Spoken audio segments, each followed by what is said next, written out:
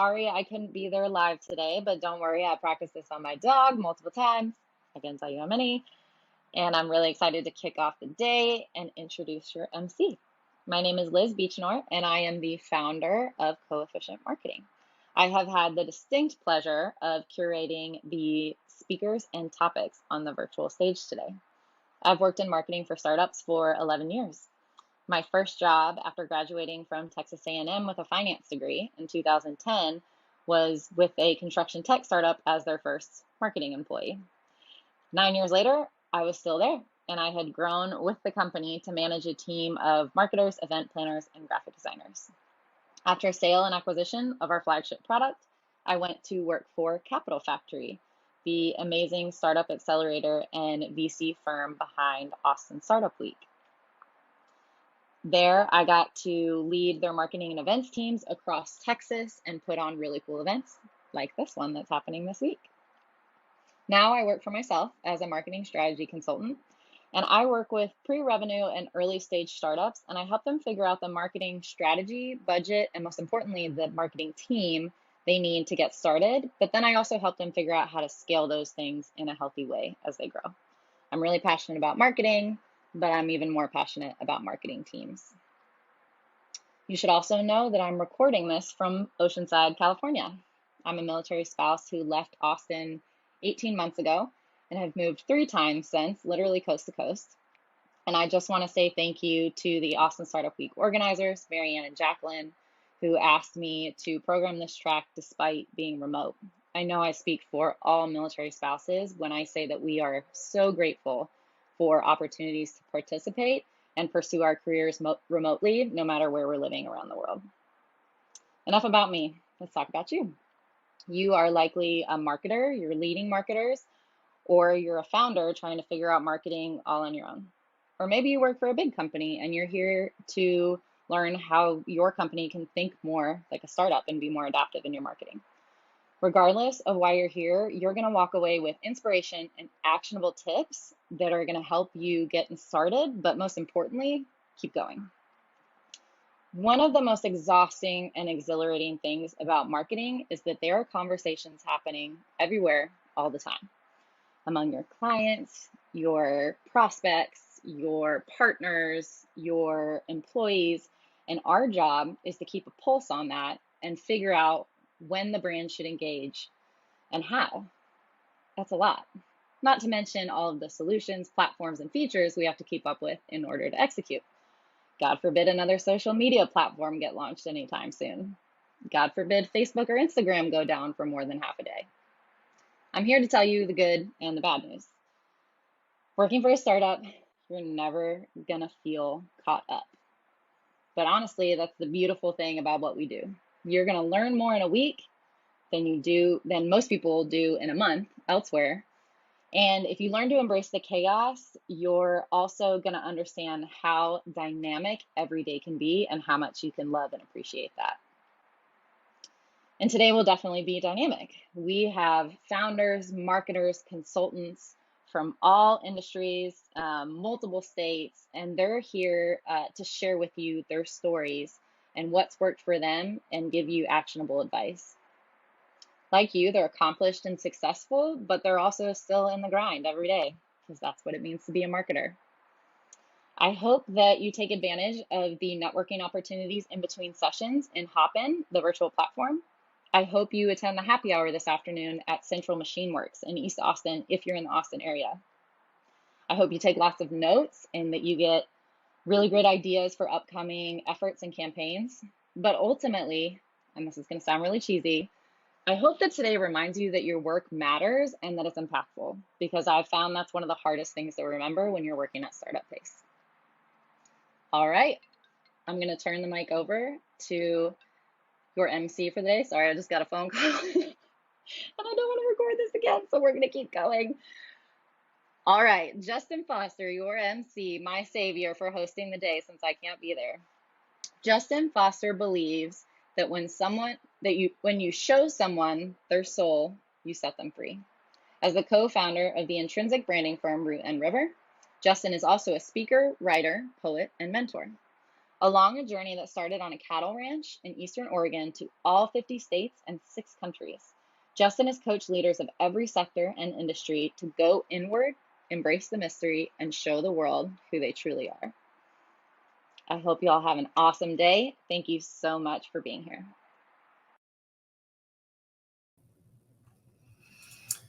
Good morning, everybody. Thank you, Liz, for the wonderful introduction and the opportunity to host or MC today's track on two of my favorite topics in the world, marketing and PR. Also want to say thank you to Marianne and Jacqueline, Aaron, Sam, everybody behind the scenes that makes this look so seamless when we know that it's a lot of damn work. So thank you to all of you for what you've done and what you've contributed. I'm super excited to experience today with you. There's so many great tracks. There's 6 tracks covering a huge variety of topics related to marketing and PR. Some things that you can do that will make it even more interactive is ask good questions. Jump in and participate. That will help, help you absorb the information as well. And if you find something that you think is interesting and shareable, we are all in marketing and PR, tweet that, share that, and tag the person that said it. A little bit more about why Liz reached out to me and why I wanted to participate in that. As was mentioned in her intro, which was great, thank you. I am the co-founder of a company called Root and River. We do what we call intrinsic branding, which is essentially branding from the soul out. Much branding and marketing is sort of extrinsic and shiny and not real and illusory. We brand around reality. And so we're driven by this belief that great brands should feel like a spiritual experience. It should move you. And the way to do that is to develop a deep root system related to your purpose and your mission, and then articulate that in evocative and maybe even heretical language.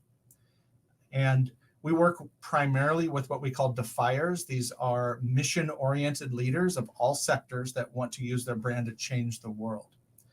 So enough about me. I'm going to go ahead and bring up our first sponsor to share some thoughts and to share some information. And so I am going to give Leo a longer introduction when his track is up because he's also presenting. But for now, I will say that Leo is a trademark and copyright lawyer in New York City. We flew all the way in here for this to be in the green room right next to me to show support for Austin Startup Week and the community that we built here. He is a partner at Fross Zelnick, and he'll tell a little bit more about his background. So I'll toss it to you, Leo. Thank you. Thanks so much, Justin. Yes, my name is Leo Katea. I'm a partner at the law firm of Fross Zelnick. And on behalf of the firm, I just want to welcome everyone to the marketing and PR track of Austin Startup Week 2021. We're really thrilled with the program for today. Thanks so much for joining.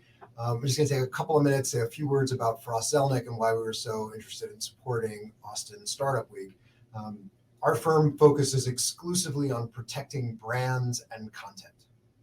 And we're considered by many to be one of the premier firms in the world in our space. We manage the IP portfolios for many of the most iconic brands on the planet, like Tiffany and Chanel and PlayStation, Four Seasons and J&J and Lego and Superman, and to name a few. And we've been doing so for decades. And in the last decade, we've been advising many of the hottest venture-backed companies as well, often for years before they really hit their stride, and scores of smaller startups too. As a result, we've seen founding and marketing teams just make so many missteps, right? And well, that's to be expected, and no startup can adopt best practices in all things. In the world of trademark and copyright, doing it right the first time is pretty easy, and not terribly expensive. But there's a lot of bad advice out there, and there just aren't that many places that know this area of law well enough to provide the kind of practical and smart advice that a startup needs to position itself as best as reasonably possible to succeed. So when we saw the opportunity to engage with the wonderful folks at Capital Factory and the amazing Austin startup community, we jumped at it. So it's never too late to chat with us. We routinely advise pre-seed founders, marketing folks. We don't charge for initial consultations, and founders tend to really appreciate what they learn from us. So please tune in at 11:15 today to hear my talk on branding for startups, and please connect with me on LinkedIn and join us at our happy hour tonight at Central Machine Works, and shoot us an email if we can be of any help. So really looking forward to the day. It's a great program. See you soon.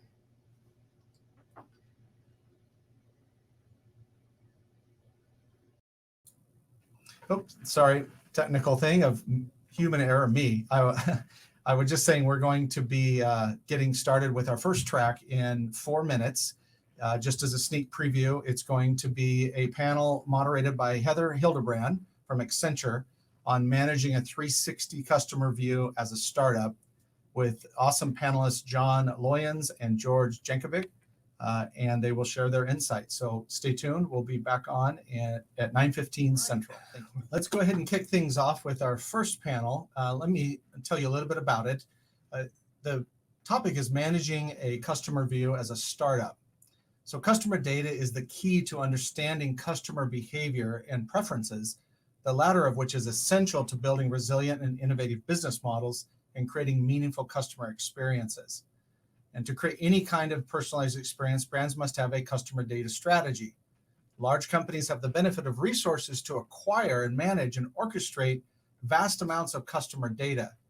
At the same time, however, a larger size and scale can also make it difficult to act fast and stay ahead of customer demands. The benefit to smaller companies is that they do have simpler data sets and are typically more agile and making it faster and less complex to create new customer experiences. This panel is moderated by Heather Hildebrand. Heather is a longtime Austinite with experience working at a variety of startups, including CyberTrader, now Schwab AT, HomeAway, now VRBO, and Spreadfast, now Khoros. Currently, she is managing director at Accenture Interactive, Accenture's experience agency and the world's largest agency. She helps brands in travel, retail, CPG, and auto industries redesign, build, and scale their customer experience and marketing strategies. Our panelists today are John Lyons, Chief Product Officer at DataWorld, and George Jankovic, VP of Product at Planoli. I'll kick it over to you, Heather. Thank you. Everyone, good morning. It's a beautiful morning here in Austin. I hope you're enjoying these cooler temperatures. I certainly am. I had a great run today. Listen, thank you, Justin, for the great intro. And just to expand on that topic a little bit more, just to kind of get into it, look, since COVID, we have all become so digital, right? Ordering a wider variety of items online, picking up our groceries curbside, taking doctor's calls, we're even taking college visits virtually now. And brands are working really, really hard to keep up with our incredibly increasing digital behaviors. So according to Accenture Interactive's Business of Experience research, 77% of CEOs said they would reframe how they will engage with consumers and move their entire business towards orienting around the customer experience to drive their business resiliency and growth. This kind of innovation requires a deep understanding of customer behavior and preferences and a comprehensive approach to customer data. This can be daunting for many companies, especially smaller brands focused on rapid growth. And in the spirit of Startup Week, we're here to really help startups and medium-sized businesses navigate their approaches to their data strategy and what lessons they can learn from those large brands. This is the topic we see. Data strategy is a topic we see with our clients all the time around customer, because it's so important to customer experience. And so I'm really excited to be here today and to really open up this discussion to a wider group here with two incredible panelists. So today, as Justin mentioned, we've got John and George from Data.World and Planoli, and I thought they could expand on their intros a bit before we get into it. John, you want to start? Sure, yeah. So excited to be here today. Really love Austin Startup Week. My name is John Lyons. That should be obvious by now. I am the Chief Product Officer and one of the co-founders at Data.World. We're building a cloud-first, cloud-native, enterprise-capable data catalog. We also host the world's largest open collaborative data community at Data.World. It's been really exciting to build the company over the last 6 years.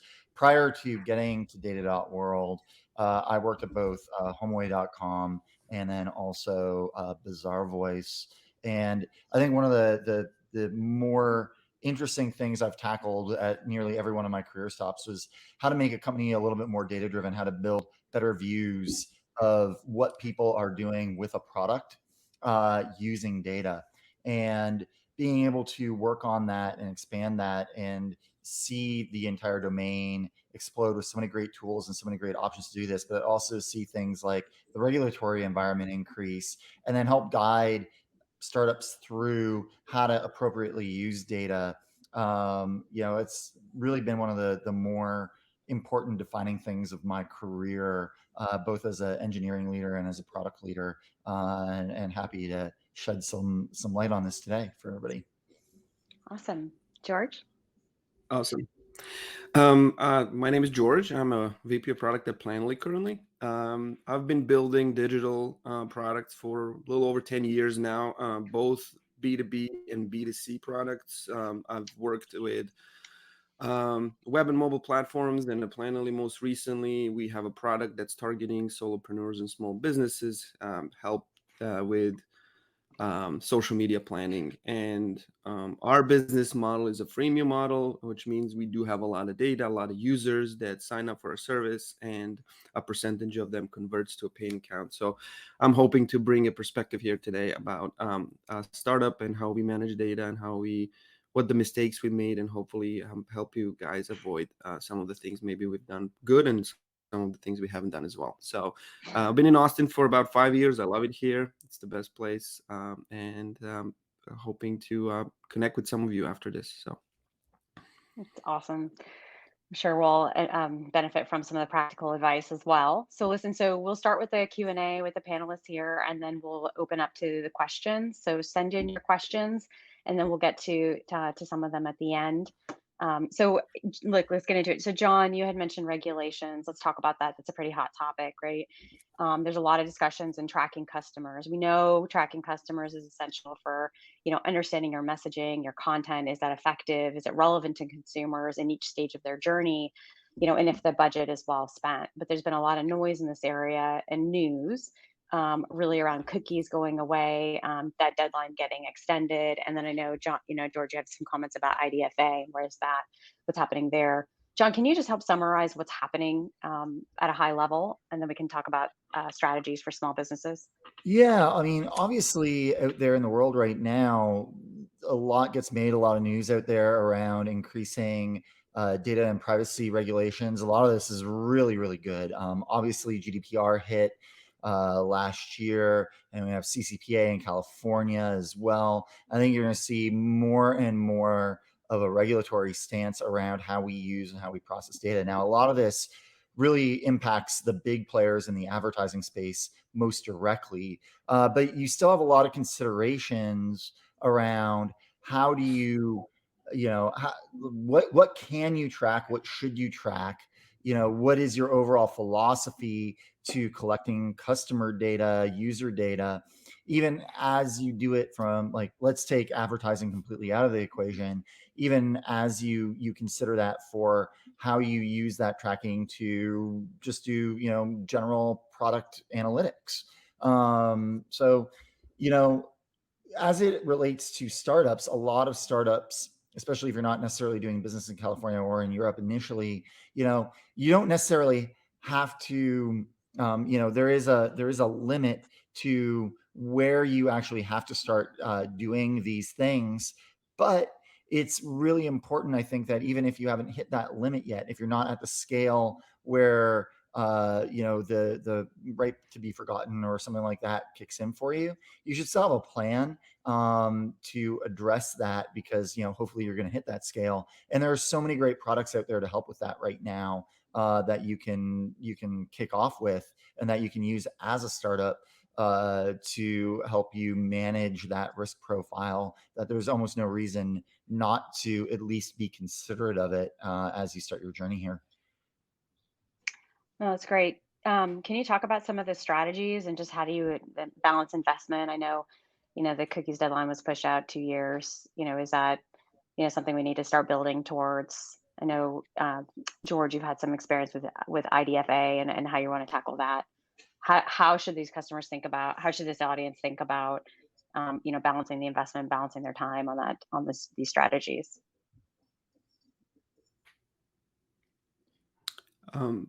I can share some of the experiences with IDFA. I mean, Planoly has always been a mobile first product, so we had a lot of acquisition focused on mobile. Luckily, in the Planoly's early days, a lot of our growth was organic. So we built a product that people wanted to tell others about.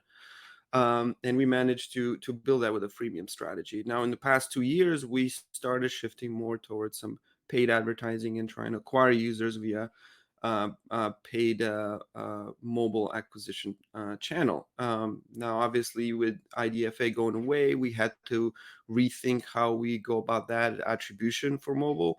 What we've decided is actually not even to prompt users for their ID, given the success, or I guess failure rate of people out there trying to get the ID.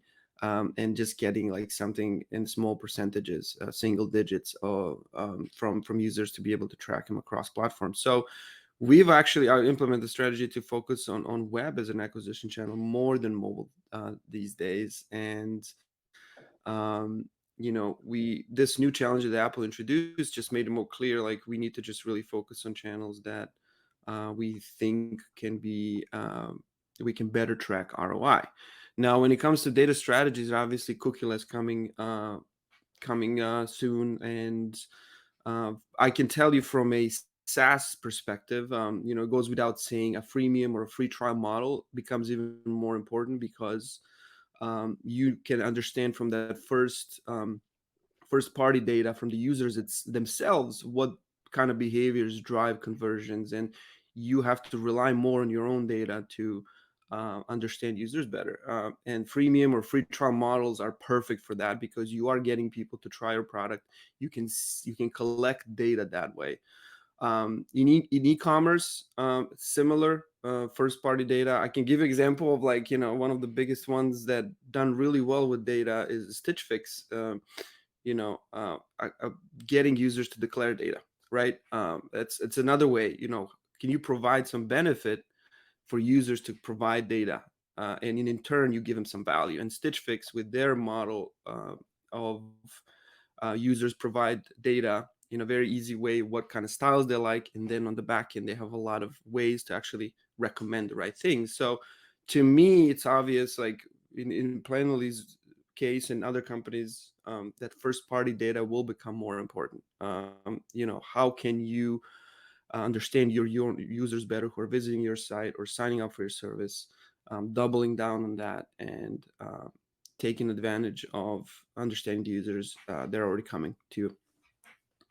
No, I think that's great. I think first party data is definitely something pretty critical, and really making sure people understand the benefits to giving that first party data up, and what they'll get from it. And then also, something I didn't expect was focus on the channels where you can really track ROI. Do you mind just talking about that a little bit more around, going more web than mobile? Just something I didn't I didn't expect, and sometimes you don't hear. And John, I don't know if you have any comments on that as well in terms of what you're seeing with some of your clients. Do you want, Yeah, I mean, yeah? Do you for mind us, expanding a little bit it more became a on the web? no-brainer. I mean, web has in past. Yeah, so basically, we've noticed that web has actually been a better channel to acquire users in general, even before IDFA. And then we double down on there because we can actually do better tracking there, and we don't have to jump through hoops that Apple usually has on top of the fee that you got to pay to Apple for any subscription. So that was our some of the reasons why we decided to kind of focus more on web, and we're going to double down on web today until the targeting can be better on web right now. So that's some of the reasons why we decided to kind of go that route. Yeah, that's not surprising that you found that, George. And even right now at Data.World, I mean, we don't have a mobile app. I mean, there's no plans to offer one either. Just not the nature of our business. But I mean, I can refer back to our days at HomeAway where, I think one of the biggest question marks a lot of people had were cross-channel analytics, right? Like, how do I, know what if a user started their shopping journey, on the web and then completed in mobile or vice versa?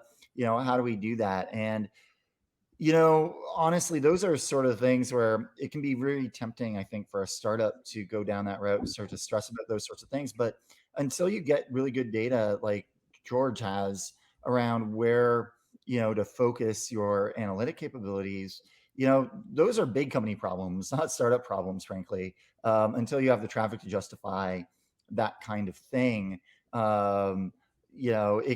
It's one of those things that you can easily rabbit hole down. And I love George's approach of, hey, we are seeing better conversion in web. Let's focus our analytics efforts there, and let's get everything that we can of understanding our customer journey there, and focus on conversion in the channels that are really meaningful, where they might see mobile more as a utility channel. Like once you convert online, like how to use mobile becomes more of the utility to keep people engaged. Yeah, I think that's a key theme that we'll talk about right today, and that we've talked about in some of our other sessions together. Is when you think about being a startup, that there's really about kind of not getting too distracted by all the things that you can do, and then to focus on what you need to do in the moment and what you need to do within the stage of the business that you're in, right? And to just really focus on that. And so I think we can continue to talk about that theme. Anything else on this topic that either of you want to bring up, just because it is such a big one, in terms of and anything different about whether you're a SaaS company, consumer brand, or B2B?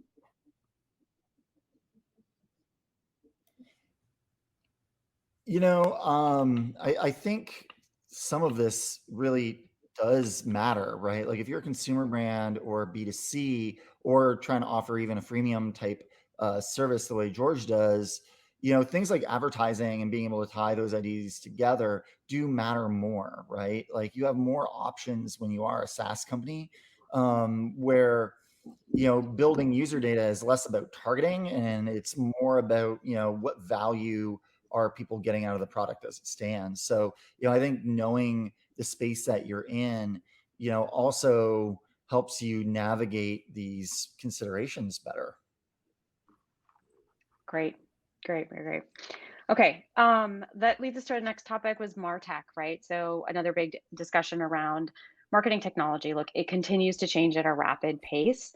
We've had, my stats say that the Martech ecosystem increased from 150 platforms to 8,000 over the past decade. It's a lot of complexity to manage, right? And so what do you think about, how do you think about being a startup in terms of, again, focusing on what you need to do, what you need to accomplish, and how do you know what you need and really not overbuild, but still invest thoughtfully for your future? Oh man.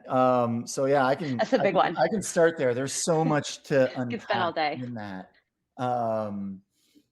Martech is very, very interesting. And having spent a good chunk of my career at Bizarre Voice, which is fundamentally a Martech company as well. Yeah. One of the things and one of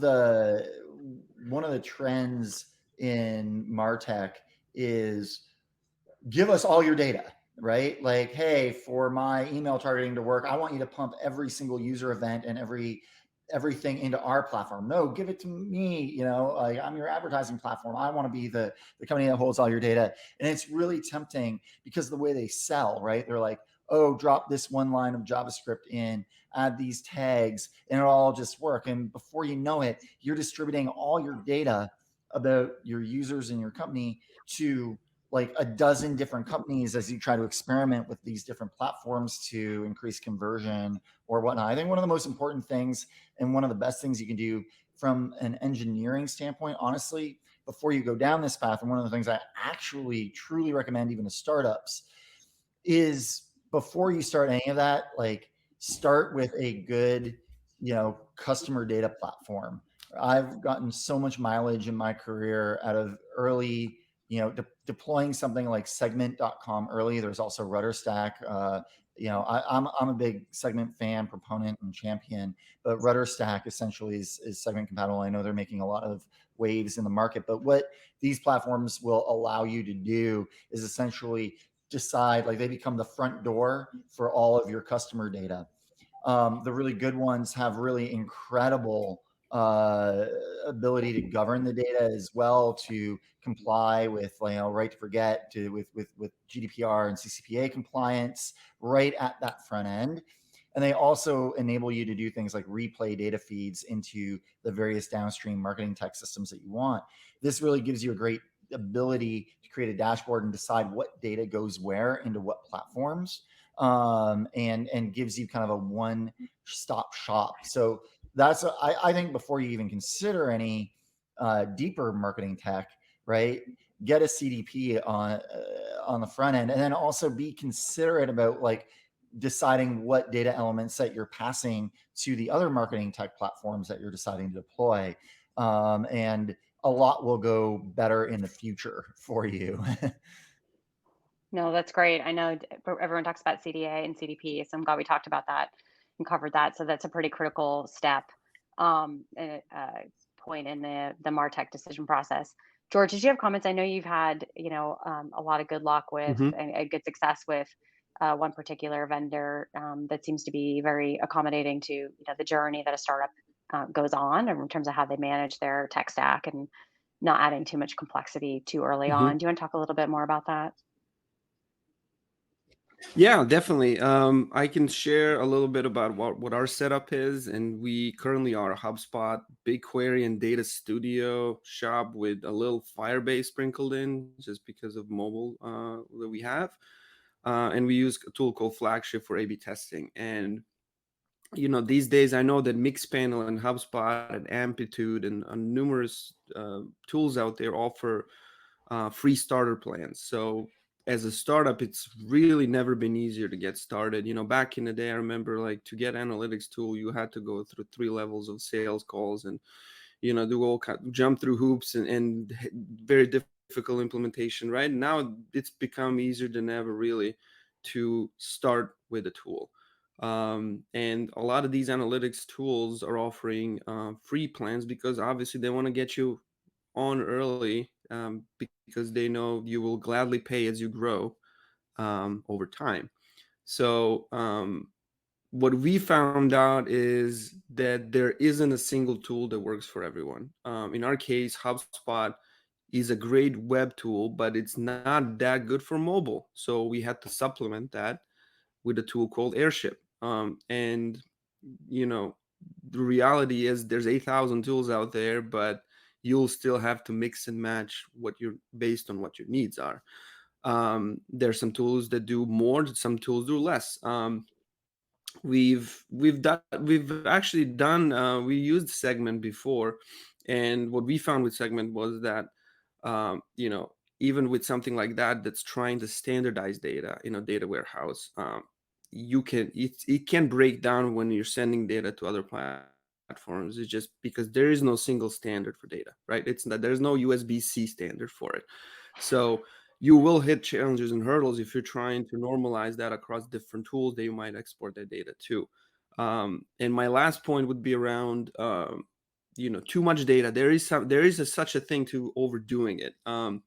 We've done 120 points importing to HubSpot and data points, and half of them no one's using really, and then the other half is just a nightmare to maintain sometimes because of processing delays, or we might there's delays in how that data is being imported. There's all kinds of things that can happen. So my advice is always, like, start with 10 to 12 data points and iterate. Like, find out the ones, especially in SaaS, this is incredibly important, right? Find the events that help you understand what your MQL is, what's the marketing qualifying lead. Identify the highest value customers early on. That's the only thing that you need to know to focus on the right customers. And then what specific behaviors drive desirable outcomes, focus on that and limit that. As you expand and understand your customers, you can iterate towards more data. But early on, especially for us, was always important to understand, like, who are those users that are coming in, what are the specific 3 to 5 things, that characteristics that we need to know, and what are the desirable behaviors that drive someone to upgrade. So And when do you start doing these things? Well, like yesterday. If you don't have anything today, you're already late. Like, you need to get going with it. So every company I've worked at before did not have their data figured out, and I had to spend time to actually get that implemented, so we actually know what the baseline is on a lot of things. So starting early, get the data analytics in place, start basic, and then start maintaining as you grow and iterate from it. It's just like, data is a product. It should be iterated. It should be constantly evaluated, measured, just like any other product out there. So yeah, No, both thank you for George and that. I are product guys, and I think that like one of the things you got to realize is that like from a product management standpoint, diving into data, getting good at it, and managing your data as a product can be such an enabler for your product management processes. George couldn't be more right. Start yesterday. I think one of the best things we did at Data.World from the get-go was put like what are your plans to track and measure this feature as part of our definition of done on our agile sprints, right? So, no feature gets launched without a tracking plan. Just simple things like that right from the get-go is what helps you build that culture of like, hey, this needs to be part of our process. We need to make sure that that there's no feature left uncovered, if you will. And then having those really intelligent decisions about like what are the key KPIs and metrics that can drive your business, and constantly having that discussion as part of your product management process, I think is really, really critical. Okay, well, that leads us to the next two topics that I really want to make sure we cover. We talked about focus and how important it is to make sure, George, you mentioned how important it is to make sure you focus on the right metrics for the right for what you're trying to achieve. And AI, machine learning, it is like, another buzzword, just like CDP. And, we know AI machine learning can dramatically improve efficiencies, but it also can be something that's like, yes, this is something we must do. Can you talk a little bit about how do you balance the requirements around AI machine learning, and like, what does that mean for a small company looking to build their data strategy? What can it do? How can it help you solve your problem? Like, how can it help you get better business results? But how do you think about it? Because it's not a silver bullet either, right? It's part of a broader strategy. John or George, one of you comment on that? I mean, I'm happy to start here. AI ML, when you're a startup, depending on what you do, unless you are an AI ML company, I'm like, for the most part, I'm kind of like, just don't do it, right? Look for great tool. Like a lot of tools you'll buy and a lot of tools you use, particularly in the Martech space, which we just talked about, will actually have some really great AI ML based capabilities that I think can be like really leverageable, and that's great. But if you're thinking about, oh, I need to build my data strategy around adding AI ML in my stack, and that's going to be some great unlock to me, until you have a reasonable corpus of data, like focusing on appropriate KPI measurement, just simply counting things the right way and in ways that can move your business. I mean, that can be so much more effective and meaningful to helping everybody understand what moves the needle in your business than chasing, some red herring around needing to be an ML or AI based company, right? I think even as you hire up in your data teams, right? A lot of people will hire data scientists. A lot of folks, coming out of various code schools and stuff like that are now all of a sudden data scientists, and they're taught how to use these out of the box, like AI ML learning models and stuff like that. And then they hit the real world and they try to turn one of these models loose on the data a startup actually has. And they're like, this is going nowhere. Like, we're not going to learn anything. And you get a lot more value out of like having a clean data environment, which is clean KPIs, and then moving yourself along a maturity curve around like, hey, am I just counting stuff right? Am I getting great metrics and numbers back? Oh, now I'm going to move to maybe a little bit more predictive modeling, start leaning in on linear regressions and things like that. Next, now let's start talking about more advanced machine learning. Sidebar, if you're buying tools that leverage AI and ML and do it in a great way, that's a great way to bring AI and ML. But like, pick your tools wisely there. Don't like necessarily think you're going to have a homegrown AI and ML program. No, that's great. George, do you have any comments about your experience or decision processes in terms of how you Yeah. integrate some of these tools? Yeah, I mean, I can tell you anecdotally, like we had discussions here finally, and our CTO at the time had this giant spreadsheet of data, and he wanted to process it, understand customer behavior and how it relates to like upgrades and all that good stuff. But we didn't go anywhere because that's a complex task, and you might still not yield the results you're looking for. So I just suggested, hey, I'm going to talk to 10 customers next week and I'll tell you why they're upgrading, right? There are some more practical ways to learn. And, I know AI and machine learning is all the big buzz, but the reality is the number of AI and ML experts is small. So they're probably already working for one of the FANG companies. They're probably already at Netflix or some other big company, and you cannot afford them. And even if you can, they'll leave again because someone is going to offer them more money. So and you probably don't have the data set to support this kind of analysis. So to John's point, like simplify your stack.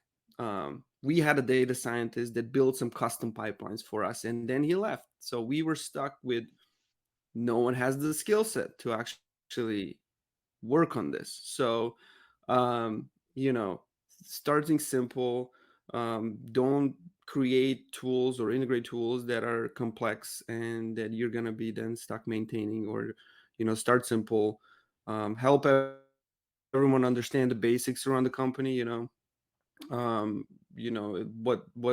MRR is, like what customer behavior is, what kind of data matters. People should be able, hopefully, to run some SQL queries themselves. A lot of that stuff can be distributed around the company, so you don't put all your eggs in one basket and have one data scientist that builds stuff, and then there's just highly specialized skill needed for that kind of stuff. So I love it. Come to us for real talk, right? In terms of what you need, what you don't need. I mean, again, it's focus, right? Focus on what you need and don't get distracted by what's the silver bullet, what's the sexy thing that we all hear about all hear about in the news and in the in the trends, right? And just focus again on what you need, what's going to get to your business results, and the solution may or may not be what is the cool thing to do. Actually, so let's get to our another topic before we get to the questions, which is data product management, right? So product management is a rapidly growing role because the requirements, really are traditionally owned by like data requirements. You've got typically tend to be owned by the technology and the business, and there's some natural friction between those two in terms of needs, timelines, and budgets, and how you can prioritize that. John, I was wondering if you can talk about this role in a little bit more detail and kind of how you're seeing it developing at organizations, and why it's developed. How does it help? Yeah, well, our best customers and some of our most forward-thinking customers have added data product management as a role. And it's important to note, I think one of the most important things here is to recognize that there's a differentiation between using data to manage your product and data product management. Data product management looks at your data as an asset to be leveraged and adopted across your organization, and focuses a lot on the adoption of your data assets and making sure that your data is kept in a form that's usable by the broadest array of the folks in your business so you can get the most out of it.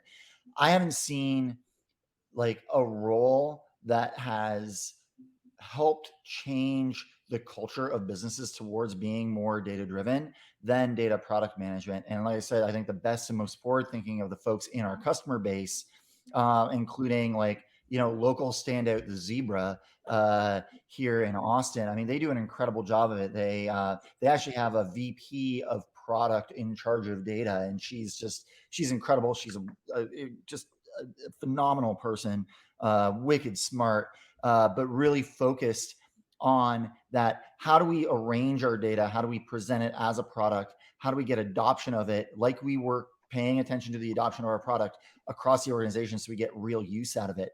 And, I think that's a really brilliant way of looking at it. It even harkens back to how, when I was at HomeAway, one of our bigger competitors obviously was Airbnb. That, like, watching how Airbnb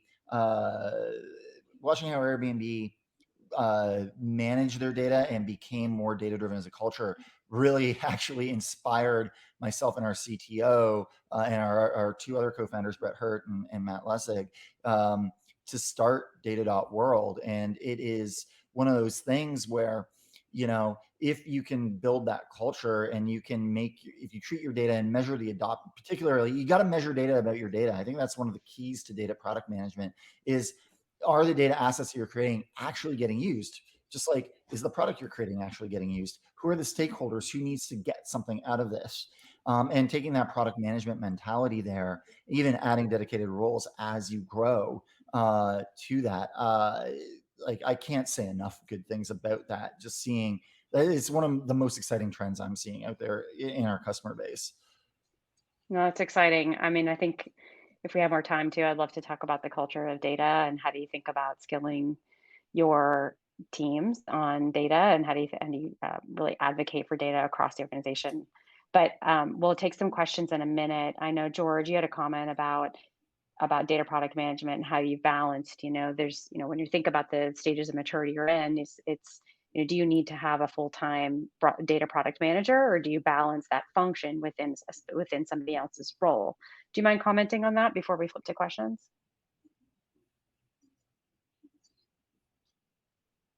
George?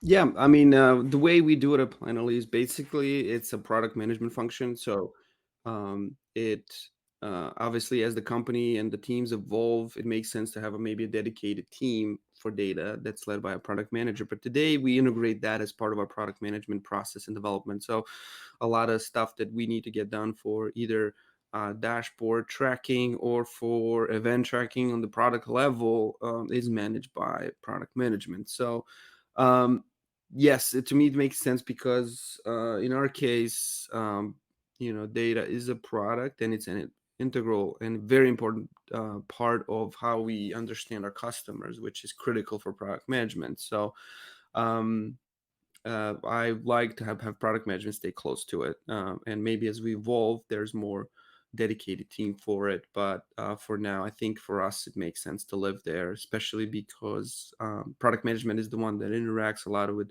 engineering that is needed for building out some of the things that maybe marketing and other departments are going to end up using. So Awesome. So, depending on the stage of maturity you're in, you can build that functionality within another role, and then as you grow, you can you could break that out into its own role, like John was talking about. Awesome. So let's flip to questions. So we've got two questions here. So for SaaS companies, what has been your experience with balancing quant and qualitative data to drive conversions? John or George, either of you have comments on that? Oh, this is one of my favorites. Okay, let's get into it. So I think one of the things I mentioned, being competitive with Airbnb earlier. Mm-hmm. One of Airbnb's first hires was their head of data science. He's still the head of data science to this day there. And what's really ironic about that, or I guess interesting, ironic's the wrong word, is that Brian Chesky, the CEO of Airbnb, has a degree from RISD. He came from one of the best design schools in the country. So you have a company led by a designer, who's one of their first employees as a data scientist. One of my favorite quotes from Brian Chesky is, "Every click on our site is a customer telling us a story," right? So it kind of cuts both ways. And one of the things that they've worked on at Airbnb is informing the design team how to interpret the analytics to be able to tell better stories about their customers, right? Working through that. I also think, if you throw back to the good old discount usability days, folks like Jacob Nielsen, Don Norman talking about this from the Nielsen Norman Group. Another one of my favorite topics is, how do you meld data and design and product management together? What are the right ways to do that? And in discount usability, they talk about, the right number of pieces of feedback that you need to hit significance on an issue, and then turn that qualitative into quantitative. You can run surveys, you can turn those into data points that you can consider against things like clickstream. We've never lived in a more data-rich environment. And so learning how to meld those two things together, the qualitative and the quantitative, using your very rich data streams to tell better stories about your users and your customers, using the stories that you collect from your users and your customers and turning them into quantitative numbers, even on the small scale, learning how to count, do great survey design. I think those two things together, you can build such a rich picture of what you're doing to really lead your company with, to really like build that context that your whole company needs to understand that customer journey. It is possible, but you have to be deliberate about it, and you almost have to force it together, right? Like, it takes, a lot of deliberation, being explicit about that and saying, we're going to do both of these things. The data can't tell the whole story, but the story is a heck of a lot better with the data. That's I love that tip in terms of turning your qualitative into Yeah. quantitative to test it out. George, you have any comments?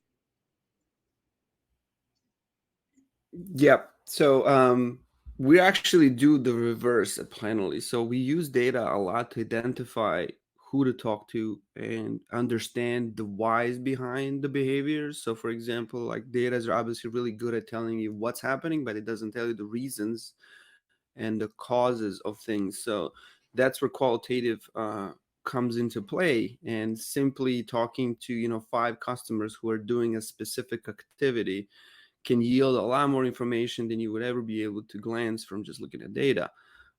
So that's our big strategy, is always like, okay, are we looking to improve some part of the product that some users are heavily using and the rest of them are not? Let's talk to those people. Let's understand what attracts them about this particular part of our product. And let's understand how to get others to understand the value of it, right? What's in customers' terms? How do they describe the value they're getting from it? And use that to amplify the message. So like those are some of the examples, like how we start with data and then kind of deep dive with qualitative. But you can do the other way around, based on, just discovering from your users what they're saying, and then looking into data to validate some of their behaviors is another way to do it. So it really is like a synergistic approach there, right? It's not one or the other, or it's not, it just depends on the situation. We're just trying to learn, like, where do you start? Do you start with data? Do you start with qualitative or quantitative? It's both, right? We do both. So That's great. I think really you just have to figure out what works for you, right? And maybe test both. And it may just depend on the situation as well. But you continue I think great ideas on in terms of how to balance qualitative and quantitative. Okay, so last question. So can you provide us, well, John, you mentioned earlier to create a data collection and management plan. Can you provide a framework on how to create a comprehensive one? Oh, geez. Is there a framework? I wish I could point you towards a specific framework. I think the key here isn't so much, do you create a new framework? Do you talk about it? I think, one of the keys, like I mentioned earlier, is how do you include data collection in the frameworks and plans that you already have, right? So in the process of getting your work done on a day-to-day basis, how do you make sure that you're looking at that? And as those plans are written up, like either using data to make some of those decisions, or, on the product side, being able to write and describe the kinds of data that you want to collect with the product as it changes, being able to have intelligent conversations around that. I think that's really key, right? It's not that you want to have a separate plan. If you have a separate plan, it becomes a chore. If you can work it into the processes and plans that you already have, it becomes a lot more tenable and manageable, right? Now, that doesn't necessarily change, like, do you still need to have good global cross-cutting ideas, like just simple things like, hey, we don't launch a feature without having the data collection plan against it actually documented as part of the user story, right? And it's adopting things like that, like those little things that I think will lead to a bigger plan ultimately. And hey, it's Austin Startup Week, right? Like, there's no better time to start stuff like that, to establish the culture around this at your companies, than when you're small and you're a startup. That's great. George, do you have any comments? Yeah, I mean, it's hard to have a framework that works for everyone. So I have a lot of resources I can recommend. So if you want to ping me after the session on LinkedIn, you can find me. And I have a ton of resources and books and all the things that I've used to make things happen. So don't hesitate to reach out, and I can try to help you out. No, that's great. Listen, thank you both. We've got just a minute left. Thank you both for the time. It's been great. This is such a hot topic, and one that, is constantly is evolving. And I think, the more we learn, the better we get. John, George, can you each share just like some words of inspiration for this group and any final thoughts that you want to leave them with? Sure. John, you want to go first?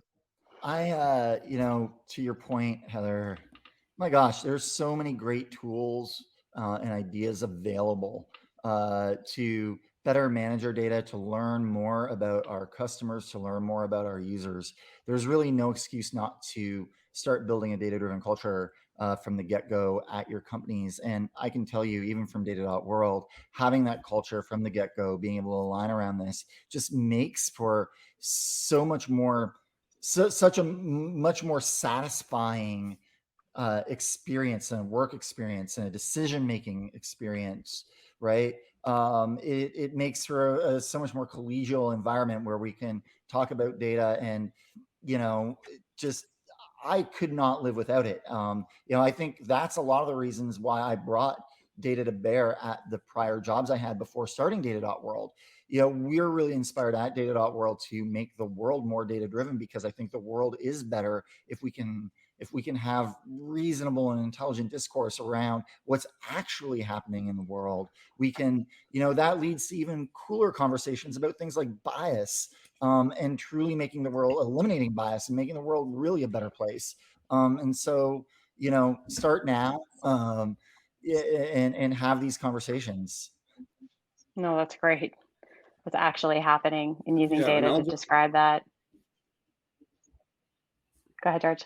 I'll just add that data is not easy, and you will make mistakes, and it's all about just learning and iterating and getting to the answers. Even big companies like Amazon made a lot of mistakes about tracking the right KPIs and understanding what's the right thing to measure. So don't feel like you need to be perfect from the get-go, but start small and build up from there. So that's my recommendation, and that always worked for me. So hopefully that works out for you as well.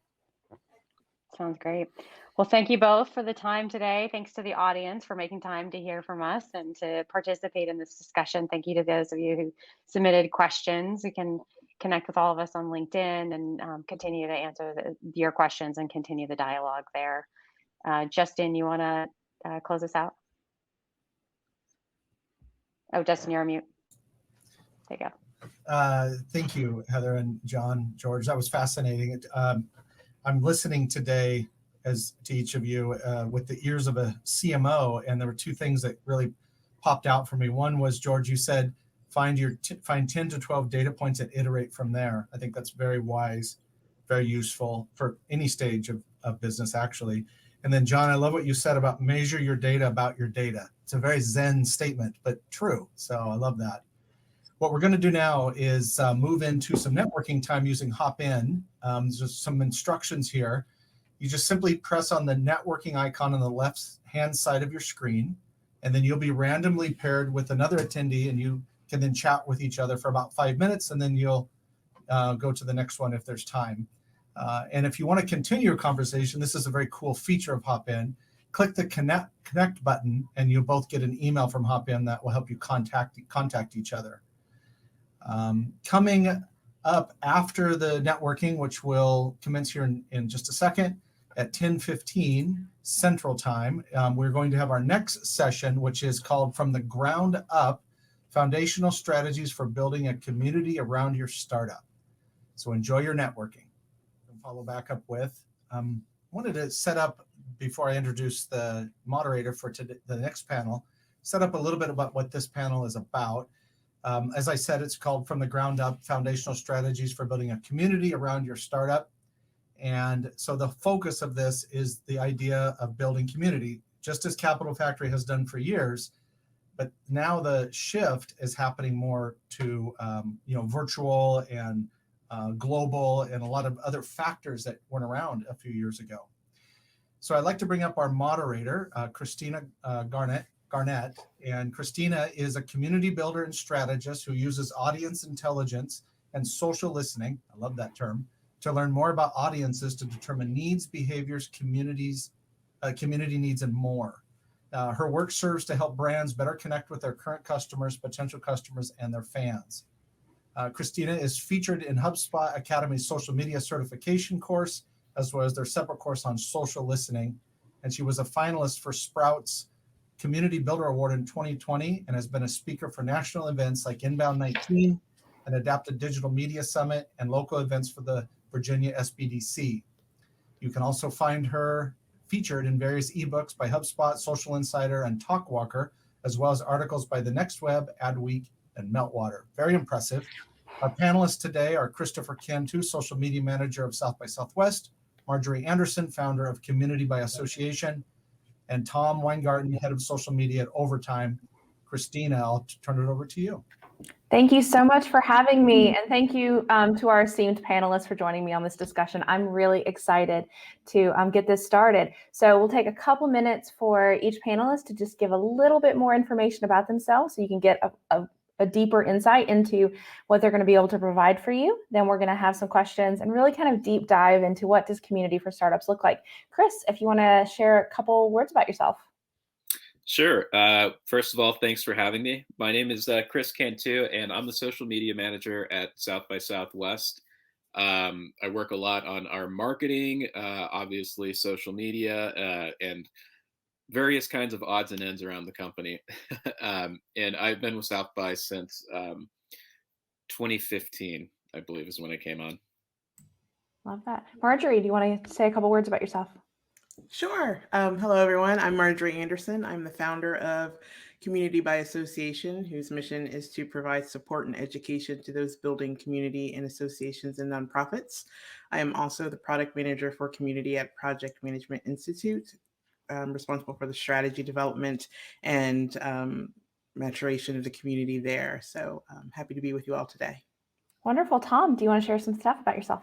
Yeah. Hey, what's up, guys? I'm Tom from Overtime. Christina, thanks for having us. At Overtime, I'm our head of social media. OT is a sports media company for the next generation of sports fans. So trying to build that community around like the young sports fans who just want to talk about sports and culture and lifestyle. And yeah, I'm excited to be here. This is going to be fun.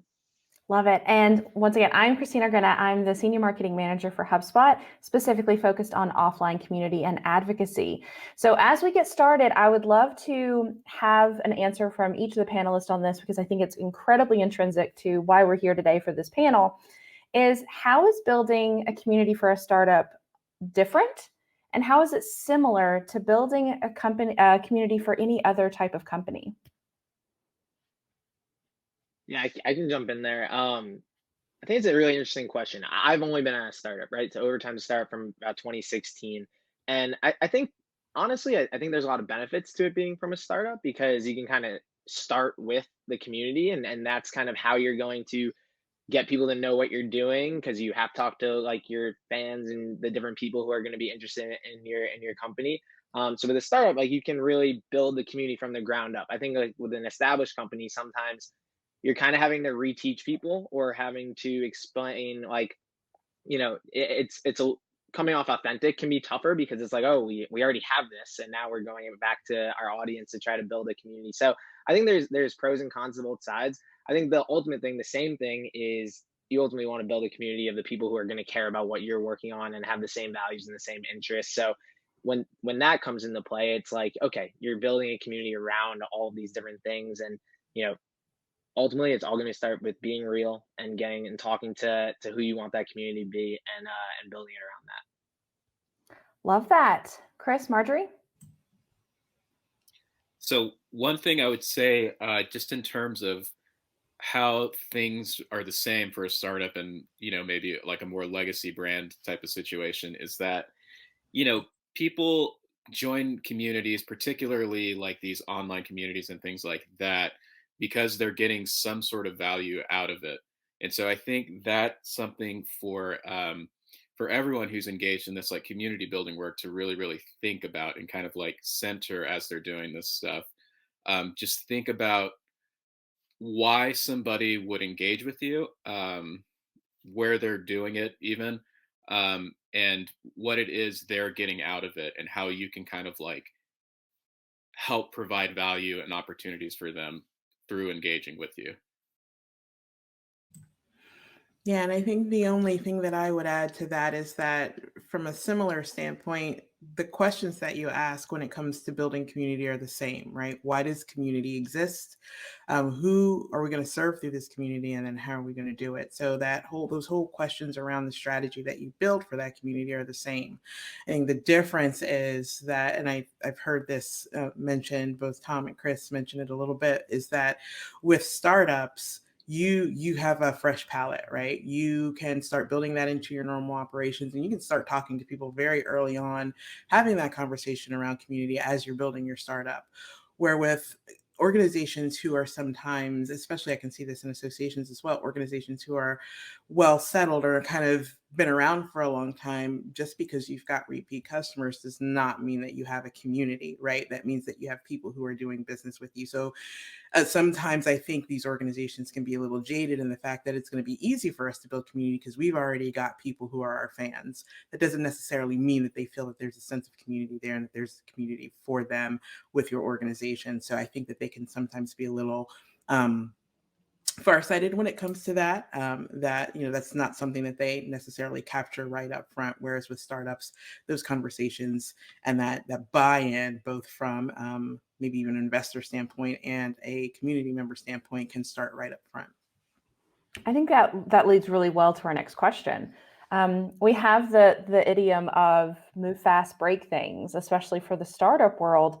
But I think we can all agree on the panel, community takes time. So how do you create that balance, and how do you foster community as a long-term investment when startups are known for getting those quick wins and for their agility? I mean, one thing I would say just kind of off the top is that, a huge part of working like in an agile way is that feedback on the stuff you're doing. And a strong community can really tell you whether or not you're actually making like quick wins in a meaningful way. And again, it isn't something that, you can't just build a community overnight, obviously. And there isn't, there isn't like a set model for how to do it across the board. But I think if you can figure out a way to, introduce your products and iterate and keep that feedback coming, I think that's like a super important step. And if you're very open with the people who are giving you feedback, that's a great way to start that relationship building. Yeah, I think that makes a lot of sense. I think the cool part is a lot of times you're being agile because of what your community is telling you, right? And it's like, especially like for me, like in social media, like it's really easy to see, oh, this is what our community is liking, and they're telling us in the DMs and in the comments, and this is what they're not liking. And you can, a lot of our, like the adjustments we made at overtime are based off like that community feedback. So I think a lot of times they appreciate how agile. I don't think they're thinking like, oh, a startup is agile, but I think they are thinking like, oh wow, they're making all these changes and they're doing all these new things.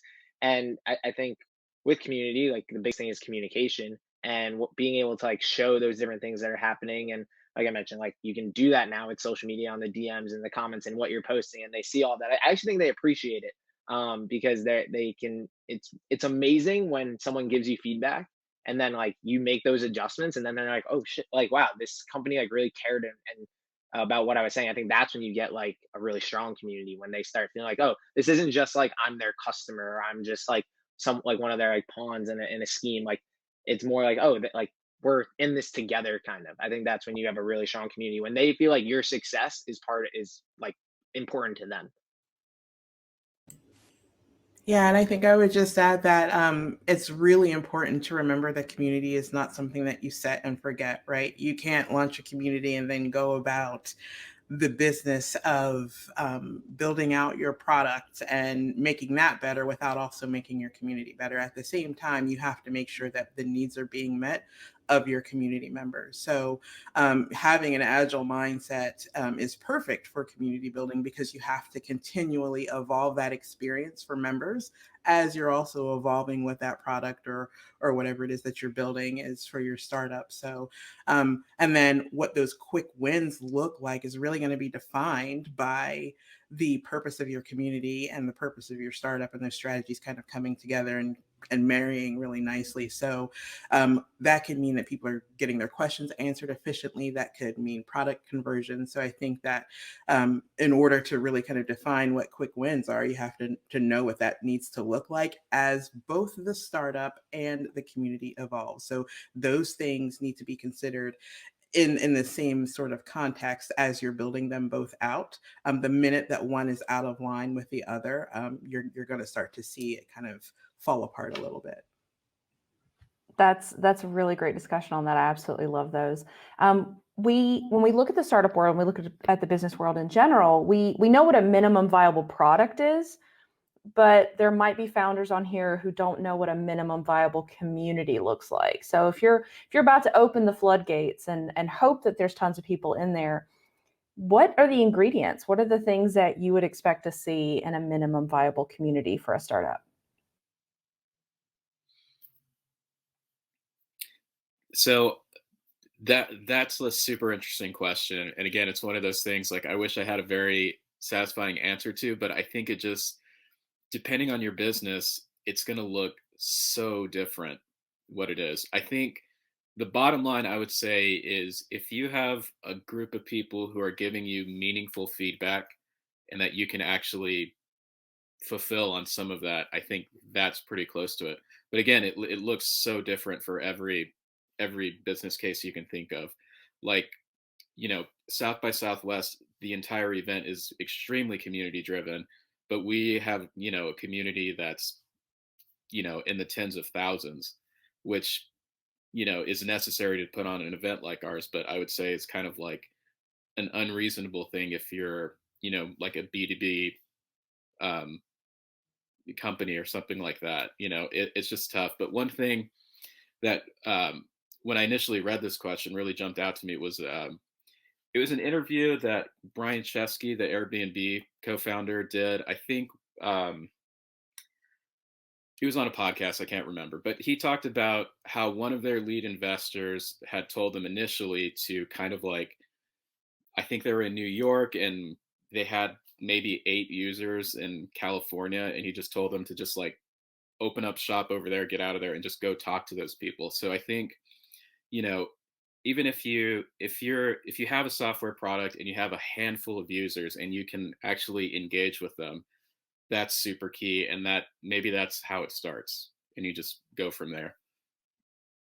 Yeah, it is a tough question for sure. I had the same like struggles as Chris. I think the one key thing to think about is like there are different levels in your community, right? Like the top level is gonna be like your super core, like all in, and they're like ride or die. But then, you're gonna have a more broad community after that that like cares, but like maybe they're not as into it. I think the core is like really what you're trying to build specifically at the start.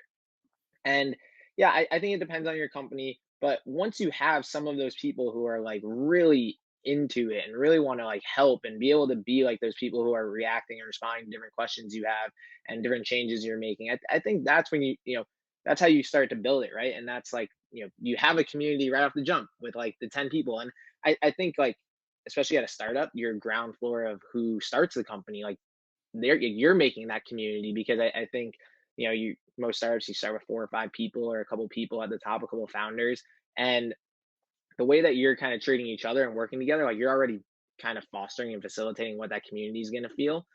So I think it's that group starting it, and like you already have your community like internally, and then you gradually build that out and kind of continue to build. But specifically in the start, it's like every person you add on, every person who becomes like a big supporter, I think starts to kind of build that community. So I think for the outside world, you have to have a few hundred people in there at least for it to really feel meaningful. But I think internally, you can start that right from the beginning. Yeah, and I think of this question as I was hearing Chris and Tom talk. I was thinking of this question because I like to describe community as the reception to the big party, right? Your startup is the big party. The reception is where people come together, they talk, they exchange ideas, they meet one another, they connect. So I think when you're really thinking about what a minimum viable community looks like for a startup, at the very minimum, does this feel like a space for people to come in and talk and connect and get their questions answered? Baseline, right? And then the things that happen after that are really guided by your strategy, right? So programming, that type of stuff, that all builds out as the experience evolves with the things that you're hearing from your community members. So at the core, at the base of it, whether there's 100 people in there or 50 people in there or 20 people in there, is there a way for them to ask questions? Is there a way for them to get answers to their questions? Is there a way for them to connect to resources that are going to help them connect with your startup better? Those are the things that people are probably going to look for when they come in. Is there a way for them to connect to one another, right? So those are the things that people are probably going to look for when they enter into that community. And then again, that experience will evolve as the needs of those community members evolve, and you start to talk to them and learn more about what they need and what they expect out of that community experience.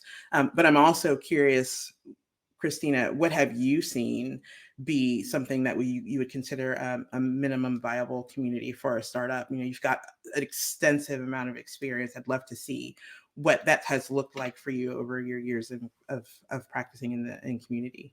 Absolutely. So what I've really liked seeing is something that feels pretty seamless. It doesn't, just like with most things in marketing, you want as little friction as possible.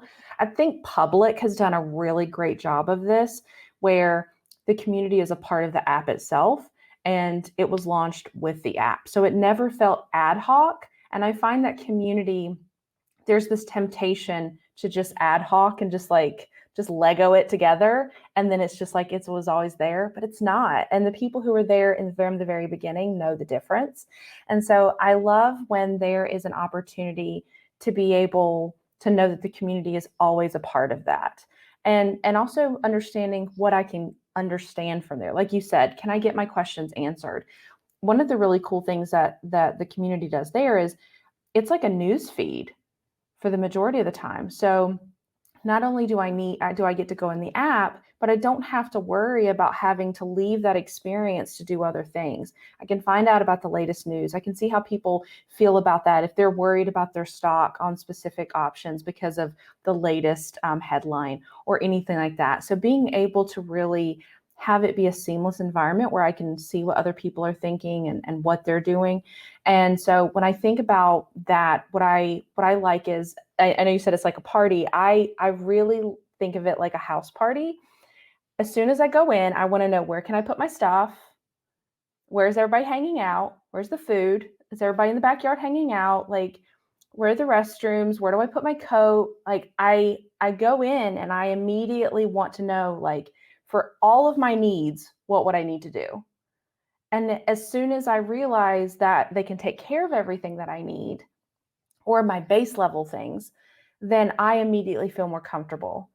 Versus if I go in and like no one meets me at the door, I don't know where to put my coat, I don't know where anyone is, I just immediately feel uncomfortable and I feel unwanted. And so I think there is that need to have that clear communication of, we're so glad you're here. Here's everything that you need to do. We're not telling you what you need to do first, but like, make yourself at home. That's just an incredibly powerful emotional lever for community. And I think that when we talk about connecting with people, there does need to feel, you do need to feel like you understand.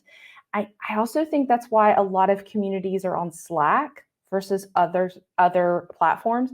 It has absolutely nothing to do with the functionality itself, as it's familiar. I don't have to learn a new platform to be able to communicate with people. Therefore, I'm just naturally, that's one barrier of entry I don't have to deal with.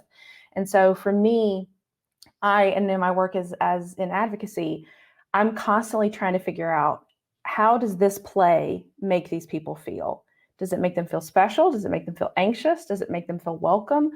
And how can we get rid of any friction points so that they're more likely to do more with us and spend more time, because they know where to find things. They know what's there. They know how they can use us.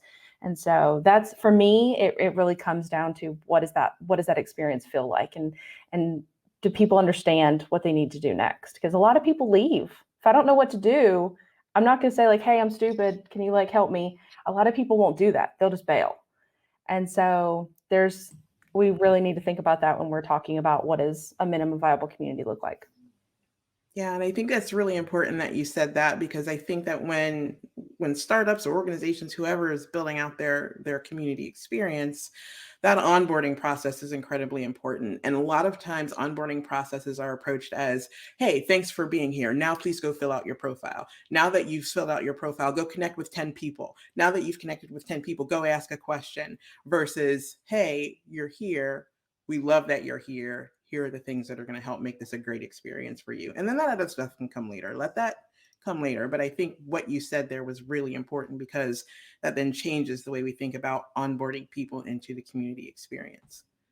Absolutely. I think, like, another thing you were kind of getting at there was sort of the ways in which a community can like sort of improve the experience of using a product. And that really made me think of like even like the HubSpot forums, the Adobe forums, and things like that, where there's a lot of times if you're having certain issues with a product, there's this like long history of literally people in the community just working these problems out that you can refer to. And it's extremely helpful. And I think that that's something that's extremely valuable. Just it's very like familial content that really does help you understand the problems that you're having. A lot of times, even more effectively than customer service can, which is like a pretty incredible thing, I think. Absolutely. And I think, and I'm glad that you mentioned HubSpot. We have an incredible community of users. And when you're thinking about support versus customers, you tend to believe or feel more helped when it's someone who's like, you're in the trenches with me. You've actually built this. So you haven't come from a place of like, I need to fix it. You've come from a place of, I was actually trying to create this workflow too. And I had this issue and here's how I did it. And I love the idea of like hackathons and being able to really come from a place of, you aren't the only person that's having issues. This is a really safe place where you can ask questions, where you can be helped and you can help others. It isn't necessarily a one-sided type of relationship. And it also empowers your members, because now they get to flex their muscles on and share their experiences and feeling powerful. I think, Tom, I think you mentioned this earlier, being able to have that ownership in the success. When they have a tool that you are a power user in and you're able to help them, the tool is successful because you helped them open that door or figure out what they were doing wrong or gave them a hack that they had no idea even existed. And you get to be a part of how that tool was successful or more successful for them.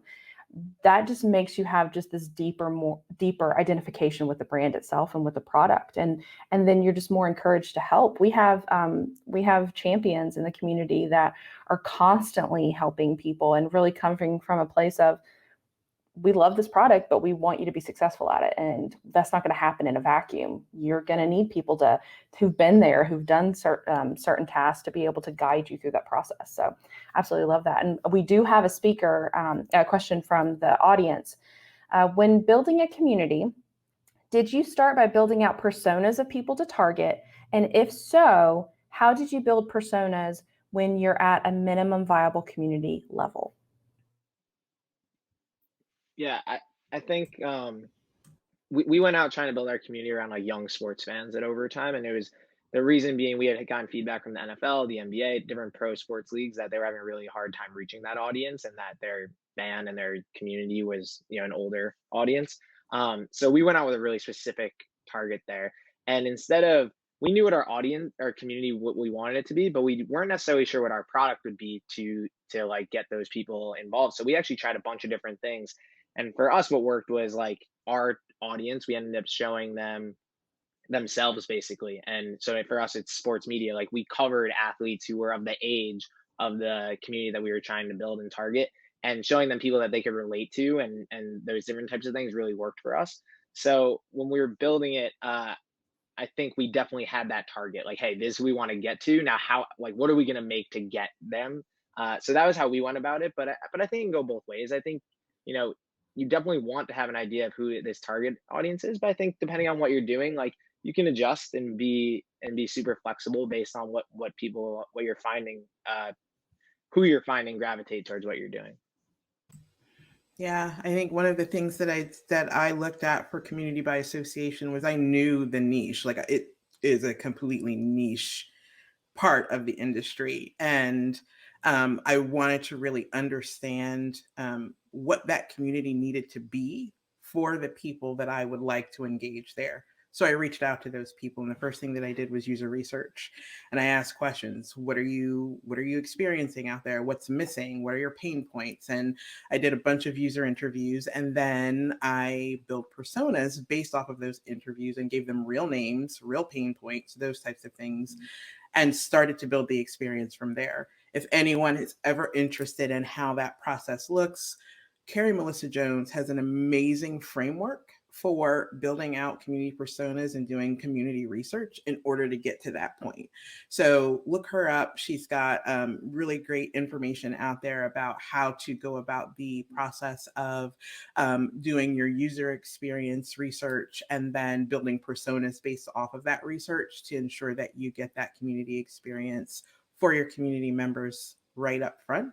I have to say that when I started that research, I had a very specific idea in mind of what that community might look like. And then at the end of that research, much of that had changed. So again, being flexible in your approach, knowing that once you've talked to people who actually might engage in your community and that you want to engage in your community and you understand the experience they need in order for that to work for them, you might have to change your approach. So that's the way that I approached it for community by association. Marjorie, can you repeat the name of that author for the audience, please? Yes, her name is Carrie, Carrie, Melissa, Melissa Jones. And you can find her on Twitter under Caremjo. It's Caremjo. Perfect. Thank you so much. And we have another question from the audience. How do you all think NFTs will be introduced into communities in the next couple of years? Communities based around brands, artists, channels, or other options?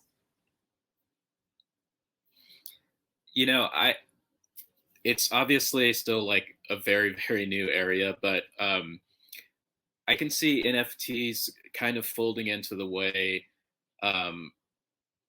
brands have always used things like giveaways and different sort of like exclusive incentives to get people to join a community, engage with the community, and things like that. I think that's totally around the corner if it's not happening already.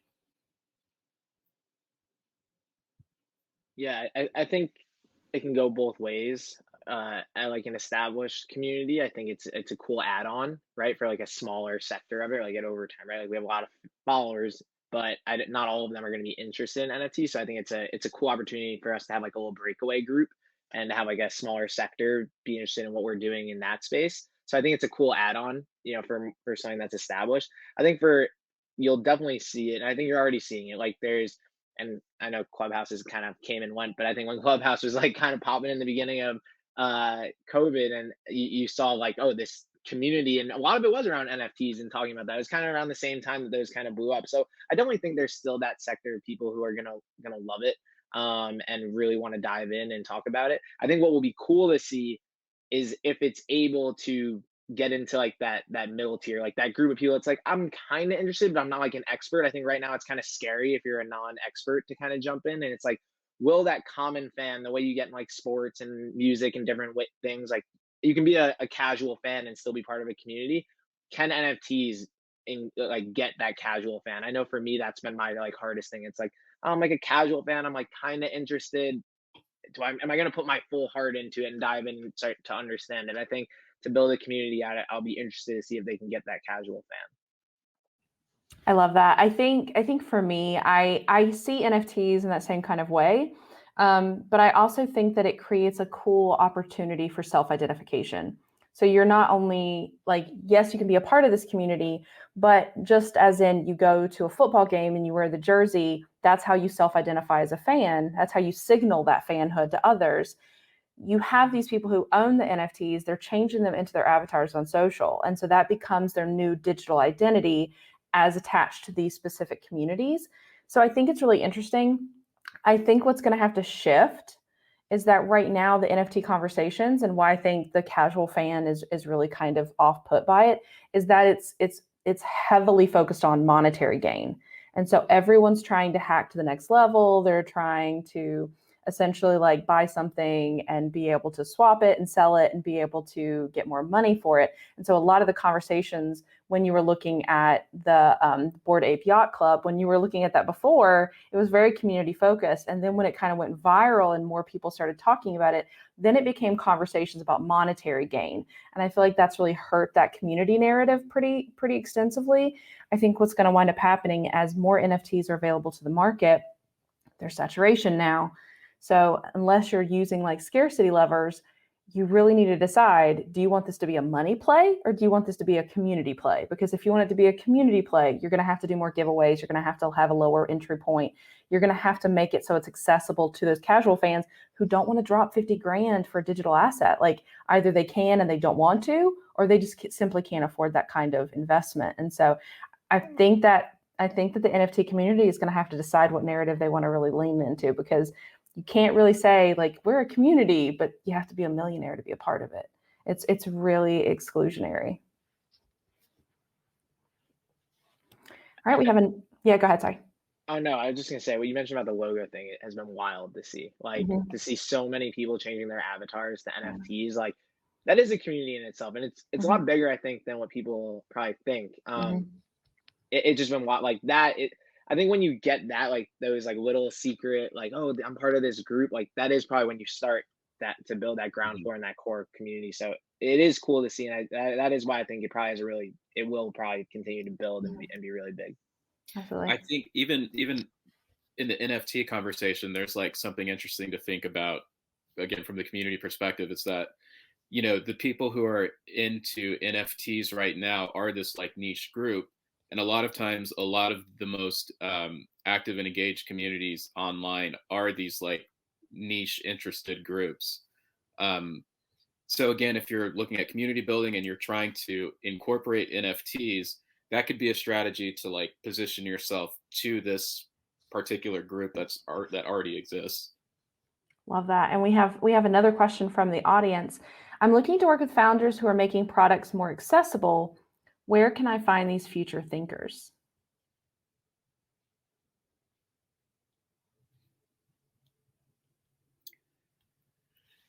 Yeah, that's an interesting question. I wish I could answer off the top of my head, but I think the only answer I can give is that you kind of have to like go out and find them. And fortunately, it's never been easier than now to do that. I think LinkedIn is the obvious place to start looking. And even if you find the product first, you know, reverse engineering back to the person who's building it is a pretty simple task there. Yeah, I think that's how I'd go about it too, right? It's like getting on social media and looking at products that you're enjoying, that you're interacting with, and then just the curiosity to figure out like who's behind this, who are these people who are kind of starting to do that.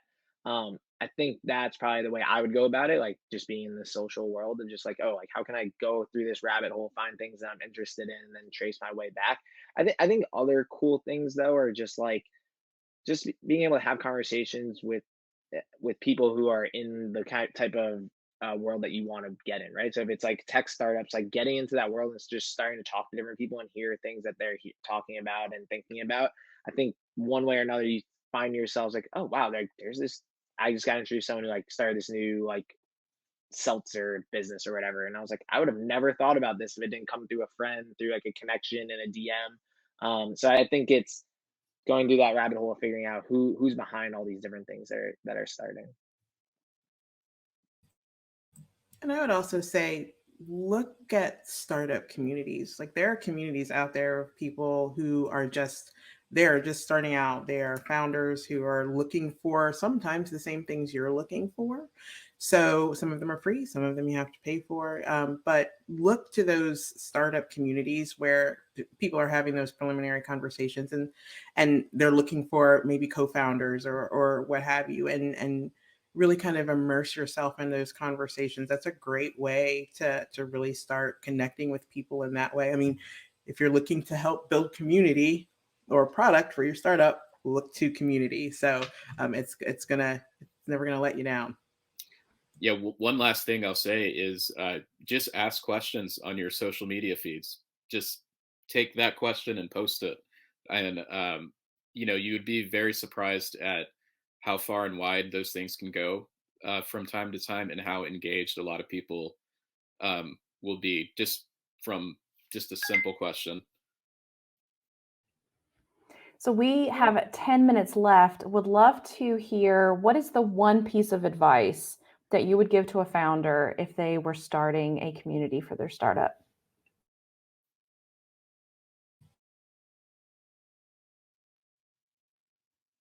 The biggest piece of advice I would say is you have to give it time. It's not something that is going to sprout up like a beautiful flower overnight. You may see things like growth in the number of new users or the number of clicks on a page, but when you're building community, it's about people. It's not about numbers climbing, right? And so building relationships and building trust with people takes time.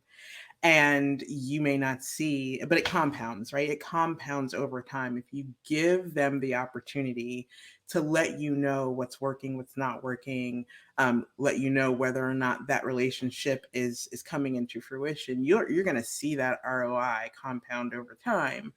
But it may be 6 months at the least before you see that. So just because you launched it on a Tuesday, that following month, if you're not seeing engagement, and you have to be kind of careful with that word engagement, it may not mean what you think it means, right? But if you don't feel like community is working, it's because you've only given it 30 days versus 180 days. So give it time, allow people the opportunity to come in, find their footing, start exhibiting the behaviors that you are expecting them to exhibit within that space, and let that kind of evolve and let that ROI compound over time. Again, you're going to see numbers climb as people hear about you. They're going to be like, oh, community, and they're going to go there, and they may come and just check it out, register to check it out. They may come and register because they believe in your product and what you're building. They may never come back, but those are things you need to wait and give time to see. So give it some time, make sure that you're being consistent with your programming, with seeding questions, with engaging people, with asking for feedback, and let that evolve. But please do not expect it to be a hit out of the park at launch, because that's likely not going to happen. Yeah, I would say one thing for founders is like find the right person to foster that community. That it might not be the founder sometimes. They have to be really honest with yourself to understand like who is this person. A lot of times it is one person who's driving it home at the beginning of a startup, and you'll build that group out, and it'll continue to grow. But I think finding that person who's really going to care about every single person they interact with, make them feel comfortable, be able to understand what you're doing, and be really great with people, because that's really the end of the day. I think like knowing how to deal with humans and different things, and know what they like and don't like, and how you're going to deal with each situation is really important. And then I mean, Marjorie's point is obviously the biggest, I think, though. Like it's going to take time and years, and like in a lot of cases, to really build that trust. And as long as you're doing something that's different, and people can feel that, they're going to stick around with you. And you're gonna, I think every layer gets almost a little bit easier. Like the beginning stage is definitely the hardest, and building that trust with like a core audience. And then once you have them, it's usually easier to build out. So find that right person and really take time with your first group of community, so that you can build like a strong core around them. Yeah, and I would say be intentional and create a strategy for your community growth. And one of the things that I think is a very easy way to start putting that together is, like, in the same way you might do like a product teardown of like a competitor's product, start looking at different communities online that the demographic you're after is engaging in, and try and reverse engineer, okay, what is it that these people are getting out of this particular group? Is there a way that we can sort of learn from that, take from that, put our own spin on it, and start creating that strategy, and really, really be intentional about what it is you're hoping to get out of the community. That way, you go in with clear expectations and, sort of an understanding of what you're getting yourself into. We have 5 minutes left. We have a couple questions, so I don't know if we'll be able to get to each of them. But one is, someone lives in a rural community and they want to know what are the best ways to engage in rural communities or to connect with other entrepreneurs. I think sometimes you have to start the community you want to see in the world. I think in rural areas, there's obviously some challenges to that. But, you have to sort of like find the people who are interested or similarly interested as you in those areas. And I think the best way to do that probably would be through social media or through, my mom is from a very rural town, so I have like some experience with how that stuff works, but flyers in a restaurant, things like that. Getting very back to basics. Love that. And I would also suggest figuring out where people congregate naturally. If there are hot spots that you can go to, and that way they kind of are collectively there for you. And then you can kind of become a part and see what their needs are. How can you speak to them on their level? Next question, and then I don't think we'll have time for anything else, but have you heard of any effective strategies for co-branding initiatives by bringing two different communities together?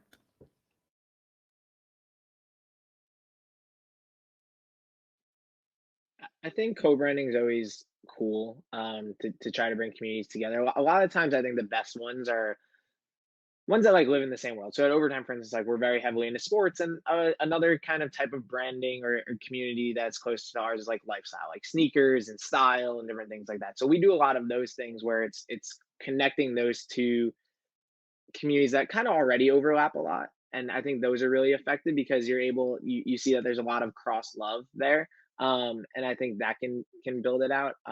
So it's not like a specific example, like, oh, work with this company to do that. But I do think when you're talking about communities, it's going to be really hard to bring two groups together that are so far apart. If there is like a common thing throughout it, yes, like I think there's a way to do it, but it definitely gets more challenging the more widespread you get. I think, yeah, Tom is right on the money, because this is sort of like what we at South by Southwest aspire to do, right? Is bring together these very disparate communities and find the places where they intersect and sort of like get these people in a room and show them that they are similarly interested, and sort of like help them find these opportunities where they can work and learn from each other. I think that's the thing is, you as a person who's bringing these communities together, you should try your hardest to sort of like talk to them about the opportunities that will, be created when they start working with each other. I think that's like very huge. Love that. Well, thank you so much for everyone for joining us today, panelists and audience. We have 2 minutes left, so would love any closing remarks. If someone wants to follow you on social and learn more about you or connect, if you want to go across and share how people can connect with you. I'm at ccantu941 on all the things. You can check out Overtime at Overtime everywhere, and then I'm Overtime Tom. So that's pretty simple. But thank you guys for having me. Like, this has been awesome, and community is such an important part, I think, of what all, especially newer companies, are doing. So it's cool to just hear how different people are doing it. You can find me on Twitter as Marjorie A. That's MarjorieAyyee, and community by association everywhere else. Wonderful. And I am Christina Garnett. You can find me on that as that Christina G across all the socials. And you can also check out what we're doing at HubSpot. But once again, thank you, panelists. This was a fantastic discussion. Thank you so much for your time. And thank you so much, Austin Startup Week, for having us, where it's been a privilege to be here to discuss community with all of you. Great. That was so interesting. Thank you so much for the great moderating, Christina, and great feedback and ideas and input from Christopher, Marjorie, and Tom. A couple things that caught my CMO ear is that all the questions about community are the same. it's a very interesting idea around a level set. I love that there's no set it and forget it, and that to use your existing community to build your next community. And I've always thought of community, building community, as it's far more like making bourbon than White Claw. You have to distill it and work with it and to give it that base foundation. So excellent tips from everyone. So we're going to move into another round of networking. It's the same instructions as before. Zelnick back up for a longer conversation about his great area of specialty around trademark and copywriting. Leo's going to talk about how to cover the basics, or he's going to cover the basics of trademarks, copyrights, social media postings, especially around startup brands. And his intention in his talk is that you'll be able to align your practices with your risk tolerance and develop the right legal strategy. Welcome back, Leo.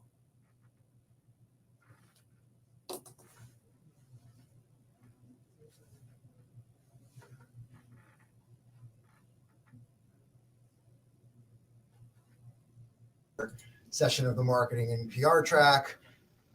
This is a special talk for a couple of reasons. First, we will cover really important topics on how to protect your company's brand. We're going to not just at the founding moments, but through some of the twists and turns that ventures tend to experience in the initial years.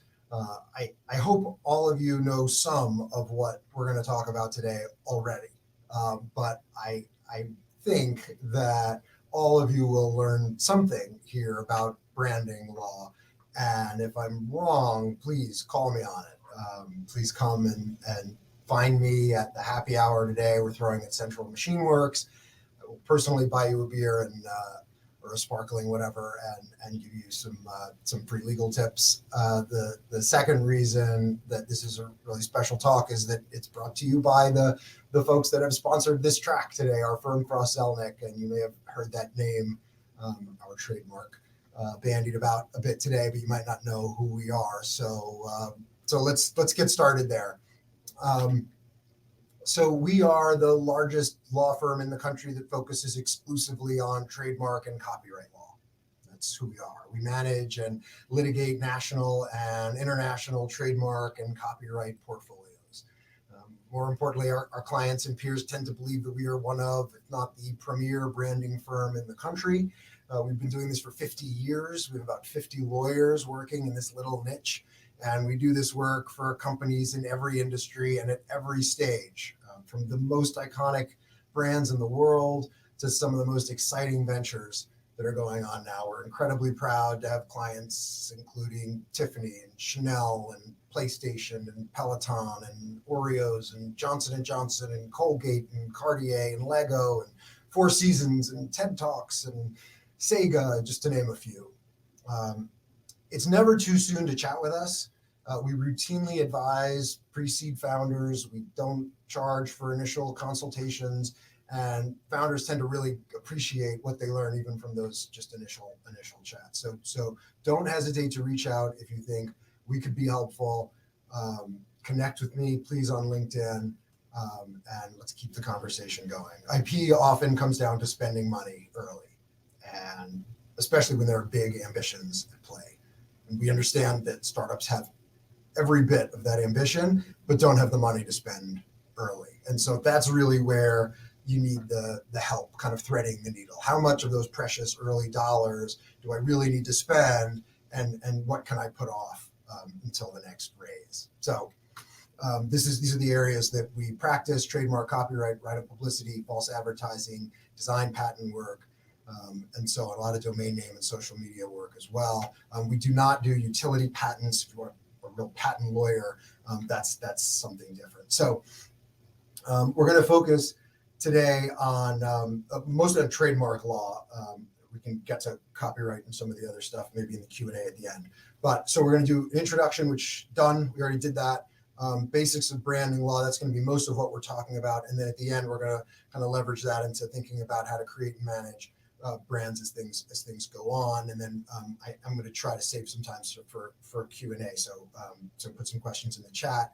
And if you don't have time or you've got a jet, then just connect with me later and we can keep talking. So jumping in, these are the three main areas of intellectual property: patent, copyright, and trademark.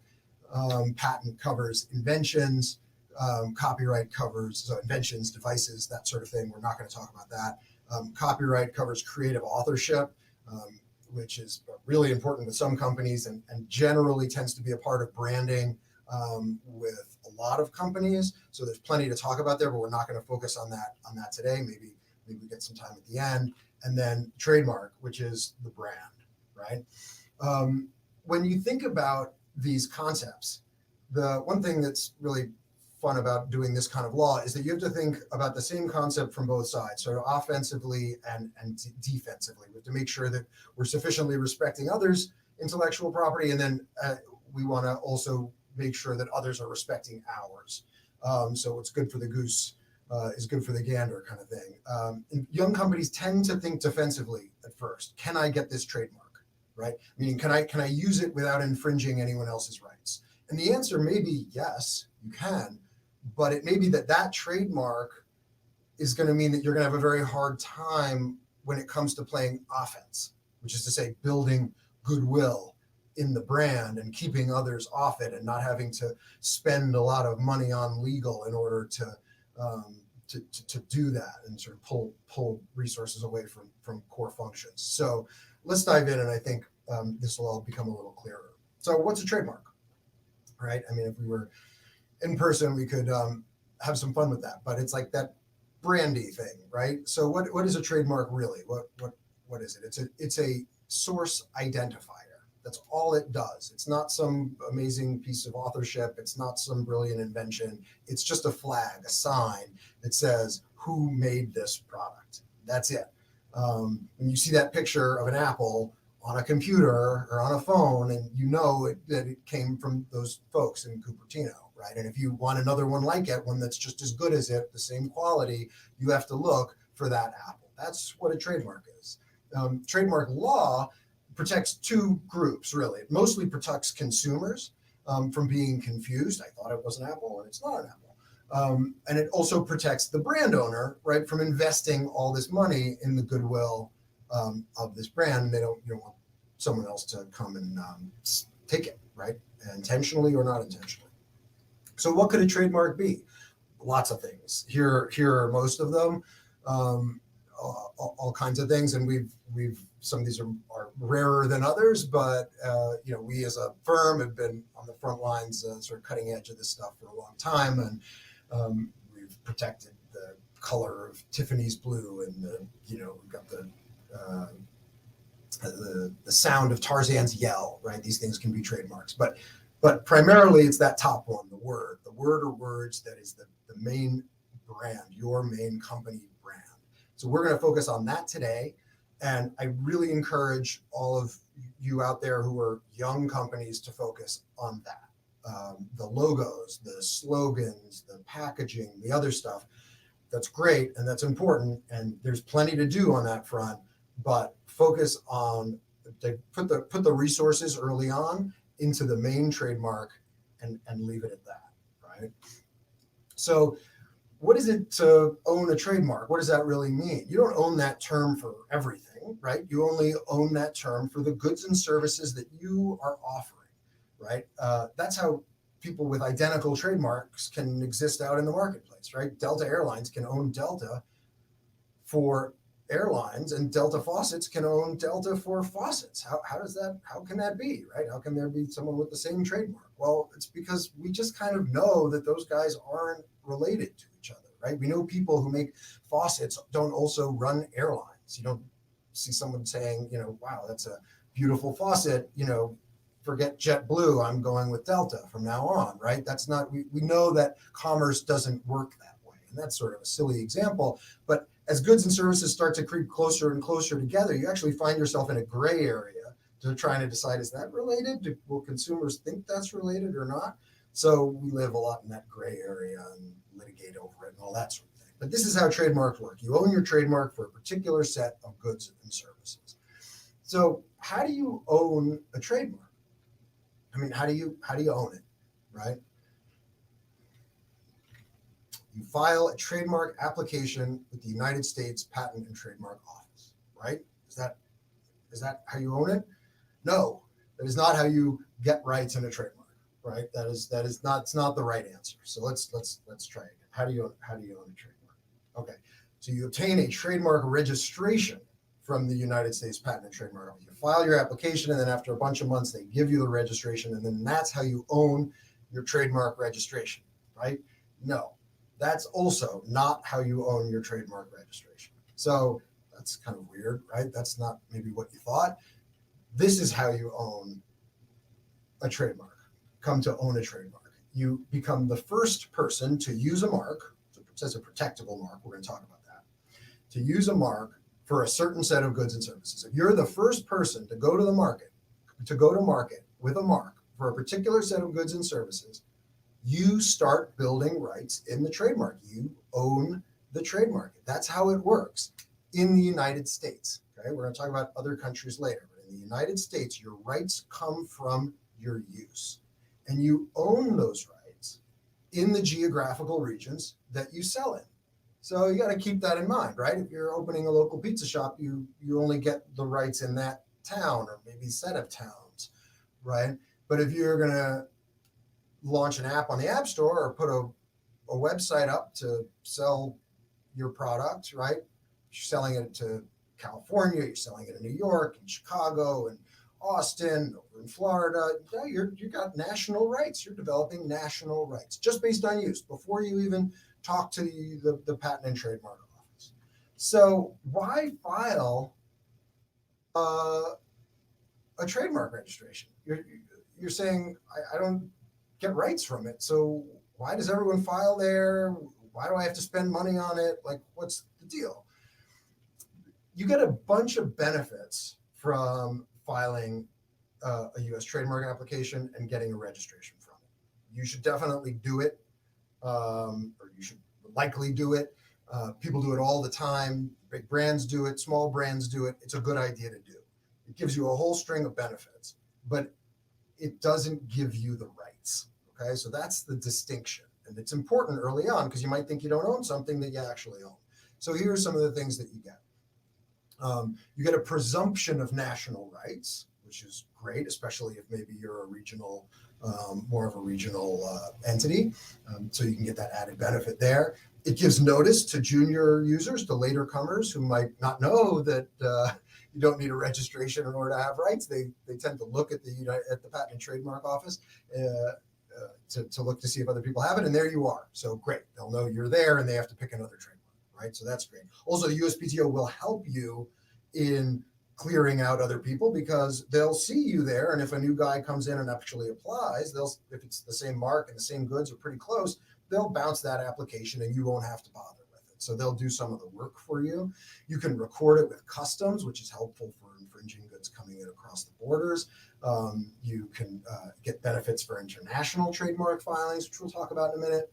And online platforms sometimes require registrations.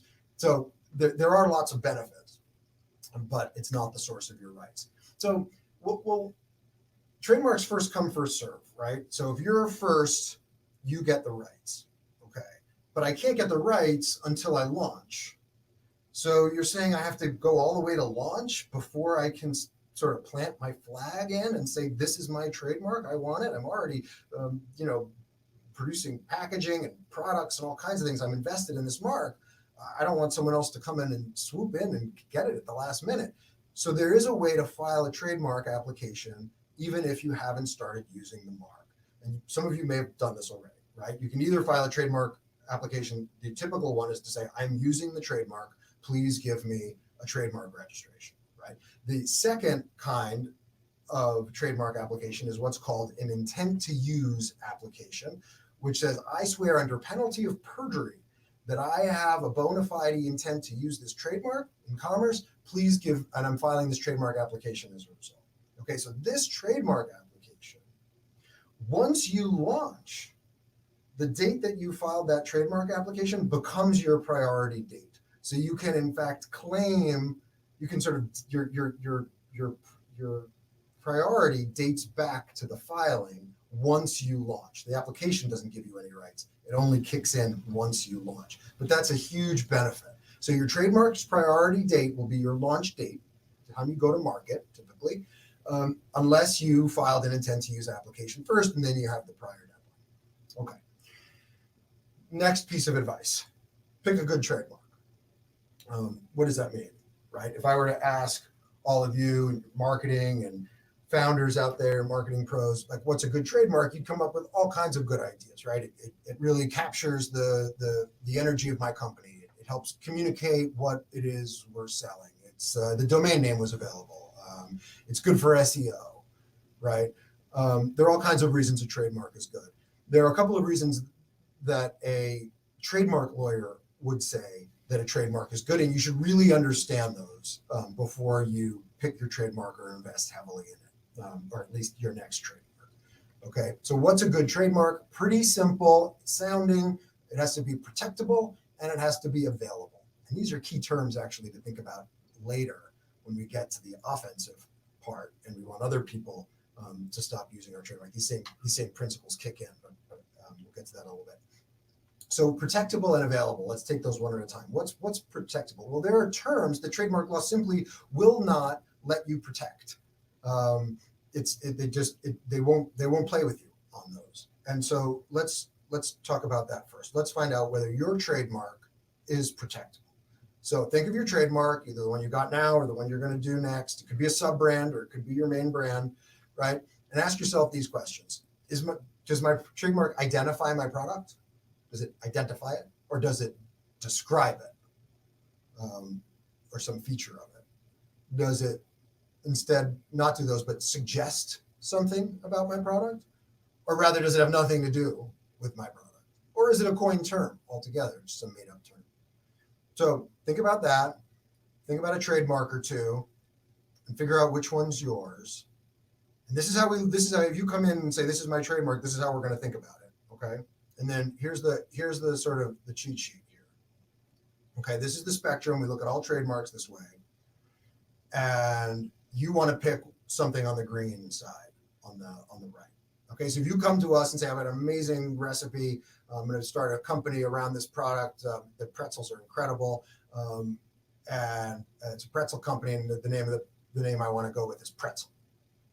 Right? We're going to say, no. That's the generic term for what you're selling. You can never own that. Trademark law does not want to give you a monopoly on the very term of the thing that you're selling. Everyone else, all your competitors need to use it, right? That's not going to work, right? You can't own pretzel for pretzels. You can't own apple for apples, right? Same thing. So that's a no. Then you say, okay, fine. I guess that wasn't the best idea. Let's call them. Let's go with salty. Can we go with salty for pretzels? And we're still going to say no. Right? And you're saying, but I'm not selling salties. And you're like, that's right. But because salty is merely descriptive, it does nothing but describe a particular aspect or feature of your product, it is considered a merely descriptive trademark, and therefore it is not protectable right away. It's protectable eventually. Eventually you could, if you go out in the market for years and build up goodwill, you can argue that you have rights in it. But at the beginning, and no startup wants to wait years to develop rights in its primary trademark, right? It is simply not protectable.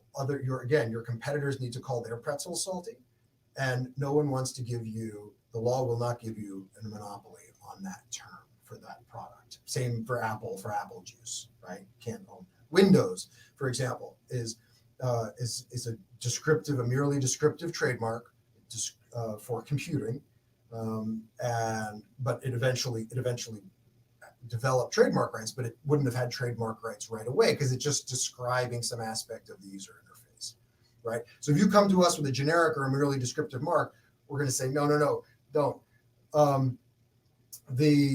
So what do you want to get into? You want to get into the green here: suggestive, arbitrary, or coined. Those are the last three questions we asked. If you answered yes to one of those, you're in the green. These are good. So a suggestive mark is one that doesn't describe a trademark. It doesn't describe your product. It simply suggests something about them. Think Mustang for cars. You don't sell Mustangs. It doesn't describe the car, but it suggests that the car is strong and powerful and that sort of thing. Visa suggests that you can travel everywhere with this, right? So there are suggestive terms, and those are protectable. Those are good trademarks. Those are good. Even better are arbitrary trademarks from common words like shell or apple or lemonade, but have no relation to what they're being used in, right? Shell has no relation to oil, apple no relation to computer, lemonade no relation to insurance. So those are even better. Why are those better? Well, for the suggestive marks, if another car company wants to name their car after a horse, right, Pinto or something, they can, right? Someone else could refer to someone could use a term like Facebook to describe, you could use terms like this around competing products.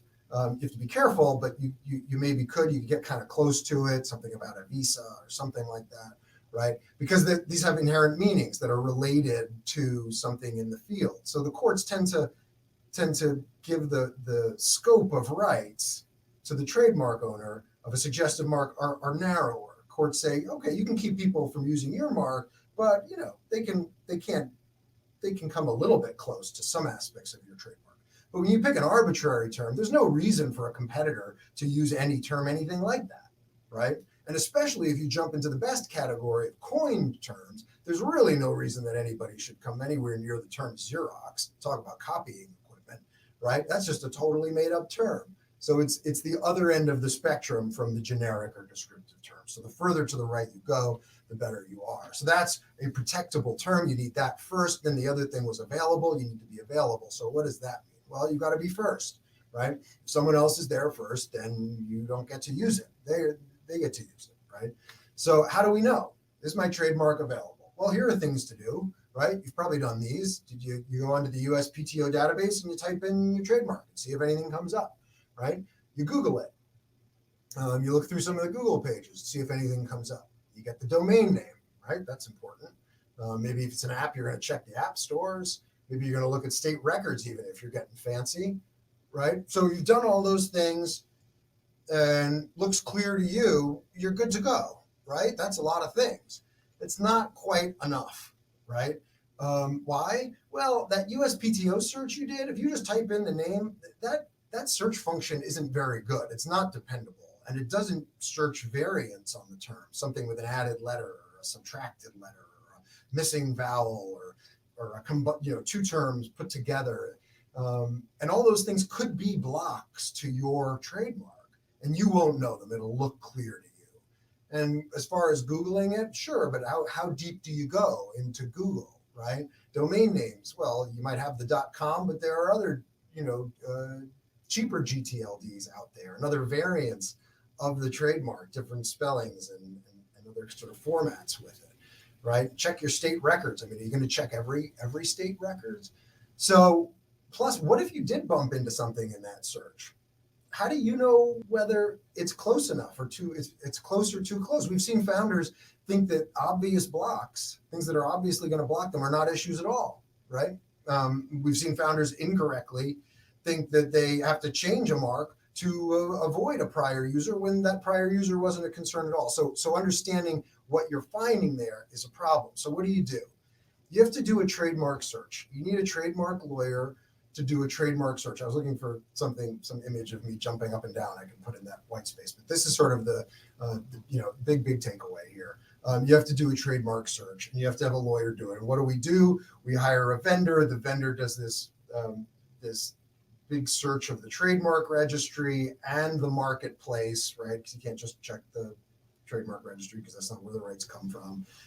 And they've got algorithms to search that trademark every which way and every kind of variation and different similar sounding terms and all that sort of thing. And then it prints out a big report and we look through that big report and we analyze what we find. So let's say we find somebody in that report. What do? Well, we ask these kind of questions. Is the mark similar? How similar? Are the goods similar? Well, if the goods aren't as similar, the marks maybe could be a little more similar. How diluted is the mark? How many other people out there in the world are using that trademark? Is the owner really using the mark enough to have rights? Because if you stop using your mark, you can lose the rights of them. So, and what about similar trade channels? Are these products likely to bump into each other? What jurisdictions are involved? Is it really national or just not entirely national? Has the owner been enforcing the mark? So these are all things that we do, and we come up with these opinion, and we come up with an opinion to say, good or yay or nay, right? Or something in between. And this whole process is not a very expensive process. It's really very accessibly priced in the world, and especially when it comes to your leading trademark, which is so important. So it's like a couple $1,000, that sort of thing, give or take. So, and why do you have to do this? Why, again, is this so important? Because you're trying to find out if there's someone else in the marketplace who has rights that are close enough to yours, is using a mark that's close enough to yours on similar enough goods, such that they can stop you from using your trademark, even after you've launched, and even after you've gotten a registration.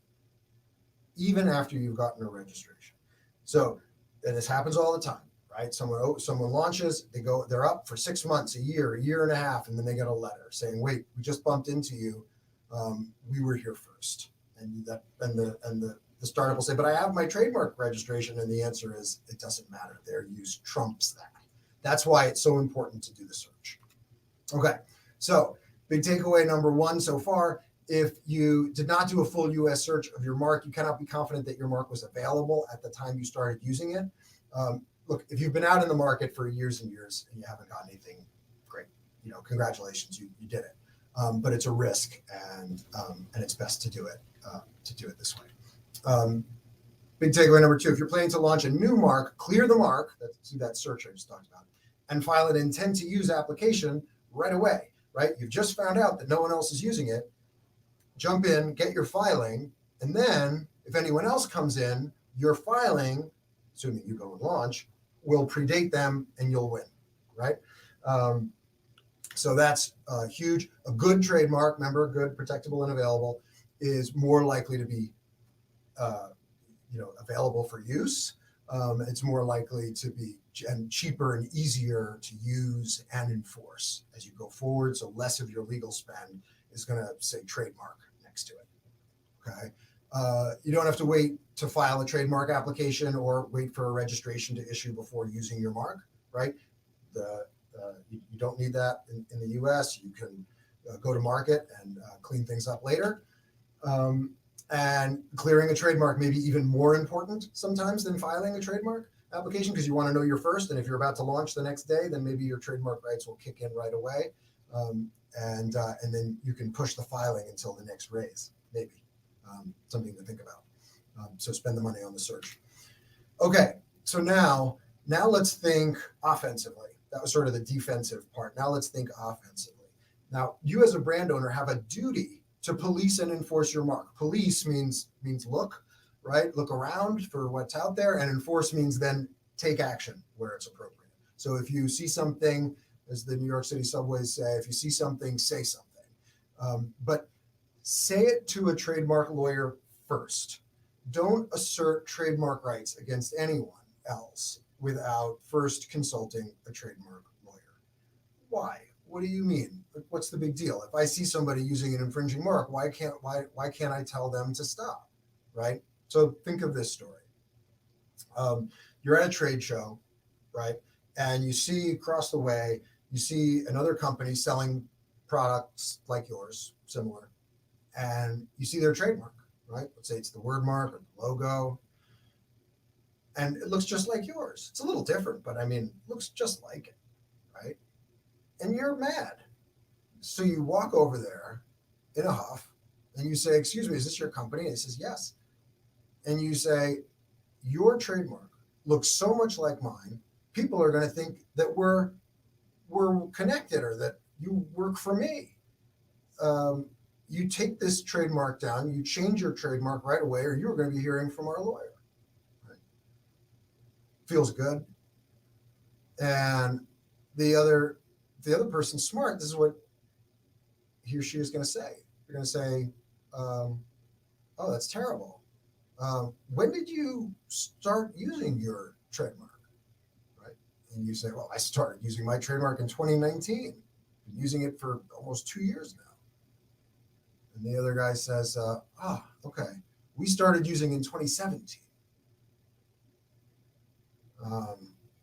And since you just told me, Mr. 2019, that our trademarks are so close that people are going to think we're related, you've just acknowledged that you are infringing my trademark. So you go change your trademark or you'll hear from my lawyer, right?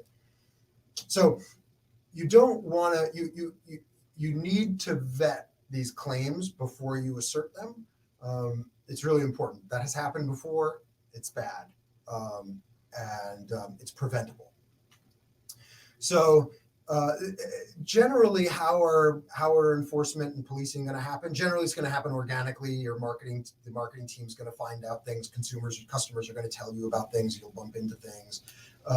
So that sort of tends to happen organically. But there are some things you can do as well, including put out a watch service, hire a watch service to watch the trademark register, maybe watch domain names that are being registered or company names that are being registered. You can do this, and they print out they send you reports, and you can look through it, or your lawyer can look through it and find young companies that are out there that are looking to adopt a trademark that would be a problem, or a business name that would be a problem for you. And then you sort of write them a letter. You talk to a lawyer, you write them a letter. You try to nip it in the bud. The earlier you catch these things, the better. Please don't make any agreements about your trademark without talking to a trademark lawyer. We see this all the time. Young companies sort of start out and they get an angry letter and they say, oh man, it's fine. Listen, you guys are doing your thing. We're never going to do anything like that. We'll sign an agreement with you. Don't worry about it. It's fine. But then if the wording of those agreements aren't great, it can really be a problem. Those things, you keep those forever. Even though once you become a big billion-dollar company, that's still sitting there. And if you didn't do it right the first time, it can really be a problem. So it's often not a huge deal. It's just a caution. Okay, international trademarks. So everything we've just talked about is the United States, right? The United States is one country. There are 200 jurisdictions out there in the world for trademark. Trademark law is jurisdictional, which means if you do everything we just talked about, you're doing awesome, right? You're doing great stuff, but you're doing it just in the United States. And chances are eventually you're going to want to think about international, right? And if you want to go overseas, things are different. Remember how I said you get your rights from use, right? And the trademark filings are great, but not your source of rights. It is not like that in virtually every other jurisdiction in the world. It is first to file, first to get to the office, get that piece of paper. That's the source of the rights, and that is the shield. So if someone else beats you to a trademark office in another country for your trademark and your goods, it's a problem if you ever want to go there. Wait a minute. So how is a young company supposed to deal with that, right? I mean, I'm selling now in Texas, and now I'm selling out around the country. And sure, I'd love to go overseas someday, but I mean, it might be a long time. How am I supposed to navigate this? One way there's a couple ways to think about it. First, if there are make or break regions out there in the world that you need for your company to work, you should be thinking about international trademark issues in that jurisdiction right away. And that there should be clearing going on and filing in that jurisdiction. And you may even want to pick a different trademark if it doesn't work in that jurisdiction, right? If your company's like, this is a US and Korean company, the whole way it works is if we're big in Korea. So if that's what you've got, we should be looking in Korea right away. But, if that's not the case, then wait for your Series A, right? And then at that point, you've proven up your business model a bit. You've gotten some money. Let's at that point start slowly stepping into the international waters. And there are tricks. It's crazy to try and launch an international brand when you're a small startup, but there are some tricks. Here are a few. You really want to talk to someone who knows what they're doing. There's a treaty that's in place that affects many of the major countries around the world. And the key provision of it does this. It says that if you file in the US a trademark application, you have 6 months from the filing date of that trademark application to file in any of those countries. And if you do it within that 6-month period, your priority date in those other countries will date back to your US filing date. Okay, so you get like some free time there, which can be really helpful. First, it can It can allow you to get to the next raise. It can allow you to get some more data, right? And what's really helpful is if you file an application in the US for something that sounds vaguely like some kind of sexy company, and the pirates in, say, China see it, and they file the next day for a Chinese application for the same mark and the same goods. As long as you file in China within the next 6 months, you will get the benefit of that first priority date, and that later coming application will be of no moment. So that's key. If you're wondering what jurisdictions to be looking at, follow the money, right? Look to your revenue. You can't file everywhere. It's too cost prohibitive. I mean, that's what the big companies do. The big companies clear and file everywhere. But small companies can't do that. So look to the 3 or 4 or 5 or 6 countries that really bring in considerable money and invest there. The last point here, the Madrid Protocol. This is a very helpful, little nuanced and tricky. It's another treaty, another sort of tricky thing to do. But if you know what you're doing with it, you can file in a number of countries for a much more cost-effective way. It's sort of like the common application for college, right? You can sort of check a box and you don't have to fill out new applications for all those places, and it saves a bunch of money. So that's another thing that's out there to help young companies do that. So, all right, so let's back up. Let's sort of sum up, right? If you're pre-launch, right, here are the things to think about. Pick a good trademark, okay? If it's not suggestive, arbitrary, or coined, really consider doing something to it to bring it into one of those categories. Clear the mark, right, and use somebody who knows what they're doing to do it. Dream big. When you talk to your trademark lawyer, we always ask when we're clearing these marks for young companies, okay, I hear what you say you want to sell now, but what would you want to sell? Let's say it all goes well. Where are you going to be in 7 years, right? Well, that's a long time, right? If things go well, are you still going to be are you still just going to be selling these things that you're talking about? Or are you thinking broader? And if you're thinking broader, you want your trademark lawyer to know that now, because you want to ideally clear the mark for all of those products, right? You don't want to start with product A and product B and be like, wow, this is going like gangbusters. Let's go to C, D, and E, and then you say, oh, let's go to C, D, and E, and we say, well, wait a minute, there was somebody there for 10 years in C, D, and E. We weren't looking at C, D, and E. We were looking at A and B. So dream big. At first, you might not be able to get everything you want, but at least think about it. Focus only on your primary mark. Keep those resources for don't worry about the logos and the slogans. I know you will fall in love with those, but they tend to go away or get changed. So and they're not make or break for your company. File an intent to use application as soon as you can, and consider whether there are crucial foreign jurisdictions. Okay, so you're up and now things are happening, right? The world doesn't always go the way we think. We learn a lot from going to market. Communicate. That's really the key. Communicate with your trademark lawyer about that. If you're shifting goods, let them know. Maybe we need a little bit more protection. Maybe we have to go back and clear something else that wasn't there. Oh, we went into cowboy boots. We're a cowboy boot company, but actually now we want to do spurs, right? We want to do saddles. Well, maybe we didn't look at that in the first instance, or maybe we didn't spend money protecting it. So maybe we should get some more stuff on files. There's a related goods doctrine in the US that says your rights are kind of extend a little bit beyond what you actually do, but it's all sort of a fact-intensive discussion. Maybe your marks have changed, right? Maybe your secondary trademarks become your first trademark. Maybe your first trademark is morphed. Maybe there are design elements that are becoming really important. Let us know about things like that. Did you dream big enough, right? Sometimes becomes the question, or did you dream off in one way and now you're heading another way? And shifts in jurisdictions, right? You might find that some jurisdictions you thought might be important aren't anymore, and others are showing all kinds of interest. And then, in the same vein, there are big moves too. Again, communicate with us. It's not always clear to the company how important these pivots are from a trademark perspective, right? If you're a healthcare SaaS platform and you're saying, man, our big goal originally was, large hospitals. we were really going to feed into large hospitals, and it turns out that's not true. Our tech is much better for small hospitals, right? It's a huge change for us, a totally different marketplace. And you come to us and we say, that's not an issue for Trademark. You're fine, nothing to do, right? You got hospitals. That's not a distinction that we really care about. But if now your cowboy company is going into ranches, right? You're starting a dude ranch, that's totally different, right? Or if your healthcare SaaS platform is now going into HR, that may not be something we looked at.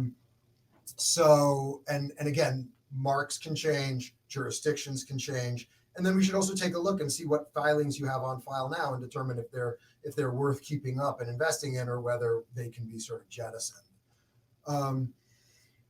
So those were the big points. I think I have got about 5 minutes remaining, maybe 4 minutes remaining. There are a couple of questions here that I'll talk about. There's our little disclaimer page. So has COVID affected the processing times at the USPTO? Yes. They're now, it's several months longer, both because of COVID and because of increased, we think it's because of COVID in part and because of increased Chinese filings. That's a whole big other issue that's going on. But now it's ended up taking closer to 6 months rather than 3 to get your application looked at in the first instance. And then it could sail through. The examiner looks at it in the first instance, compares it to other marks that are already on the register, looks to see if there are other issues with your filing, and issues an office action. The office action, if there are any issues, and then you have 6 months to respond to the office action. If they don't issue an office action, it'll proceed pretty quickly in the next couple of months to publication. At that point, the public can oppose it. If no one opposes it, then it'll go through a few months after that. But again, you don't have to wait for registration. You almost never need to wait for registrations to go through unless you really need like a registration itself. And there are a few instances where you might, but it's not like you need to wait to launch for that. What if you're manufacturing in other places but not selling there? So great question. Yes. So let's say you're manufacturing in China and Vietnam, but you're not selling there. You're selling in here. We should chat about those. It's different for each country. It used to be more the case that in China the laws really it made it much smarter for you to file in China, even if you weren't going to sell in China. Some of those laws have shifted a bit, but there can still be benefits to filing if you can swing it in some of those jurisdictions, because it can make life easier. Sometimes you get into questions about whether the trademark is being applied in those countries or whether the trademark's being applied back in the US. If the trademark is not being applied in those countries, sometimes it's less important. But it's sort of fact intensive and depends on the country. Does China respect trademarks better than they do utility patents? I don't work in the utility patent field, but I would bet the answer is no. I mean, China is a very difficult jurisdiction to be in. There are enormous numbers of pirates out there. And the system is sort of formalistic and tricky. So you really, the way we manage global portfolios is we hire counsel in all of these different countries. And we do that. We have a sort of incredible Rolodex of network of lawyers around the globe. And that's sort of how we manage international trademark portfolios. And so you rely very much on foreign counsel in certain regions. We have a lot of expertise in-house, but in China, it's especially important to know all the ins and outs. But it is very challenging. Our group, we have an entire group dedicated to foreign ex-US trademark work. A third of our firm does that all day long, and they work in every jurisdiction in the world, and they spend at least a third of their time devoted to China. So any other questions? If you have other questions, please find me, connect with me on LinkedIn. It'd be great to keep chatting with you all. I hope you found this helpful. I'm sure you knew some of this stuff, but hopefully you learned a few things. And there's more here. We kept it. There's a lot more depth here, so to dive into whenever you're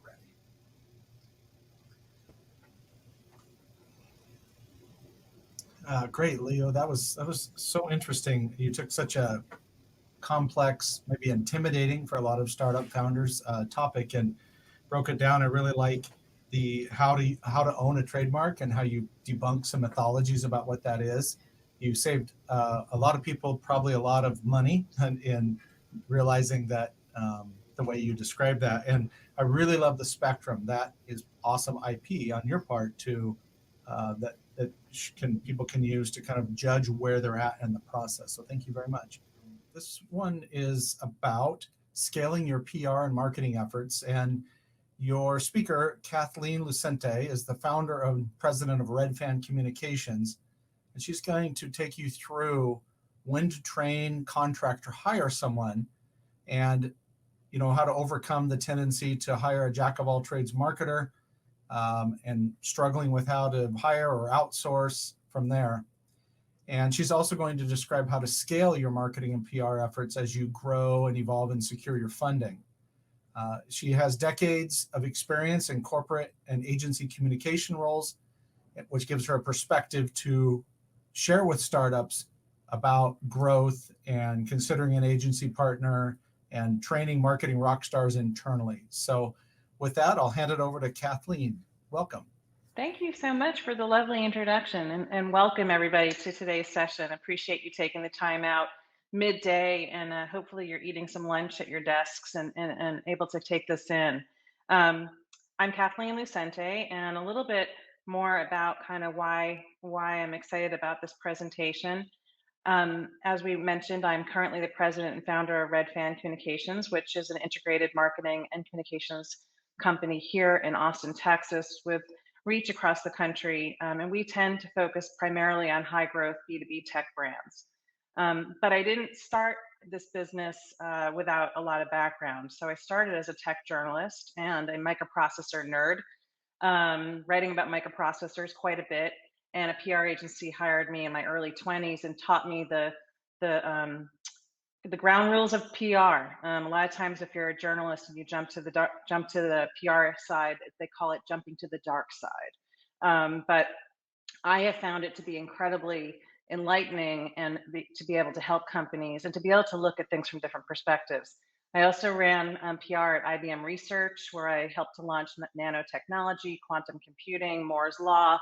And then at JP Morgan, I was in charge of Lab Morgan, the communications for that, and helping to spin off companies, much like the startups that you are today, trying to figure out, okay, is this a company that's worth turning in, an idea that's worth turning into a company, and then how are we going to staff it, promote it, hire the right PR people. Then went to JP Morgan in Asia Pacific, and I was in charge of a 4-way merger there and merging teams. And so when I got there, I was in charge of sitting down with the CEO, who had a very specific charter to embark into China, along with the other 18 countries in Asia Pacific. And we really needed to make sure that the marketing team mapped to those business goals. So I sat down and looked at the team that we had across 25 people and let quite a few people go and hired the right people as well to map to the business goals. So even in large companies and big companies, we have these challenges. Just a few other points. I'm a pro at crisis comm. I hope that we don't have to do much of it. But SARS, I was in Asia for SARS. I was in New York City for 9/11. And most recently, I've been working with quite a number of companies where there have been employee protests that have started on Instagram, where we've really had to bring in lawyers and help to make sure that things are going well and to change things. And then finally, I've been known most of my career for helping to position companies from startup all the way through to figure out what their smart exit is going to be. And that it requires the right marketing team and PR team to have in place at the right time. So we're going to be talking quite a bit about that today. So we're going to jump in. I have lived in quite a few places. I've been in Austin now, though, for 15 years, and I consider it my home. So here we go. So we're going to cover off in quite a bit today, how to build the right marketing team, the major hiring mistakes that I have seen in startups over the years and companies, defining the marketing team. How do you actually do that? What will your marketing team do? What is the genetic makeup or DNA of a modern marketing team? And then some ideas for paid and free, how to kind of then tackle the hiring process, defining roles, and we're going to give you some resources that you can tap into later as you like. So how do you build the right marketing team? This is one of the biggest challenges, and a lot of times people jump in and start hiring their friends and family. But the reality is, it's interesting to kind of look at this chart right here and recognize, based on the size of your company, what you might be expecting in terms of how many people a marketing team might need to be, depending on the size. And this also means the marketing team internally. That does not mean that your marketing person isn't going to need quite a bit of additional funds to have outside support. So we're going to dig into that. But there's a lot of naivete around, oh, we'll hire this person. I think Google's head of HR long ago called it the purple squirrel. You know, this idea that you could go out and find that magical unicorn that could do everything. It's not realistic. And so we're going to dive into that. And you'll chase your tail if you try to do that. So we want to make sure this is something you can, think about very methodically, so that you make the right decisions early on, because these are the employees. The employees that you hire in the first 12 months of your company, including in the marketing department, they set the stage for who's going to be attracted to your company moving forward. So it's important to do this with a lot of forethought. So here, let's jump into some of the hiring mistakes. I've seen companies recently hire someone who's too senior. They think, oh, good, this person is now available on the market, I'm going to hire them. Unfortunately, the person comes in and is expecting a lot of staff. They don't want to roll up their sleeves. They're great strategists, but they're too senior for the size of the company you are. And unfortunately, you haven't put budget aside for what they need. So this is part of your interviewing process. You want to make sure, well, what can you do and what kind of resources would you need, so I can understand, do I actually have the money to do this well? Too junior. This is another problem. You're a CEO, you've hired somebody, they're too junior and they're going to need too much of your time. Or they just don't have the skills yet, and they're hoping for a major mentor, and you are hoping for somebody who's going to show up and really save the day. Over hiring full-time employees. This is a big one. There's a lot of outsourcing that you can do for senior support early on, for defining who the personas are and understanding your brand and your logo and design, your values, all of that. Sometimes you can't afford to hire a CMO. You might hire someone mid-level as opposed to that, and actually use an agency to help you with that heavier lift early on. Favoritism toward relatives and families. I can't tell you how often we've seen startups show up at a PR agency and say, hey, we're ready to go out and get some press. And we look at the website and we realize, oh, goodness gracious, what is going on here? How are we going to drive traffic to this? Well, my cousin made it. Well, the writing is terrible and it's not really differentiating you. And it's not going to scale. I had a real estate agent most recently I was talking to, and she had someone build a site, and she didn't think about the software that needed to go on the back end of it. And now she was limited and was going to have to scrap the entire site. So there's really important to hire the right people who really understand your industry. Hiring someone who's too specialized too early can also be problematic. Assuming you don't need external help, which we talked about, and hiring before you've actually established a marketing strategy. It is your responsibility to kind of come up with that marketing strategy and have the experts come in with you and really kick the tires on it. Do your competitive analysis and really figure this out and understand who your target audience. Too often I see companies show up and say, we ask them, who's your target audience? And they say everybody. Well, you don't have enough budget to go after everybody, usually. So let's dig deeper so that you use your budget really effectively. Don't try to boil the ocean. You will not get where you want to be, and that will be a big challenge, also highly expensive. And so also not forecasting trends, not looking out ahead of what's going on in your industry and what's going on with your competition. And just a couple of other ones, underestimating cost of brand building. This is a big one. A lot of times companies think, oh, I'm going to go find a cheap website designer, but you're an e-commerce company. That's not a good idea. Understand what your competition is doing and really build the brand that's going to stand out in the market. This is all extremely important. And it may be a mix of people, like I said. It might be somebody you hire internally, as well as some agency support externally. And you're not beholden to be in those relationships forever. You have to have the right mix of the right people at the right time. So how do you define the marketing team? One of the things that we like to do is whiteboard before you start hiring. What do you need to do today and over the next 18 to 24 months? And what are the skills that you're going to need to make that happen? Who's going to manage this person? What are they going to do every day? How are they going to be measured in terms of KPIs? Are you specifically looking for them to drive traffic towards sales, which traditionally is pretty much the number one thing with a startup, and some branding, of course, as well. But what's the ratio?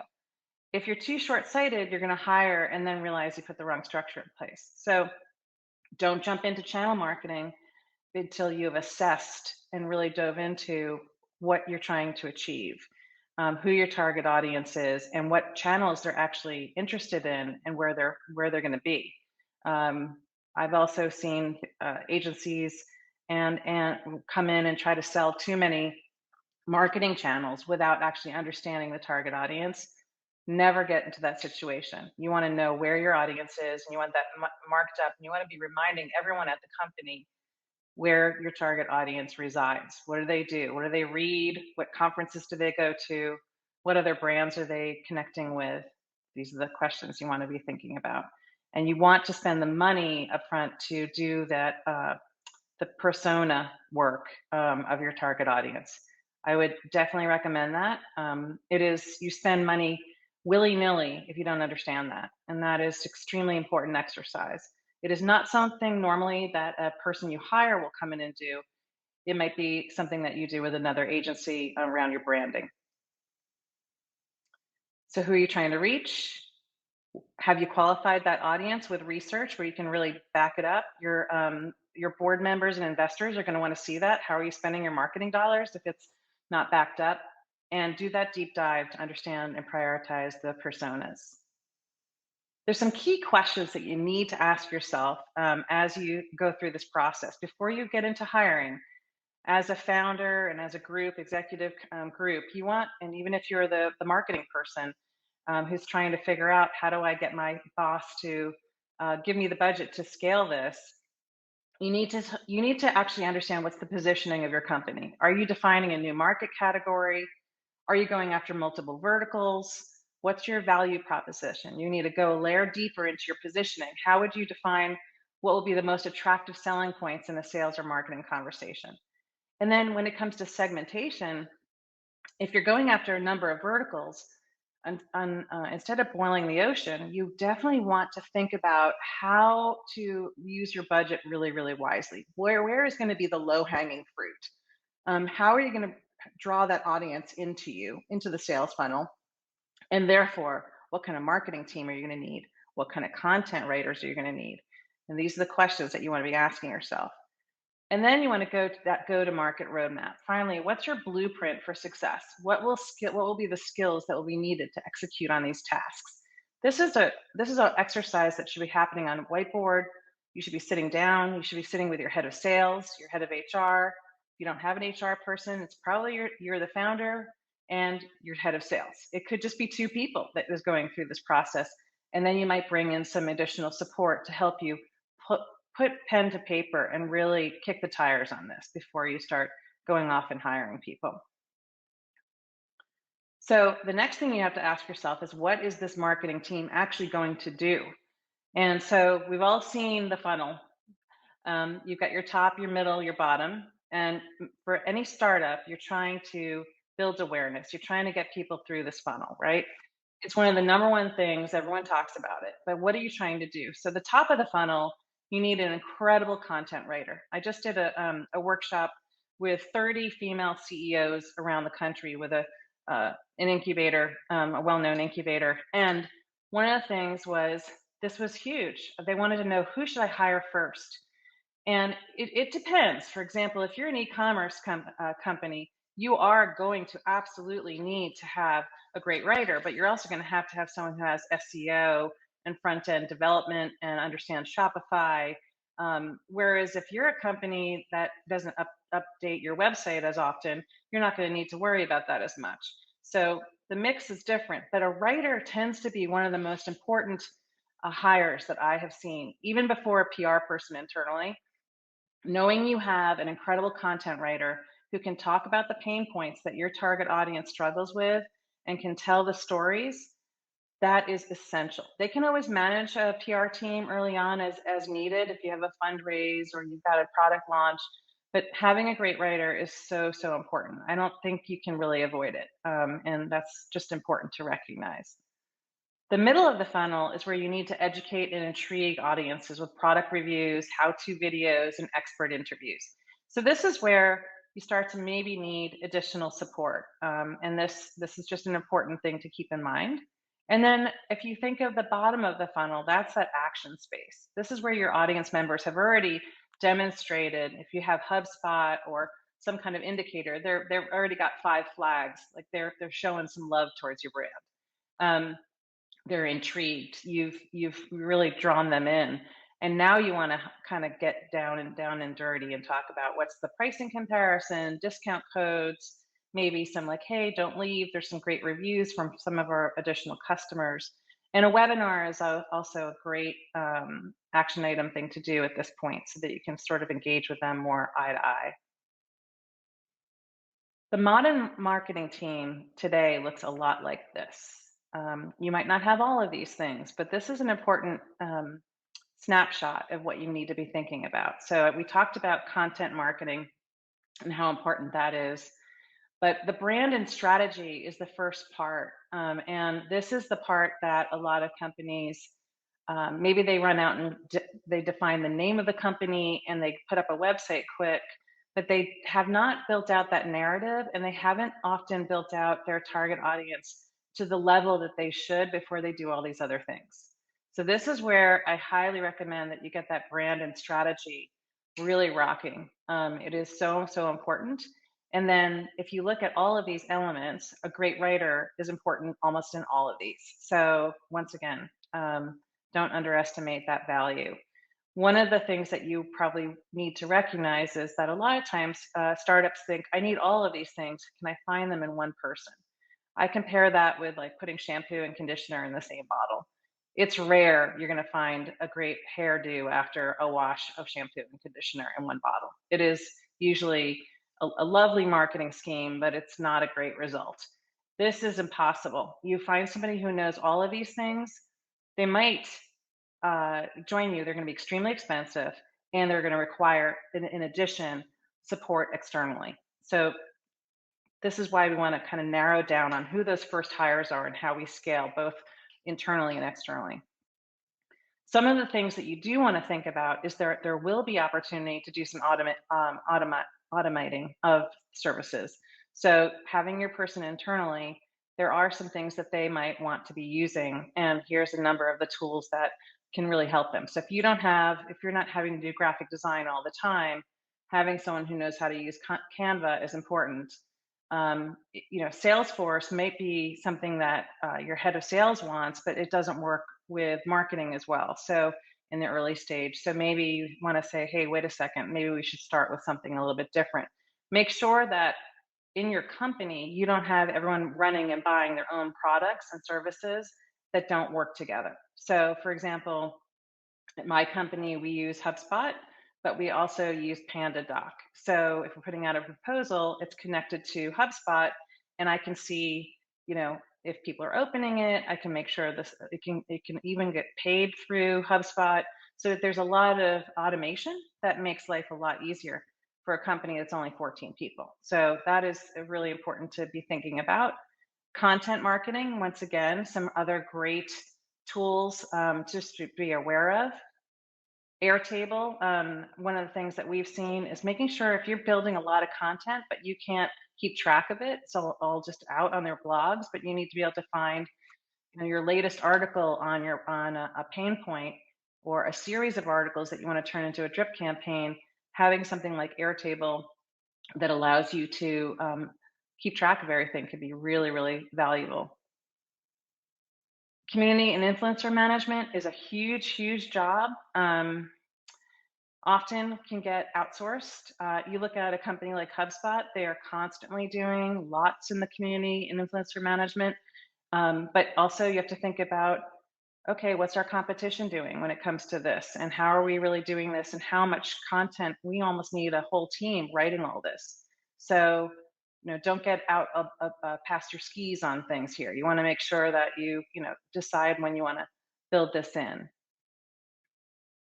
And lead gen is obviously number one. And so all of the things here are super, super important ways to do it. So these are just some ideas of tools that you can use, and some of these tools can be used across all aspects of it. So you're not needing to make investments in all of these things, but you do need to recognize that there will be investments that you need to make in tools. And here's your marketing automation, which many of us are familiar with. I know with our company, we started with something before HubSpot to make sure we really liked this idea, and it was a cheaper kind of alternative. And as soon as we realized it was working really well, we went straight into HubSpot, and most B2B companies are leaning into that quite a bit. And there are other options as well. So finally, it's time to hire. And you have to think about, if you're segmenting, how many employees do you need to make? Or have. So if you have to have a specialist in fintech, as well as telecom, as well as insurance tech, you're going to have to start to look at, okay, when do we hire specialists that will be doing that work? Because those become marketing sales folks. What percentage of time do you want marketing to spend on the brand recognition versus lead gen? Those first few years, lead gen is king. So I think that just recognizing that, and then figuring and being honest about that. What percentage of time do you want your CEO out speaking at events? Will that be a lead gen opportunity? Are there other things that are just nice to haves that we won't do for the next 24 months, but we want to make sure that we start to build towards that? And then which of these roles are going to be full-time hires and which can be outsourced? The traits you want to look for as you start to look at your first hires, and even like I mentioned, you don't want to you can't find that magic person who does everything. Is look for somebody who has the curiosity combined with dedication and getting things done, that they actually are known for getting their work done within the time and within the budget, that they didn't need a lot of hand-holding. In a startup, that's hard, having someone who needs a lot of hand-holding. The ability to come in and present what they would do in the first 60, 90 days is super important. One of the things I love to do is say, hey, narrow down to the people that you think are going to be the best. And then you have them come in, you let them talk to as many people in the company as they want under NDA. And you say, we want you to come in and present what you would do in the first 60 and 90 days. And that way you get to see, how do they think? When they, and how hungry are they for the job, right? It's very telling to see when people are very passionate about your company.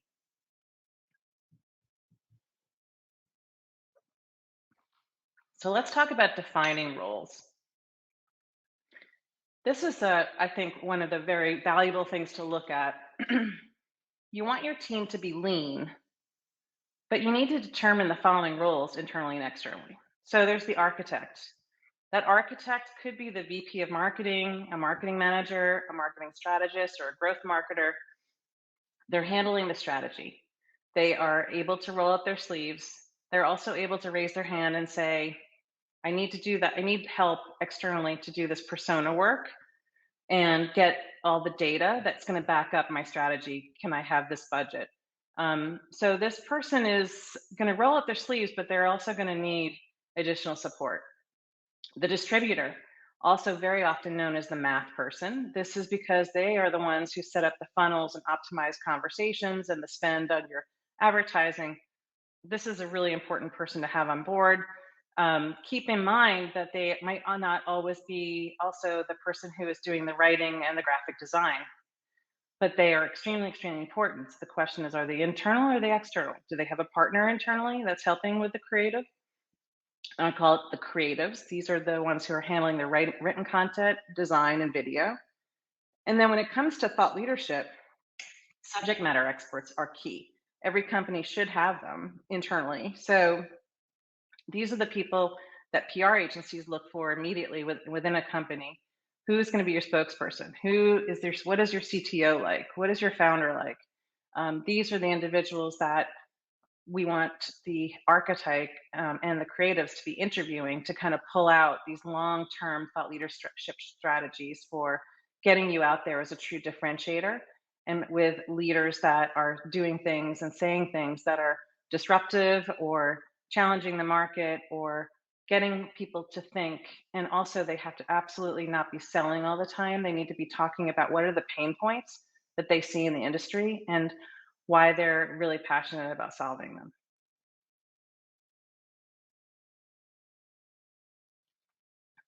So now we're kind of at this sort of the tail end of our presentation, but the way I look at it is the seed stage. You've got a scrappy generalist, and I wanted to give you a couple of examples.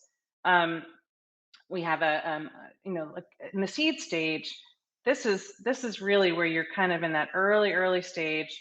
You're going to have that generalist, but that person should have those attributes that I mentioned earlier. They know enough. They're quite good. They're a good team player. They are able to be a great writer, great copy editor. They're great with all your social if you need them to be, and they'd be lovely to work with if there's external agencies that you need to bring in. The Series A is where your early specialists start. So, example would be, we have a medical cannabis company that we work with. They have great, smart internal pros. They have an incredible external creative ad agency for building campaigns and billboards. And then we're the PR agency, and we're doing the investor relations part of it as well. And they have a lobbyist firm that we work directly with. So great example. Or we're working with a construction AI tech company that has presence in California as well as Israel. So we're the agency for the United States. They have an agency in Israel that does stuff that's specific to recruiting. But they also, at that point, have also hired an internal marketing person and a digital person who really works on all of the drip campaigns and things that go directly to their customers. Another example would be an Internet of Things water tech company, much smaller, has to scale back at times during the crazy COVID world that we've had. But the CEO is driving that marketing strategy with a board that's very active. And they have a marketing consultant that they have in-house. And instead, we help oversee all their content writing as well as their PR. So it's kind of a good combination. When you get to that Series B and C, much bigger. You want to have an SVP level marketing leader. You want to have nimble budget, mid-level managers in content and digital roles. And you want to outsource to scale, be able to outsource where you can to scale for lead gen efforts. So this is an important example. I would say, good example would be, we worked with a major fintech company here in Austin, Texas. And as a client for 7 years, they built up a huge content team that focused on marketing content. We focused on all the content for writing for the CEO and for all the byline articles that wasn't salesy, and all their PR, their investor relations, all of that kind of thing. So keep those things in mind, because this is where every company is going to be a little bit different, but this is where you need to start to just think about it. And when you're in Series A, you should already be talking about who do you need in the next 12 to 18 months. So you don't want to wait till the last minute to find these great people. You want to be having conversations early on with the potential team that you think you're going to need at each of these levels. So here's the seed stage, Series A, and Series B and C. That kind of wraps up the presentation today, but I wanted to highlight that what we did do is to put together a number of resources that could really help you at different stages. So one is how to give real clarity to a role. I have a list of questions. It looks a little bit like this, except my water got on it. Looks like this. It basically is asking the question, what are the job responsibilities? What are the musts that you have in that role versus the wants? And really make sure that you're not hiring somebody that only has the wants and doesn't have the musts, because you will find yourself in a world of pain.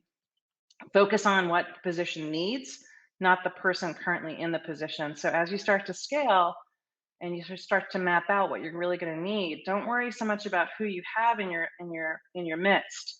Be honest and think about, what are you really going to need? What's the personality that you need? What are the skills that you need to make these things happen? And then start to look at who's within your marketing team already and where they fit.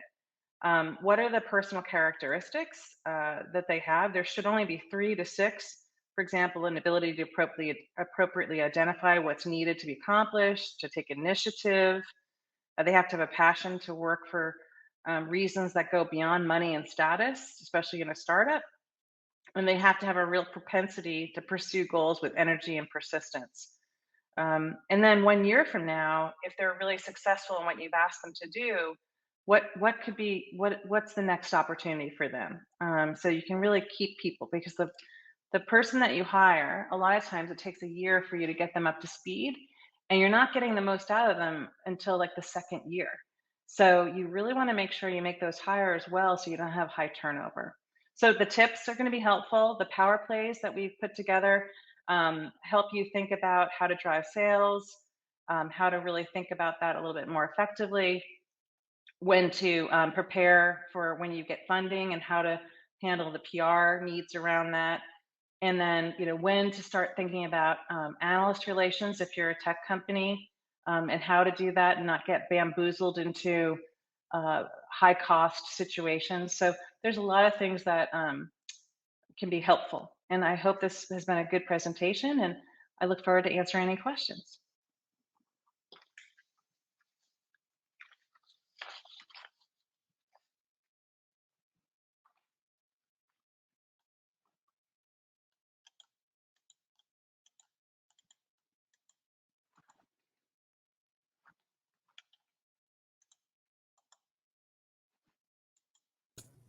Hey, Kathleen, a couple of questions that have come in. Great. They're in the chat, or I can just share them with you. Let me pop into One the is chat. Oh, there we are. Okay. Yeah, there's one about the seed stage.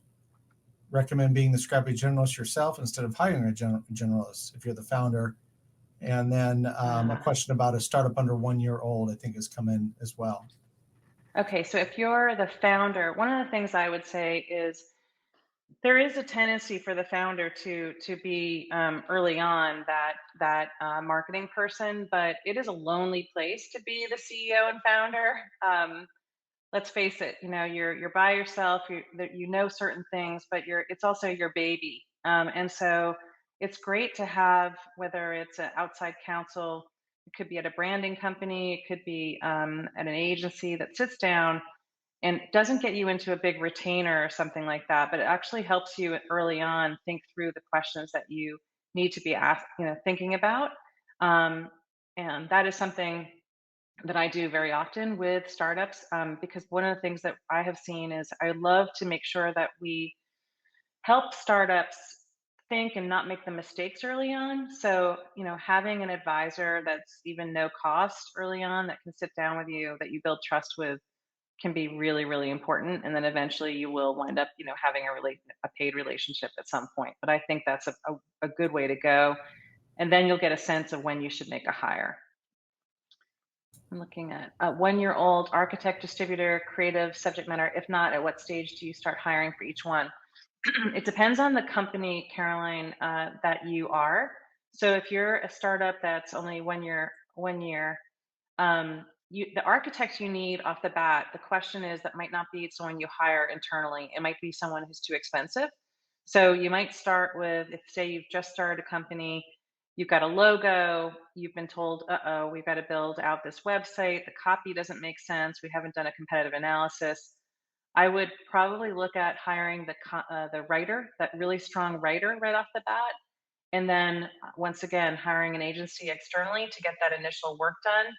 And then determining if you want to hire the distributor internally, or if you want to outsource that to like a boutique marketing company who can do that for you. But nobody knows your business the way you do. That's why having an internal writer is extremely helpful, because you want to kind of get in a cadence if you're a founder to really enjoy the writing and work with that person very closely. Another question. When you are a smaller organization, how do you control access to all these systems, yet at the same time not cause backup or delays due to lack of resources? That famous founder's bottleneck. Oh boy, I've seen that way too often. I think that founders do need to have, whether it's a really badass executive assistant who has some marketing background or something like that early on, that can help them not be the bottleneck. This is, and you have to also start to create processes. So the CEO should not be drafting press releases and, popping them out.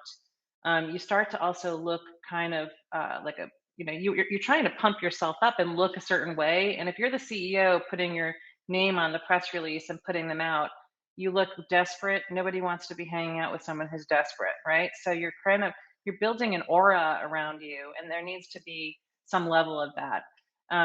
Don't over purchase on tools. I mean, I see companies go out, a new salesperson comes in, maybe they were at a bigger company, and right off the bat, they want Salesforce. Sometimes that's too much.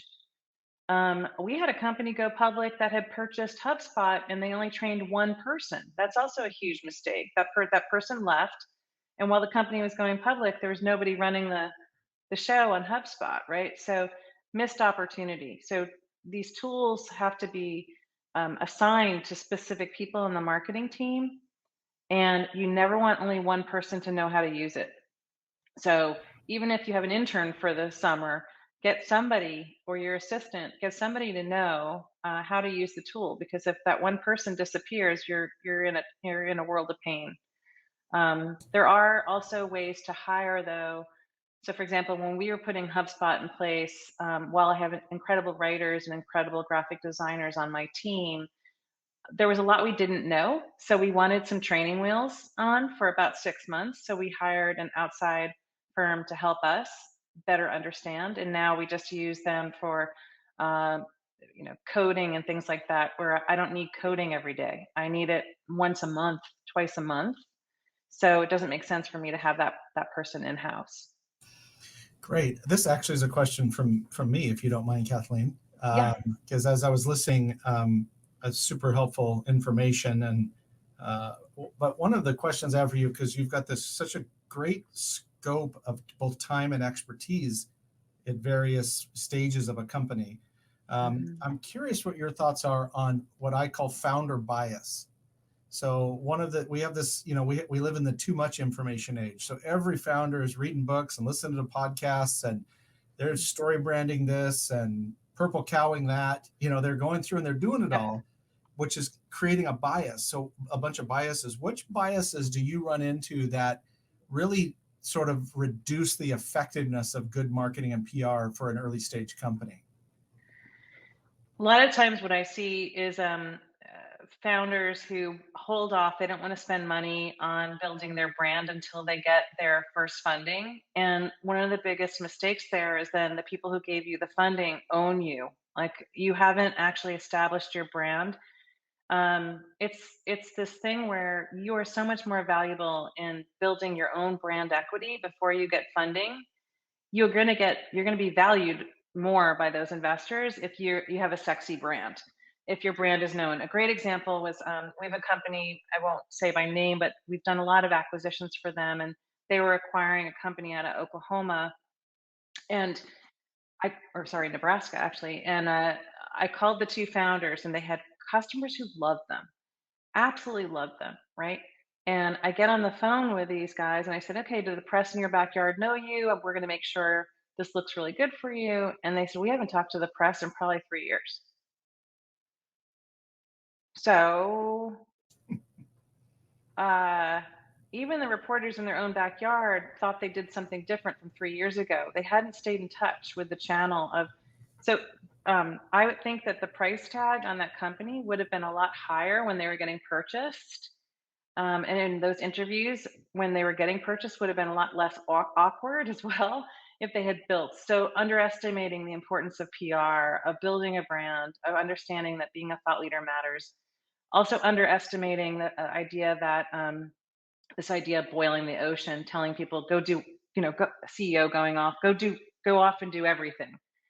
There needs to be decisions made early on around the cost to do, go after certain verticals or certain target audiences really, really effectively.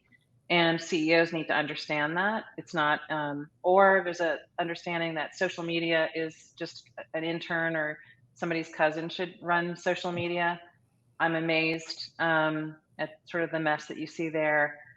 Putting websites together, the copy for websites, and siloing happens far too often as well, Justin, where the founder has somebody writing copy for them somewhere else and it's not all going through marketing channels. And there's the value of having it all go through one channel is so, so important. And doing the research, that data and competitive analysis, I've seen companies think that their CEOs think that their competition is not doing anything. And we've done a competitive analysis and walked in and they've been blown away. They just have not been paying attention to the right things. And their competition has been sneaking up and doing quite a bit behind the scenes. So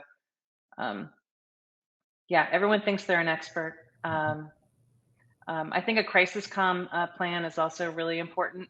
Product flaws. I think a lot of CEOs don't think about that, or product reviews being, not willing to hear the hard feedback from outside people who are going to give them honest feedback. But that is so important because once you're a PR firm, if we start putting product out for review and they haven't made those adjustments, we'll see that in the reviews. We'll see those punch lists of these things were the problems, and they're usually exactly what an outside reviewer who is paid to review it has told them, but they don't want to make the change. So ego is not your amigo, as they say. And so we want to make sure that we be with CEOs that are, I like working with CEOs that want to be surrounded with really smart people who know things they don't know.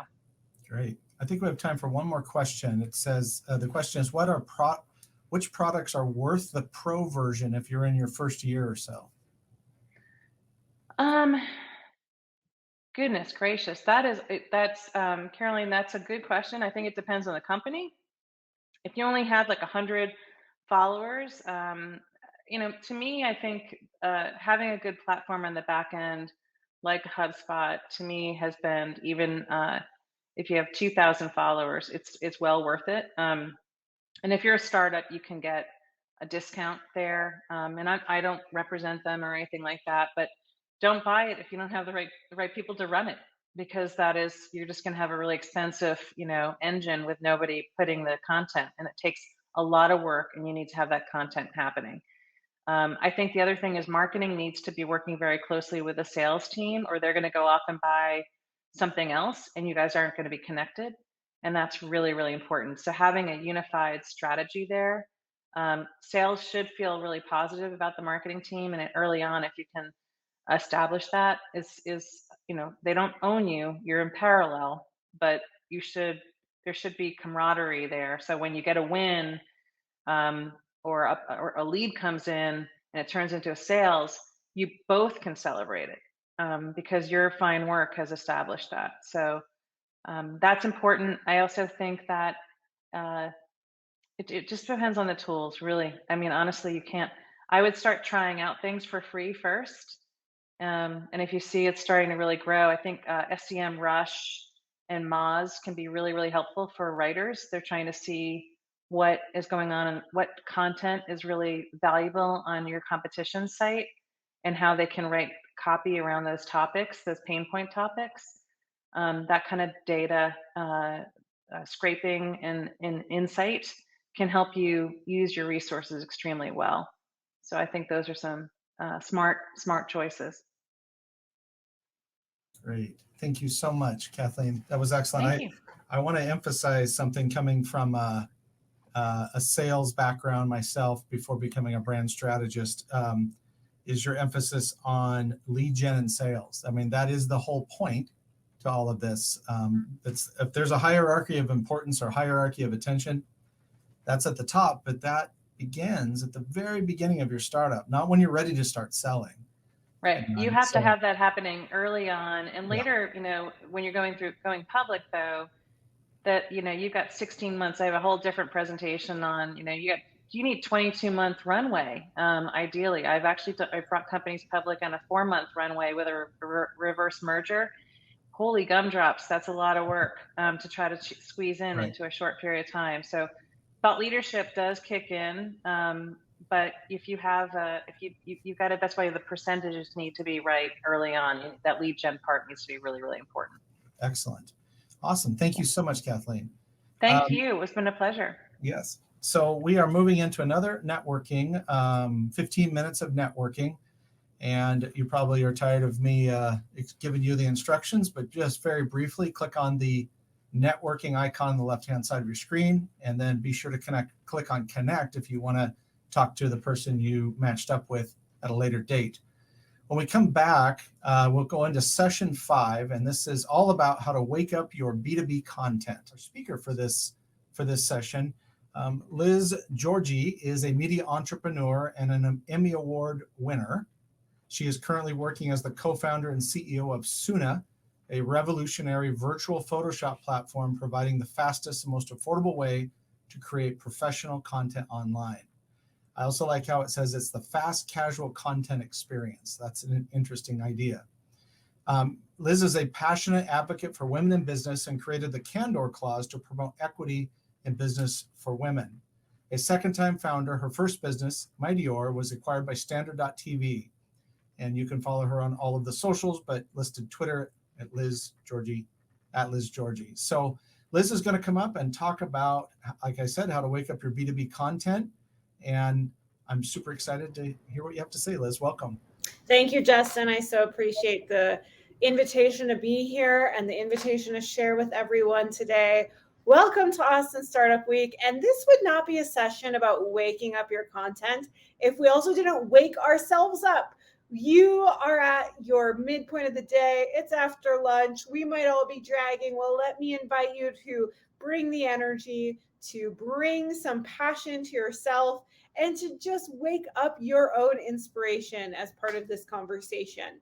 Like Justin said, I'm an entrepreneur and I have always built businesses in the B2B space. So today, every single thing we're going to talk about is really a reflection of my own experience, what I've seen other companies do when we collaborated with them, and also how we've thought about our own strategy and our own approach at my companies.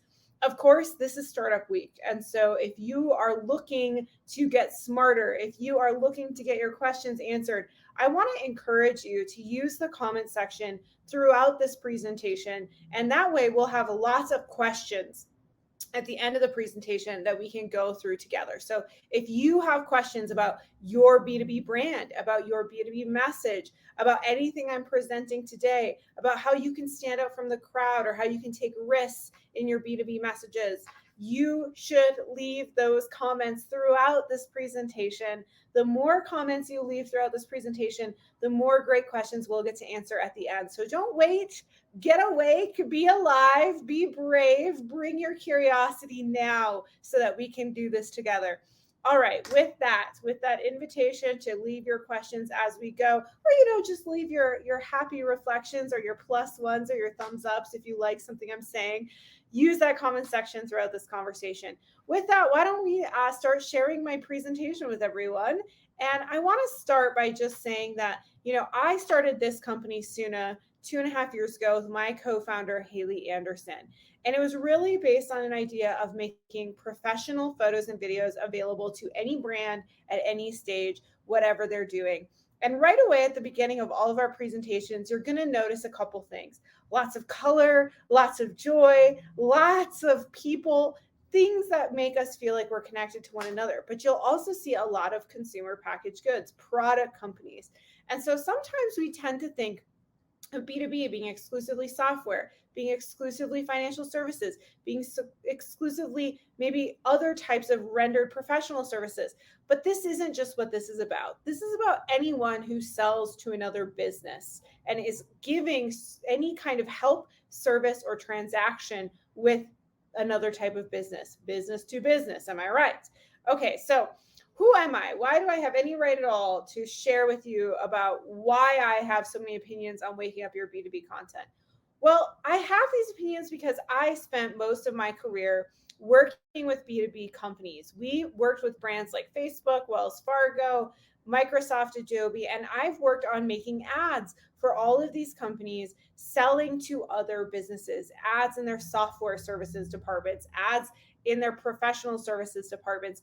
And this work really helped to inform how my co-founder Haley and I developed a point of view. The truth of the matter is we noticed a couple key things. Most brands really do not know how to make content that converts, content that inspires people to take action. And they tend to really struggle to get out of the standard B2B playbook. We're going to talk about some of those playbook items today. But I would just ask yourself, as you're thinking about your own reflections, as you're thinking about how this might pertain to your business, what are the ways in which we are relying on maybe some things that are specific to the playbook style of how people have done B2B? In what ways have you taken safe choices instead of bold choices? In which ways have you tried to remove human beings from the conversation and maybe move more towards technology? Just take note of that as we're going through this presentation today, because oftentimes the first step towards changing what you're doing is actually changing how you're thinking about what you are doing. So I have loved this joke that my co-founder Haley has said from the very beginning. She always says B2B marketing stands for boring to boring. And this might seem a little bit offensive, but I don't want you to feel any shade about this. This is just our reflection on the fact that so many B2B businesses are afraid to take risks. So many B2B businesses are afraid to say something that might offend someone.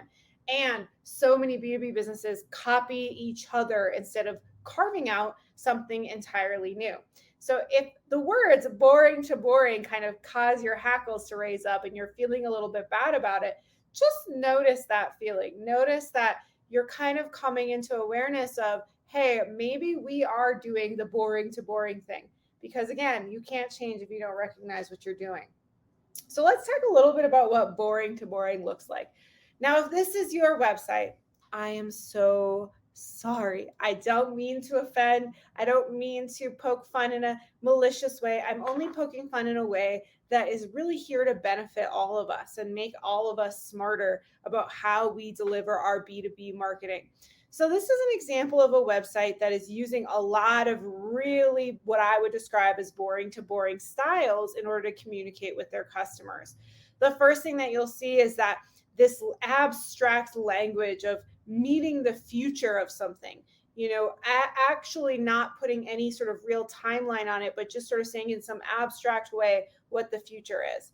You'll also notice that there's these interfaces that have this kind of funny way of showing off different graphic elements, but there's no numbers, there's no data, there's nothing specific. It just literally has, charts that don't lead to anywhere or mean anything. Of course, There's also these funny maps and countries. I'm always laughing at how suddenly maps are a big deal in B2B. You see them everywhere, these sort of graphic maps that show off different regions. And I think they're meant to communicate where services are delivered, but be thoughtful about that. Why are we using these assets? And of course, my favorite is when there's just insane promises. You know, one of the lines on this website is, realize the power of transactional email analytics and improve deliverability such that you can capitalize on key touch points with your users and build lifelong customer relationships. Now, I don't know about you. I love my job. I love being a founder. I love every single thing about building businesses. But when I retire, I do not have any interest in maintaining my lifelong relationship with my transactional email provider. I want you to be really thoughtful about what are the things here that we might be doing at our business. Are we leaning on some of these kind of tropes that might show up in our own website? Are we doing it on our own social media? Are we maybe not thinking about how these things show up in maybe ways that are just kind of lazy and are just copying what other people are doing? Of course, I would be remiss if I just made, fun of one brand. So let's take a look at another brand that is doing something very similar. You'll notice a couple things here that I'm not going to point out right away because I want to give you a couple seconds to just look at this website and think to yourself, what are some of the things that I think are kind of stereotypical here? What are the things that I am noticing are sort of devoid of humanity or sort of devoid of any personality? What are the things that I kind of think are maybe a little bit boring here and that I would want to do differently than what they're doing? Getting smarter about this, being able to look at something and discern, have I done something here that's a little bit more expected? Have I done something here that's a little bit lazy? It will be the thing that inspires you to make a change. It'll be the thing that gets you really thoughtful about those questions. Of course, I'm going to point out some of those things to you now because I wouldn't be doing my job here in this presentation if I didn't help point it out. Some of the things that really bother me about this are the use of stock images. Using stock images, there is such a characteristic around this where, who is this guy? Who's this guy that has this sort of silly point of view? Who's this guy that's got this, paper airplane that he's working with? And of course, he looks very, very stiff because he's wearing this suit. That's then paired with this headline that says solutions that never miss the aim. Of course, this doesn't mean anything. Again, this is a very abstract headline. It's something that is really designed to kind of mean nothing and mean everything at the exact same time. So as you're thinking about what is it about this that doesn't work, there's really three things that come to mind, and they're listed on the left side of this presentation. The first is that literally none of us talk this way. When we're talking to our friends, when we're talking to our colleagues, when we're talking to our partners or our vendors or our service providers, we don't say these phrases like, well, this solution will never miss aim. We talk like real people. We have conversations about, well, I want to improve outcomes by 20%, or this KPI has fallen behind by 10%. You are really concrete usually and aware of what it is that you're asking for. So you want to be looking at that. You want to be saying, would I ever say this out loud in a sales pitch? Would I ever say this out loud in a meeting with the appropriate vendors? We also don't share this way. We don't share information in this very kind of stripped down abstract way. When we want to share information with people, we typically go about the work of actually showing them what they need to learn, showing them the details, showing them the things that are going to be memorable and stick out.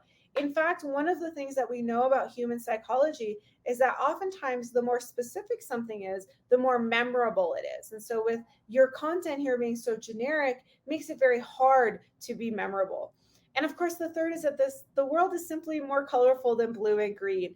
Both these websites that we've shared, they really are leveraging these very stale color palettes. And why? Why do people do this?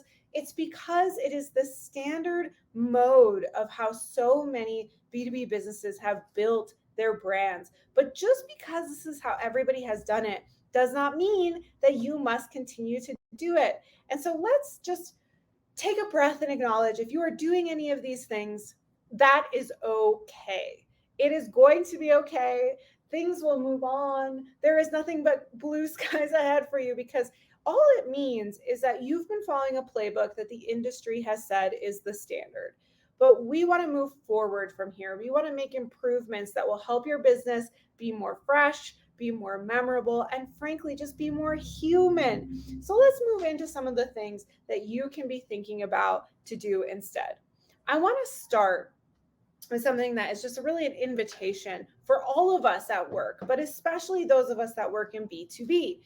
I want to invite you to have more fun. This is something that all of us want at work. I don't know anyone who doesn't want to have more fun. And so let's talk about some of the ways that you can have way more fun, make the change from this sort of drab way of doing things into a new way of doing things. So let's talk about what some of those ways are. Step one to revisiting your approach is all about revisiting your voice. I just mentioned this, but the way we speak to each other in B2B is often very stiff and often very abstract. So I want you to recognize 3 key things that you can do differently. The first is to recognize that people buy from people. They do not buy from computers. They might transact on a website, but they don't buy from a website. They buy from other people, especially in B2B. This is why sales teams are so large and why sales teams have traditionally been so effective for so many brands. So think about when you are considering this question of people buying from people, how can you use language on your website, in your email, in your social media marketing, in any of your messaging that sounds like the kinds of words and language you would use with friends or peers? And really, the gut check that I would do at any point in time is I would just write down the sentence that I have in mind for an email, write down the sentence that I have in mind as a headline for my website, or write down the sentence that I have in mind for my social media caption, and then I read it out loud. I would actually hear myself say the words out loud and say, would I ever in a million years feel comfortable talking like this out loud? And if the answer is yes, then you're on your way to some really great language. If the answer is no, then maybe revisit whether or not that really is the kind of language you want to be using in your marketing. The third thing to do is really avoid hyperbole, unless it is an actual joke. So hyperbole is the meet the future of language that we saw on that website, or having lifelong customers. These are things that are provably not true, that are really things that are meant to sound grandiose, but in sounding grandiose, they don't actually ground themselves in anything real. It makes it very hard for any business person or anyone who's participating in what you're doing to have any idea what to take away from this. And so try very hard to avoid this hyperbole unless it is an actual joke. And this is where talking like you would with your friends and peers is so key. If you would use a joke in a business presentation, if you would use a joke with a peer, if you would use a joke with a vendor, it is then okay to bring those jokes into the language that you're using, because that is something that you can do that really exercises some personality. It shows people what you care about. It shows people that they're buying from another person. Okay, so how can you actually do this? What are some of the things that you could try to make this come to life? We're going to do it step by step. We're going to just, listen, at the end of the day, what we want you to do is we want you to feel like this is a really positive place and you're going to be able to grow and move forward based on this presentation. So let's take a look at how you can change your language to something different. The first one here is meet the future of cloud computing. Now, I know we've all read sentences like this. I'm sure maybe we've even written sentences like this. And there's nothing wrong with this on its face.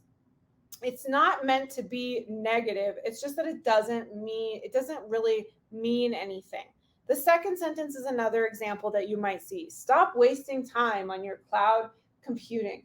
The reason these sentences are tough is because they're very hyperbolic. They're expressing something grandiose. They're expressing something really big, but they're very hard to conceptualize as anything other than being extremely abstract. So if you want to do something that's more fun, if you want to do something that's more joyful, if you want to do something that wakes up the crowd, you could say something like the cool kids are in the cloud.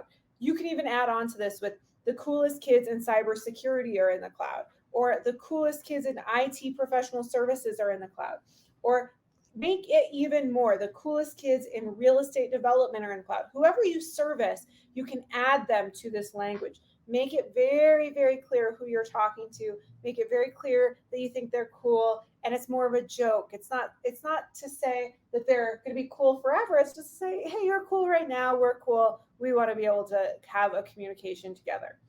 Or you could do something like solving for literally all things cloud.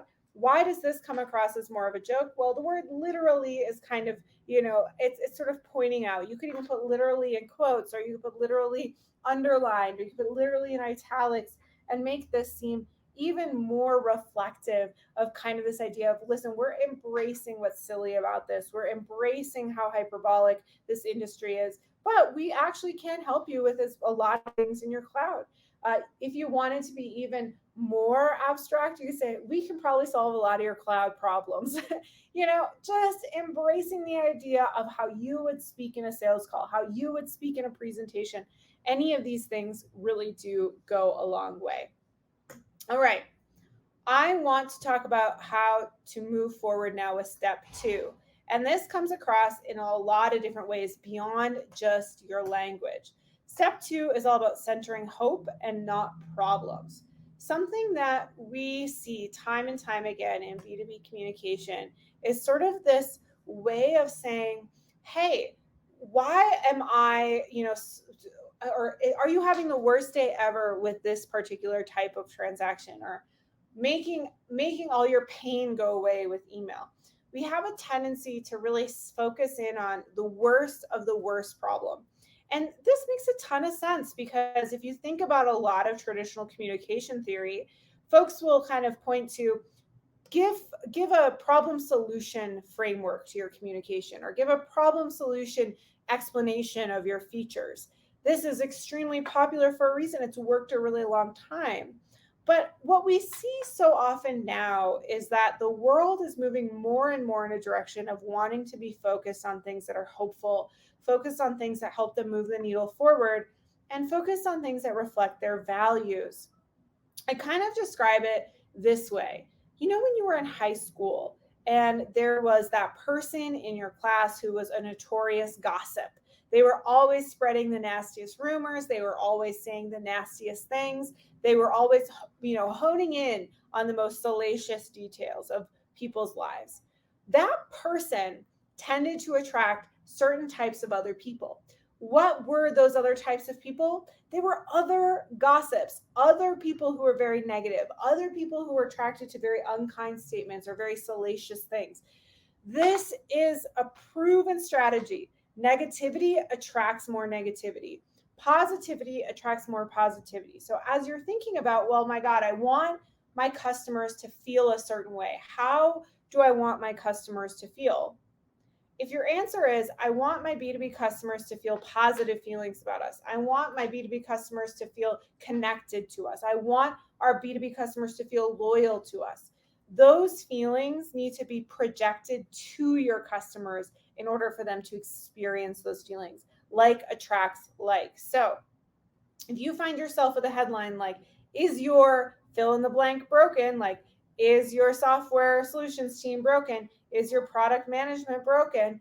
You're going to attract a lot of people who are thinking in a broken mindset. But if you think about ways to be hopeful, good customers will be attracted to that, because the truth of the matter is any of us who are in business, any of us who are any good at our jobs, any of us who are paying attention to our day-to-day, we already know what the problems are. We could already tell you what the 3 or 4 things are that we need to do differently in our business. It's not that complicated for us. We're already clear on those things. Good customers are going to be able to share their problems with you in an easy and straightforward way. So your responsibility then is to be a center of hope. Give them hope.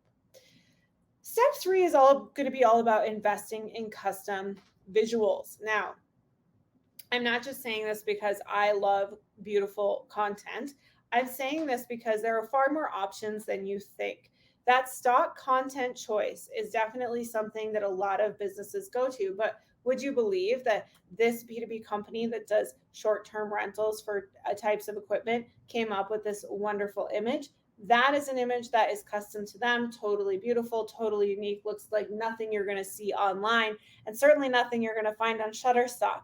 So I want you to just sort of make a note of, I commit to not using stock content with my brand. I commit to trying to find unique and interesting ways to tell the visual story of our business. And to be honest with you, all of the options that you haven't considered are probably the good place to start. So let's talk about some of those places.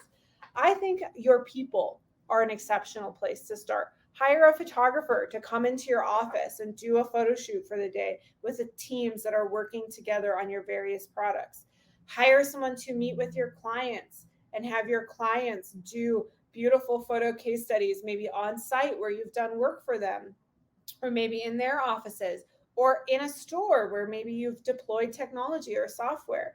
These are all great examples of how people can come to life in more authentic ways. When we're going to use photos of people that are stock content anyway, why not use real people, real clients, real employees, real founders? Of course, you can from there build more kind of interesting ideas. So, I've seen many clients, especially with Suna, bring their pets into Suna and get amazing photos with their pets. Some teams will even go so far as to say, here's all of our employees and here's all of our pets. Why does this work? Why is this valuable? It comes down to what we talked about at the beginning. People like to buy from other people, and seeing details about people helps us connect. It gives us something to talk about. It gives us an opening to share with one another. Another thing that you maybe haven't thought of is models that you might build or work samples. If you're in construction or you're maybe at all in the engineering industry or the architecture industry, these documents, these physical products are actually amazing things to get photos of because there's something that other people can see. If you're on a software team, having a photographer take pictures of your Kanban boards that are planned and printed out on the wall, or having someone do something interesting in a flat lay style of the different tickets that you've checked off of your Jira board, print them all out and make it an interesting collage. You think this sounds dorky, but let me tell you, what it actually does is it helps you stand out. It helps you stand out from a sea of people who are using those generic graphics that we just showed at the beginning of this presentation. Anything that feels generic is generic. Anything that is specific to you feels connective. It feels like an invitation to do things. And of course, you can even try hypothetical content. So, if you're working on something new, if you're trying to build a minimum viable product, this is startup week after all. Take pictures of your prototypes. Take pictures of your early MVPs. These are all assets for you to help communicate the progress your business is making. And they can be used far beyond your website. All of these photos, all of this content can be used on social, can be used in email, can be used on your website, can even be added to Google search results so that you have photos associated with your physical location if you want to get your address listed with Google. All of these places are great places to be using this custom content and give you a well of good stories to tell across your business. Now, I wouldn't be doing my job promoting my business if I didn't share this part of the presentation with you, which is that if you're having a hard time getting started, if you're scared to try something new, at Suna, we do something called Headshots for All. So all of our folks in Austin here can actually go to suna.co/headshotsforall and sign up to get a free headshot in our Austin location. Our store on East Cesar Chavez has free photo shoot bookings every single week for a free headshot. Bring in your founders, bring in your team, invite your clients to go to suna.co/headshotsforall. Come get a free photo and start building a library of the images of your people and of you yourself. I think you'll really enjoy it. We started doing this because we just truly believe in the power of a photographic first impression. But it is also an amazing way to meet all of you, to hear your stories, to hear about the things that have been valuable for you and have been valuable for your business. And I think that these images really show off a lot of personality. They show off a lot of humanity. And of course, they show off so much positivity. Again, in B2B marketing, we tend to be so problem focused. We tend to be so sterile. Show your personality. Show who you are as a human being. It makes others want to connect with you. So, you might be asking, well, Liz, I want to do this, but maybe my boss isn't going to let me, or I'm scared to present this to my co-founder because what are they going to think? This is my dog, Francine. Doesn't she look great after her headshot? I think her headshot looks fantastic. The reason people are afraid to do this is truly fear, but it's also something that's grounded in a more meaningful question, which is a lack of trust in customers. We have been told for so long that we must be serious in all things business, that we must be serious in all things work. Well, let me tell you, everybody, we have all been working from home for the last 2 years. And if you haven't seen your colleague's kid running in the background, heard a dog going crazy at the mailman, haven't seen an accident or a mess or a spill or a disaster in the background, or haven't been subject to some other unfortunate circumstance that is happening in these Zoom video meetings that we're all having with each other, then you must have had a perfect quarantine, because I know for a fact that most of us have had to let a layer down, have had to reveal some part of ourselves at work that maybe we weren't comfortable revealing in the long term. And so I just want to remind you that there are so many things that we are all sharing together about this pandemic. And because we're all sharing this together, we actually have to have a lot more trust for one another. And we have to believe in our customers' ability to get past these sterile messages, to get past the overwrought language, and actually trust them to believe that they want to connect with us as people, that they want to connect with our businesses because of the positive outcomes we create for each other and the good results that we're going to get together, not just because of the things that maybe feel like what's expected of us. And if you're a manager, if you're a leader inside of a company, now coming out of this pandemic is the time to be brave. It's the time to try something new, because we've all been trying new things. We haven't been getting on planes to do sales presentations in a traditional B2B way. We've been doing it like this. And so now is an amazing time to say, yeah, you know what? Why not add the pets to the website? You know what? Why not do a wonderful photo shoot with our team? These things are definitely something that are within your power to try. And the truth of the matter is that the boring B2B playbook will always still be there. It's not going anywhere. So you have nothing to lose. If you are a manager, if you are a leader inside of a startup or inside of an organization, I encourage you to take this moment as a call to arms to say, we're going to do things differently because the world looks different than it did when we got started in this crazy process.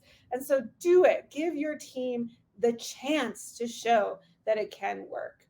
So I want to offer a coupon, but before I do, there's some questions that have come through in my chat. Thank you so much. I'm going to answer some of those questions. Now is the time to get into those questions. If you have questions coming out of this presentation, now is the moment, because you have 15 minutes, about give or take, probably 10 minutes, to have all your questions answered by me about your B2B content. So if you've been waiting to submit a question, you have a question about anything I've said during this presentation, now is the time. With that, Suna is here to help you. Like I said, we have a store here in Austin on East Cesar Chavez. We do free headshots every single week. So if you want a free headshot, suna.co/headshots for all. But if you're thinking about any other kind of content, you maybe want to do something more stylized, you want to do a product photo shoot, you definitely want to have a chance to get your free photo. So if you want to do anything other than a headshot, please use the code ASW, as in Austin Startup Week 21 at suna.co when you make your booking, to get one free photo. That free photo can be used on any kind of photo. There are no limitations. It can be a headshot. It can be a team photo. It can be a flat lay photo, whatever it is that you want to create for your business to help wake up your B2B content. That is a gift on me. So with that, we're going to go ahead and start answering some of your questions. So let's just start right at the top. One of the questions I really loved here was, how important is it for individual employees to have personal brands that impact your B2B content? Since it's the Startup Week, I want to talk about the role of founders just briefly. You know, my co-founder and I made an agreement very early on. I'm much more extroverted than her. She's much more introverted. So I really carry a lot of the B2B personality for our business online. I'm very vocal on LinkedIn. I'm very vocal on Twitter. I'm very vocal on Instagram about all the things that we're doing in our business. whereas she doesn't really want to have that presence. This is a great conversation to have with your co-founders, if you have them, or any other leaders at your startup, and say, hey, who's going to play what role? You could even say that maybe someone's more interested in Twitter, but another person is more interested in YouTube. That's a great way to divide and conquer how you're going to communicate online. Another way is to say, here's kind of the guidelines of what things we want people to be talking about. So if you're on the sales team, here's 3 or 4 things you can talk about. If you are on the marketing team, here's 3 or 4 things you can talk about. So you can actually give parameters on how people can talk. And really encouraging people with tools is another amazing way to inspire individual activism on the benefit of your brand. So at Suna, one of the things we do is when people join the company, they get a coupon code that is their first name. So if your first name is Emily, anytime someone uses the first name Emily as a coupon code, they get a free photo on Emily. And Emily gets to celebrate that transaction, gets to celebrate what she's contributed to the company. And we've seen hundreds and hundreds and hundreds of coupon uses from various different business owners that have all come from our employees having their own coupon code. So just think in your own business, what is a way that we can activate our team, activate our entire business to talk about the company in a productive way, in a measurable way that works for us? And I'm sure you can find something. It doesn't have to be a coupon code. It could just be, asking people to do a social post once a month on LinkedIn, or having a standard way that they share that they've joined the company on LinkedIn. These are all things that you can do that can be really effective. Another great question. What's a fun and creative way to deal with social media being down for 6 hours? Well, we all know what that's like, right? That just happened. What a unique week it has been. Facebook and Instagram were down, I think, for 6 hours the other day. And there's a lot of stories going around about why that is. But it's one of those examples of how we've become so over leveraged for these platforms. We've become very reliant on them as a way to communicate with our customers. And so I really think, taking those moments to be funny and say, send a witty email to your entire list. And, the witty email can have a subject line that says something like, while you're bored waiting for Instagram to come back, and just have a memo inside there. That's a great way to say, listen, we're sharing this right now. Again, person to person. Let's connect together. Let's have a little joke together. Let's be human together. Amazing way to do it. To make joke on LinkedIn. Like, LinkedIn has never been so popular as it was today. Here is something that you may have missed when you were spending too much time on Facebook. These are the ways that you can bring it back to reality. And I really just encourage you, again, to think about that question I posed at the midpoint of this presentation, which is, how do you speak to your peers and your friends at work? The way that you speak to your peers and friends is a really amazing way to be thinking about how to connect with people and to connect with them in an ongoing manner, not just a one and done matter. Another great question. What's a great way to prepare for any gaps in your content plan? Boy, oh boy. I mean, you should have a library of what I call evergreen content. Evergreen content can be blog posts, it can be emails, it can be social media posts, images that can be used any time of year for any reason. And some of those evergreen pieces of content might be really important or compelling data points about your business, awesome customer case studies, awesome customer reviews. These are the things that you can have in an evergreen folder on your Dropbox, your Google Drive. Have them ready to go. So on a day when you're just like, we need to get something out there, but we don't know what it should be, you've got something in your back pocket. And then just keep updating it. One of the ways we do this at Suna is we have a channel on our Slack called Crew Love. And what it is it's places where where the crew can share what customers have been saying, positive feedback that customers give. And that just gives us an accumulation over time, over many weeks, over many months of really great customer stories that we can draw upon at any time. You can do this too. Think about what's a Slack channel we can create that's sort of a repository, place where people can share those positive messages, share that positive information with one another. All right, let's take a couple more questions. How do you move away from boring and still be fun, but not move into being unprofessional? being unprofessional is a fear that we have. I think that a lot of people would be surprised to know that if you look me up on LinkedIn, my title on LinkedIn says media entrepreneur and general badass. And the reason I have that title is it sets a tone. It sets the tone of, listen, I am a very serious business person. I've done this multiple times. I've sold a company. I'm building a massive company. I've raised over $16 million. I take what I'm doing very seriously, and I am a professional at what I do in media. But I'm also a person. I'm also a person, and I have a personality because I'm a person. And it's really an invitation for people to approach me differently, to approach as a human first and a worker second.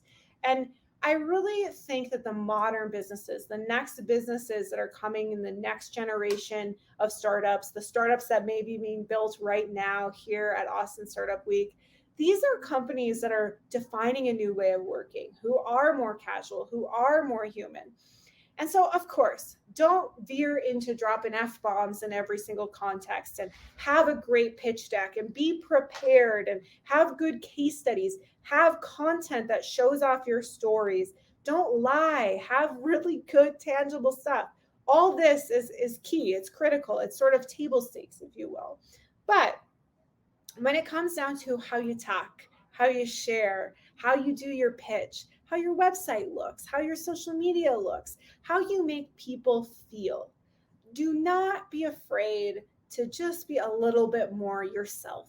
Because so many companies, especially startups, are reflections of founders who have a personality, who have dreams, who have ambitions. And we want to see those dreams. We want to see those ambitions. And you know what? If you don't want to be a public person, if you want to hold back a lot of your personality, that's okay too. Just know what your brand's personality is. Know what the voice is. Maybe it's the voice of the customer. Maybe it's the voice of the vendor. Whatever it is, refine that voice and make sure it sounds like a person talking to another person. All right, I don't think we're going to have time to get into another question. So again, I just want to thank you so much for being here as part of Austin Startup Week, as part of waking up your B2B content. I hope you feel more awake. I hope you feel more inspired. I hope you feel more ready to go after something that's more brave and fun and representative of what your business has to offer the world. Like I mentioned, we have 2 free ways for you to get free content for your B2B business on Suna. You can go to suna.co/headshotsforall and get a professional headshot on us. Sign up for a date and time that works for you and come visit us at our Austin studio. And then if you don't want a headshot, but you want something different, you're wanting a team photo, a product photo, maybe something else very creative, we have a free photo for you if you use the code ASW, all caps, 21 to get a free photo when you go to suna.co and book your photo shoot. Again, I'm Liz Georgie. I'm the co-founder and CEO of Suna. It has been my pleasure to be here with you today to share all the things I've learned through my B2B journey. I hope it helps you with your B2B journey. I hope you will be brave. I hope you will be bold. And I hope you will stay awake in a world that has played it far too safe for far too long. I promise it will help you stand out. And I hope you have a great rest of your Austin Startup Week. Thank you so much for having me. Awesome. Thank you so much, Liz. So at Root and River, my co-founder Emily and I have a game that we created around branding and marketing called Bullshit Bingo. And we actually give it to clients to go through and play bullshit bingo related to how they use it. But you've inspired me on something is we need the opposite of that. We need something like pure gold bingo, because that's what you did today. Like it's funny, as I've been doing this a long time, 2 decades, doing branding and marketing. And so I have this kind of running checklist of things that are like truly original and provocative and heretical, and you checked them all. So big praise to you for that. That was super interesting. Well, thank you, Justin. I want to, first of all, how do I get a copy of the bullshit bingo card? That sounds like a game I want to play. And then, let's get ideating on how we get the bingo card for the gold, because the brands that strike gold, we know what happens for them. It's a big old bingo. And I don't think it's any coincidence here that one of the phrases we use at Suna when a customer receives their photos, their email reads, "Bingo bango, your edits are ready to tango." And so, maybe we've been channeling you on the bingo front for quite some time. Strategic serendipity. Yes. Thank you so much, Liz. Thank you, Justin. Appreciate it. All right, so we're going to go back into some more networking. I am going to assume that you know how to do that now, but if you're new and you haven't been on all day, I will just give you this quick primer on how to do that. Is press the networking icon on the left side of your screen, and then you'll be randomly paired with a new friend and give you about 5 minutes to chat with each other, to ask each other questions, get to know each other's story. And if after 5 minutes, you're like, I want to continue this, just hit the connect button at the bottom and hop in. The platform will send both of you an email. We're going to come back in about at the bottom of the hour at 2:30 Central.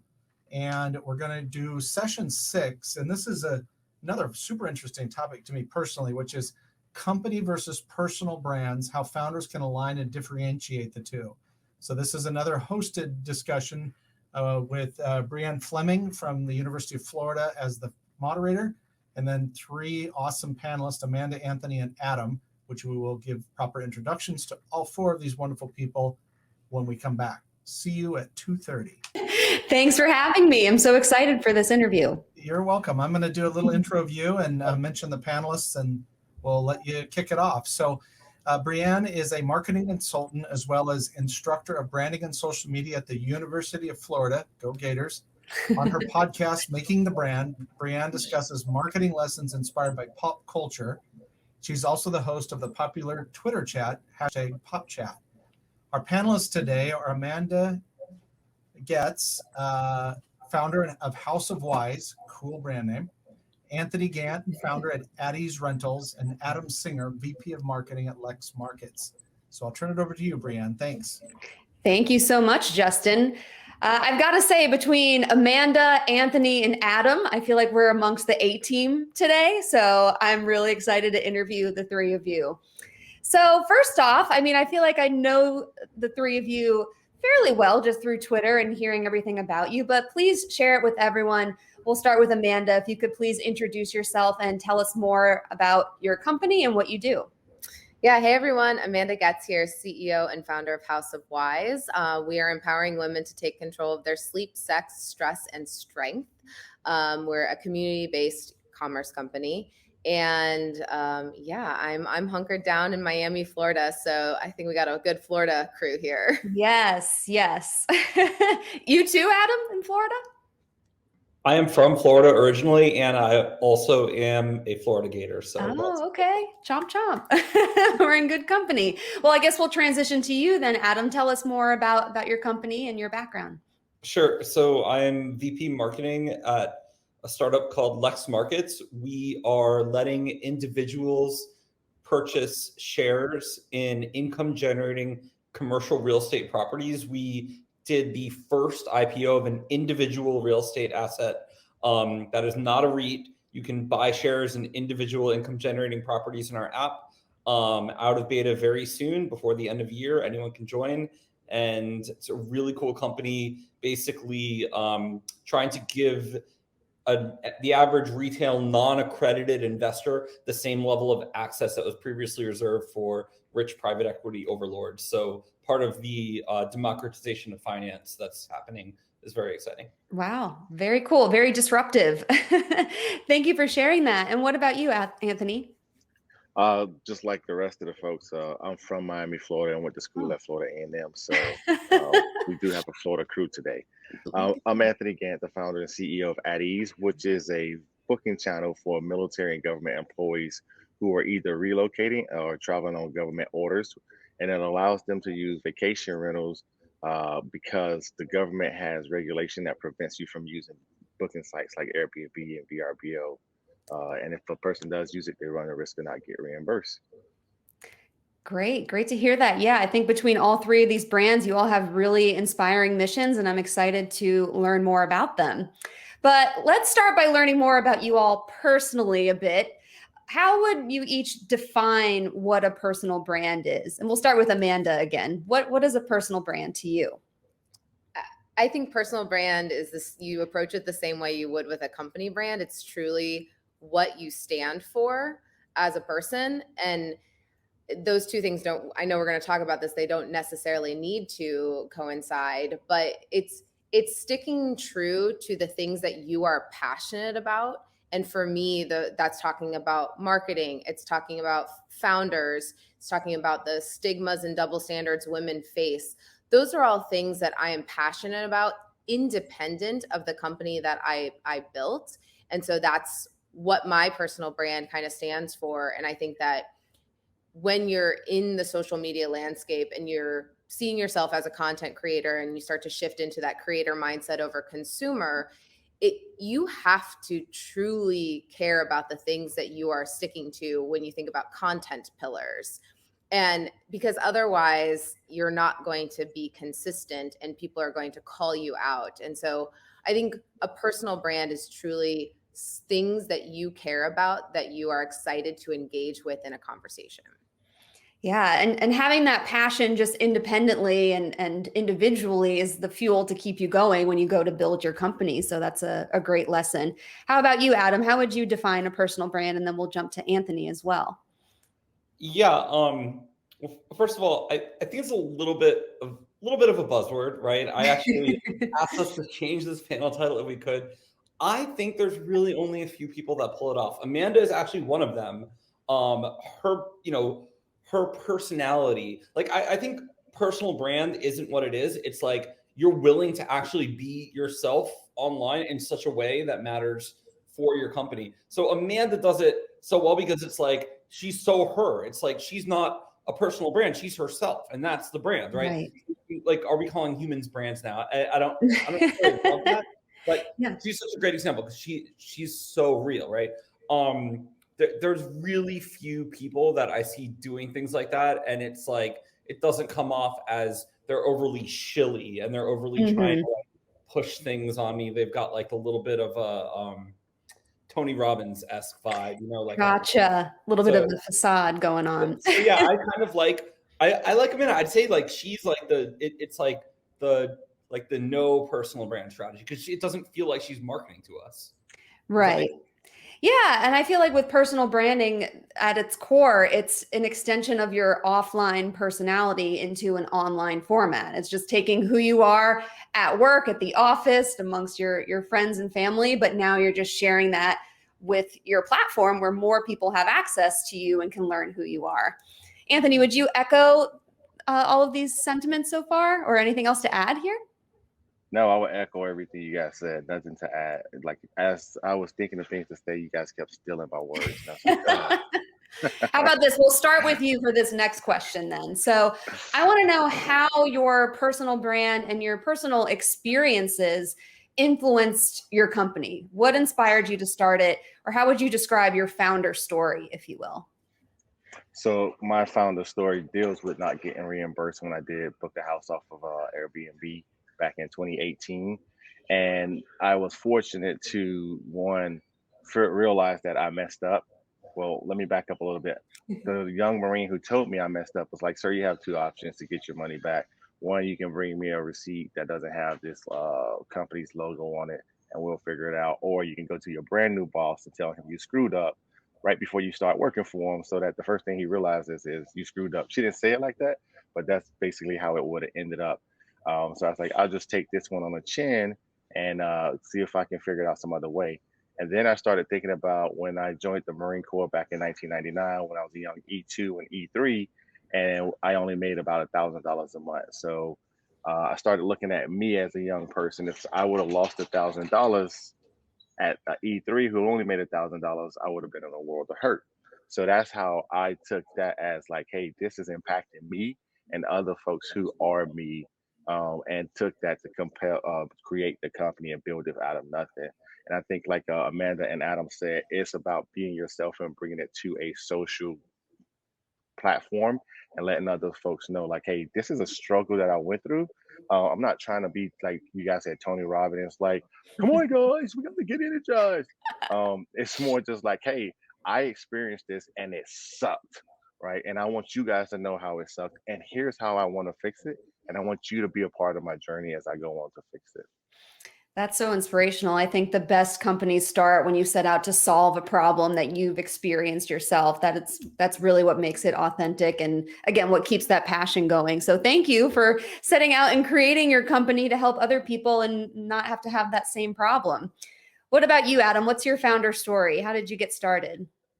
Well, I haven't founded a company, so I don't really have a founder story, but the only reason I have people who even follow me or care what I say online is in like 2008, 2009, I started one of the first digital marketing and PR blogs many years ago. The only reason I started it is because I was at an agency and I noticed like recurring things a lot of my marketing and PR clients like weren't doing online. And I helped my firm build out a digital practice before most firms had like a digital marketing practice, brought like Berkshire Hathaway and some large brands into social, like created the first 1 million member Facebook page for a brand, International Dairy Queen. Pretty sure we were the first QSR to 1 million members.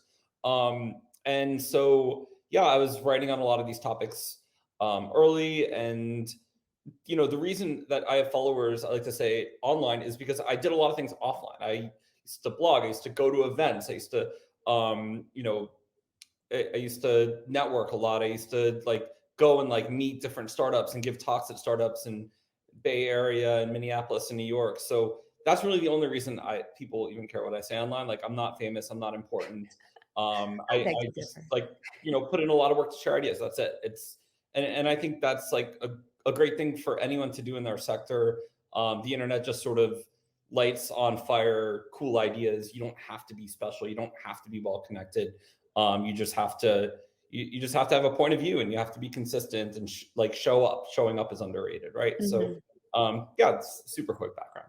Yeah, I think that's a great lesson, because a lot of times with personal branding, we think it's actually selfish to share content, and we think it's making it all about us and saying, oh, look at me and the cool things I'm doing. But if you share your point of view, that could potentially help another person and maybe prevent them from making a similar mistake. Like, your wisdom and experience can help other people along the way. So it's actually quite selfless to do what you're doing and to share your voice with your platform. So we thank you for that. Amanda, what inspired House of Wise? Yeah, so similar to Anthony, it was a personal story. I was kind of at the height of my career leading marketing for The Knot, and I was going through a divorce, and I had 3 kids under the age of 4. So life was stressful, obviously. And like kind of everything in media celebrates kind of mommy wine culture. But what happened was I was stressed for all these other reasons, turning to a glass of wine, and then it was affecting me. And so for the first time in my life, I started researching cannabis and how it can help me. Started using it, but felt shame in doing so because I, you know, was a mom and I was an executive. And then whenever I feel shame in something, I always question like where that comes from, like going through a miscarriage or, you know, going through a divorce, like all those things carry kind of stigmatized shame that comes from a place, but it's not coming from us. And so I realized that there was not only an opportunity to create a company that spoke to a woman like me who is new to the CBD world, cannabis world in general, and just understanding, but then also creating a community of women who are no longer compartmentalizing their life in a neat way. Like, there are mom groups, there are corporate groups, there are people you talk about sex with, but there's no holistic view or community where you feel comfortable talking about kind of all the things you're struggling with, which is what I was looking for, because my life had kind of like meshed into this one thing. And so, yeah, that was the origin of House of Wise. And when the pandemic hit, I was still leading marketing, but I saw all of my friends struggling more than ever and drinking more than ever. And yet it's this like snowball effect, because alcohol affects your sleep. And then the next day you have anxiety because you drank the night before and you didn't sleep. And so then you turn to another glass of wine to help you fall asleep. And so it's this snowball effect that I just saw during the pandemic. And I would say the pandemic catapulted me into a founder role faster than I had intentionally thought about. But I saw that women needed help and they didn't know who to turn to. And so I saw an opportunity.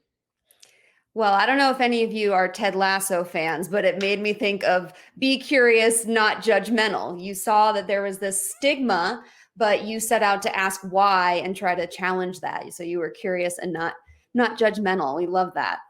So as far as personal brands and company brands, I know we talked a bit about authenticity, but where is the line? Where's the line between your personal brand and your company brand? Are they the same? Do they differ? Where is that line?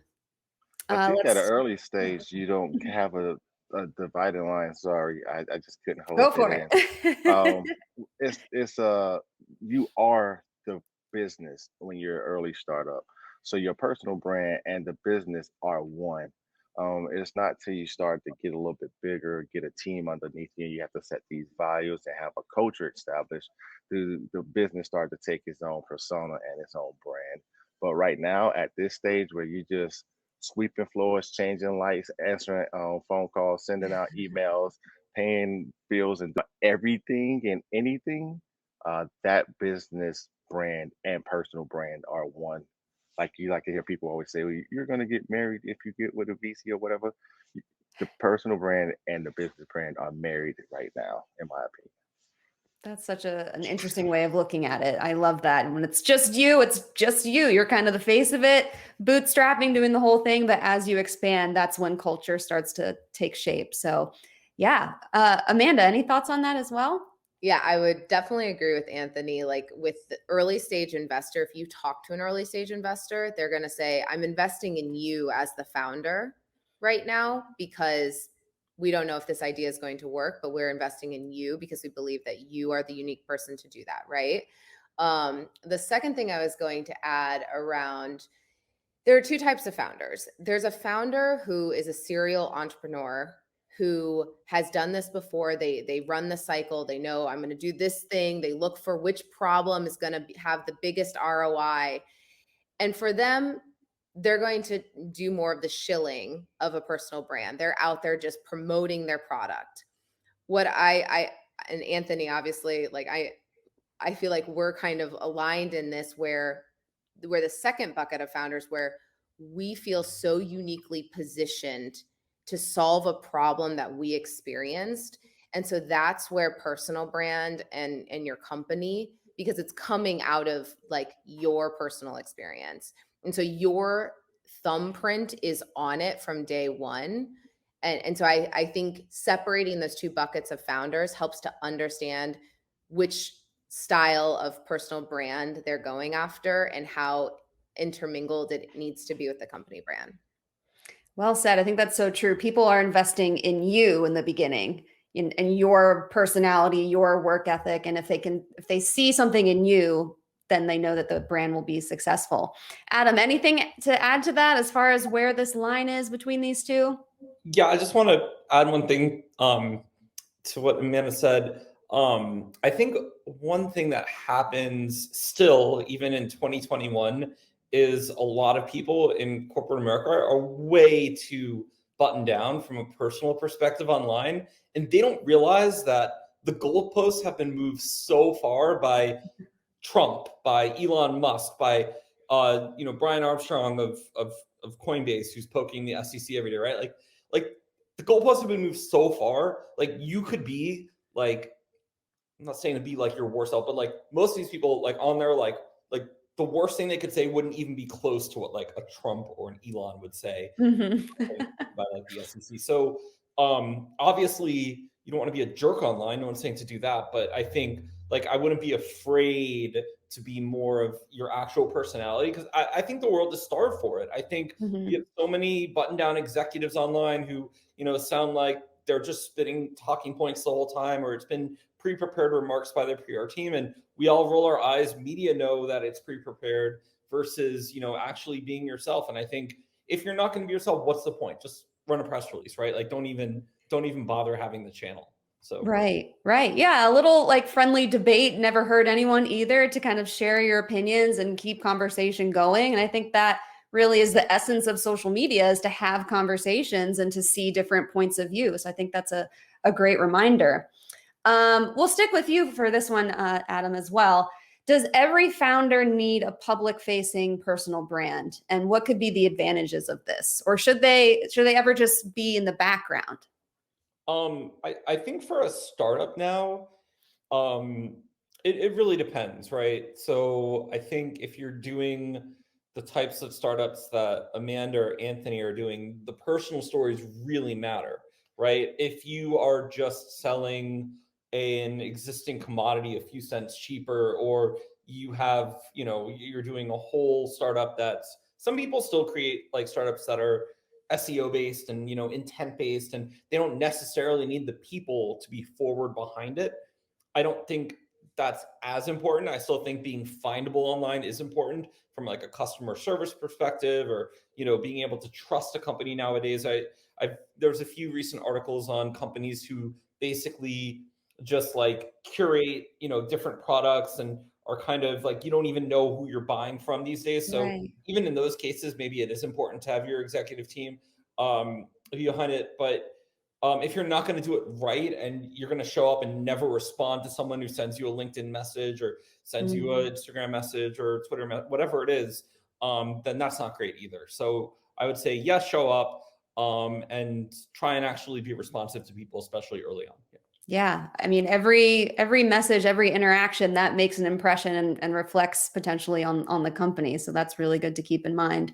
Anthony, what are your thoughts on that? I agree with Adam. It depends on and Amanda said it too. It's two different type of founders. Adam, you said it really well. I'm trying to think of something like that I can add to it in terms of like, can you create one and the other? When should you do it? I think it's because it's so personal to me that I only look at the brand, as I said earlier, that they're intertwined with each other. Yeah. And I heard something that you didn't pull out earlier when we started talking about this, but all of us had a why when we said what we're doing. Like Adam said, I didn't see anybody doing it, and my company was doing this, and this is why I did it. And Amanda said, this is why I did it. I think Simon Sinek start with why is the most important part about it, and that's what's added to the brand, whether it's personal or business. If you don't have a why, it's not going to be compelling. It's just going to be fake, and you're just going to be out there. Look at me, I'm eating some food, and it's like, okay, another one of those people.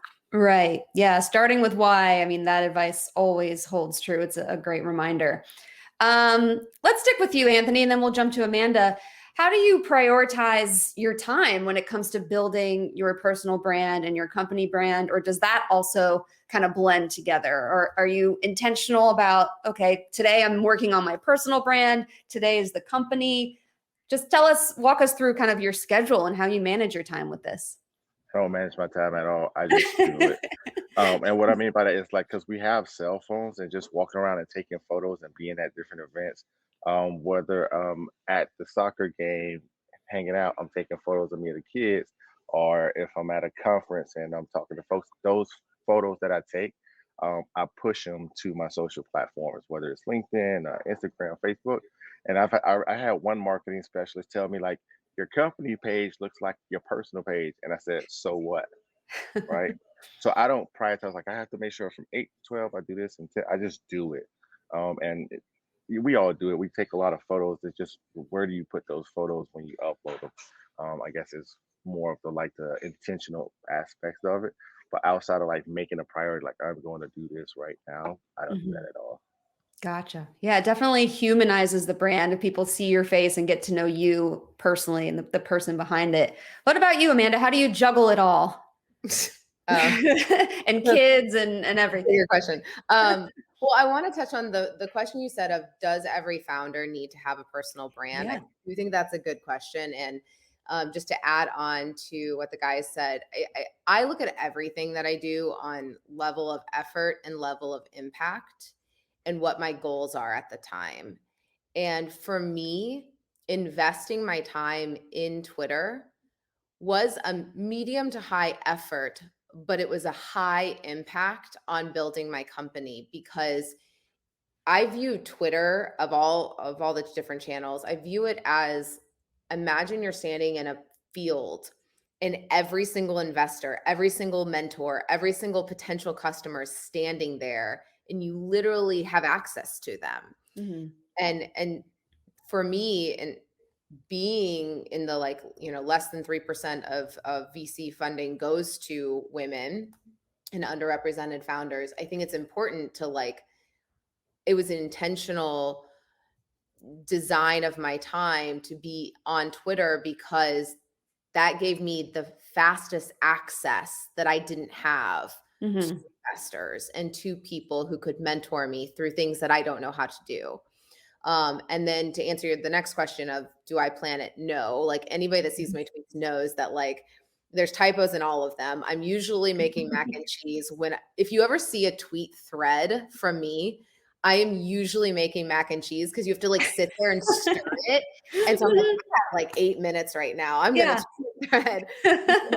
It's, to me, people always think that there's some content strategy, and no, whatever I'm tweeting about is something that popped into my head, and I was wonder if people share this. And it also gives me for me, my audience is over 80% women, and so it is incredible how I can see what women are responding to, and if it's a pain point, because it's literally user research in my hands as a marketer, because I get to hear real stories from real women and develop products for them that meets their needs. Yeah. And I think it's so counterintuitive to hear that as marketers, that there's no content strategy. But I like to say the same thing. When it's your personal brand, it's just you. Just be you. You don't have to plan to be yourself. You can just be off the cuff. And I think Twitter creates that space for everyone. So let's see. Adam, do you mind taking a question from the audience here? I don't mind taking any question. All right, let's see. So we have a question from Yella, and we might have touched on this a little bit. He says, while personal branding and corporate branding have many similarities, the way you brand yourself is different. How do you develop your personal brand, and how far can you go with showing who you are as a person compared to who you are as a company? Well, your team makes up the personality, the totality of your team's personality and interactions with the world are the personality of your company. If they don't illustrate and articulate your brand values, then that would be weird, because generally speaking, they're the ones who live and breathe those. So now, that's not to say you shouldn't have your own individual identity as well, but probably a good example to look at are my previous employer, Google, has developer advocates that are active on everywhere from Reddit to Hacker News to Google Forums to Twitter, and they respond to developer questions. Microsoft has similar roles, right? And you can see, I actually think the big tech companies are pretty good at this. The advocate roles, I've always thought, were better than the marketer roles, because they were actually doing the real marketing of talking to developers, talking to advertisers, and doing so in a way that was helpful. Obviously, high empathy for people who were trying to figure out, implementation problems or software problems. And so, I would say they're $1 trillion companies, so they're doing something right. If you were to look at how a lot of those DevRel people are doing things, Louis Gray at Google, who's on my old team, he still is analytics advocate. If you use Google Analytics, he's basically the voice for Google Analytics at conferences, online. He does their MOOC, their massive open online course, all that stuff. He has my old job. So I think he does even better than I did. He's so awesome. Take a look at how the big tech companies do DevRel, and I think that's a great example, because that whole role is spent talking to users, and not it's probably actually instructive for how even C-suite should talk to users. I would love to see C-suite be that empathetic with every question that they get online. Yeah. Well, like you said, it sounds like they're doing something right. Now let's pivot a little bit. I won't put anyone on the spot here, maybe the first person who thinks of something, but let's talk about mistakes when it comes to building your brand and your personal brand. What do you think is a common mistake that founders make, or maybe one that you have made and want to help the audience here and not have the same fate? Trying to figure out which mistake is the best one. It's so many. I'm like Amanda, like you. I hope your brain is smart enough to cipher the message I just text or posted in LinkedIn, because the language won't be English, but it'll have English letters, which means it's going to be misspelled and hacked up a lot. But that's like just I just want to get it out to you because I'm thinking it real quick. Um, I get it from listening to Grant Cardone, where people judge his book. He says, "So what? I wrote a book," but he says it a little more harshly. Um, Can't really I, criticize. That's a huge yeah, you accomplishment. can't criticize when you do it. But one of the mistakes I did make was posting uh, stuff where it seemed like I was a fake company and people thought it was spam. It seemed like that Wow. I was just some person out of Asia, just like boom, boom, boom, boom, boom, boom. Yeah. So where people are like, oh my God, this is a spam. Hey, Anthony, I think somebody hacked your company on social media. And I was like, ugh, let me slow down a little bit. And like Amanda was saying, how she's intentional with Twitter, that's me on LinkedIn. So I had to choose when I want to be on LinkedIn and how much I put on LinkedIn. Gotcha. Good input. Any other mistakes among the two of you? Well, it's kind of a mistake, but also just like double clicking on the question we got from the audience. I think when you work for a company, like let's take a founder hat off for a second, and you work for a company and you're nervous to build a personal brand independent of that company, whether you want to create a newsletter or you want to have a side hustle or whatever it is. And I think a mistake in general that I see a lot is not having a very clear conversation with your boss about that you are going to be intentional, because right now we still live in an age where there's some generational gaps and some like a difference in understanding of what social media's role is in someone's life and what their intention is. And, you know, having been a manager of a lot of you know, millennials and Gen Zers, and this like red flag goes off when you see somebody start like tweeting more or posting more. You're like, oh, they're looking for a new job. And I think a common mistake is not just sharing what you're passionate about and saying, hey, this is really exciting for me, and then positioning it as a win-win for the company. Because when you're building a personal brand and you get to speak on a podcast or a panel about what you're doing that. And when people look at your bio, they're going to see where you work. And so, yes, you are an extension of that company, but you are an individual entity. And I think that people conflate those two things, especially on the manager side, that we have to start moving into this era that people are individuals. They are not property of a company, and they get to have their individual brands and they can pursue those things. But a mistake is not getting ahead when you know that is a common kind of blurriness, if you will. Yeah, preach. I think that's great advice. And yeah, having that conversation could prevent a lot of mistakes or just miscommunication along the way. So thank you for that. Adam, any other mistakes that you would want to add that you feel like people have make or you have made? I mean, made tons of mistakes. That's part of the awesomeness that every marketer can do right now. Amanda was talking about, you know, hiring people for your team who post a lot online.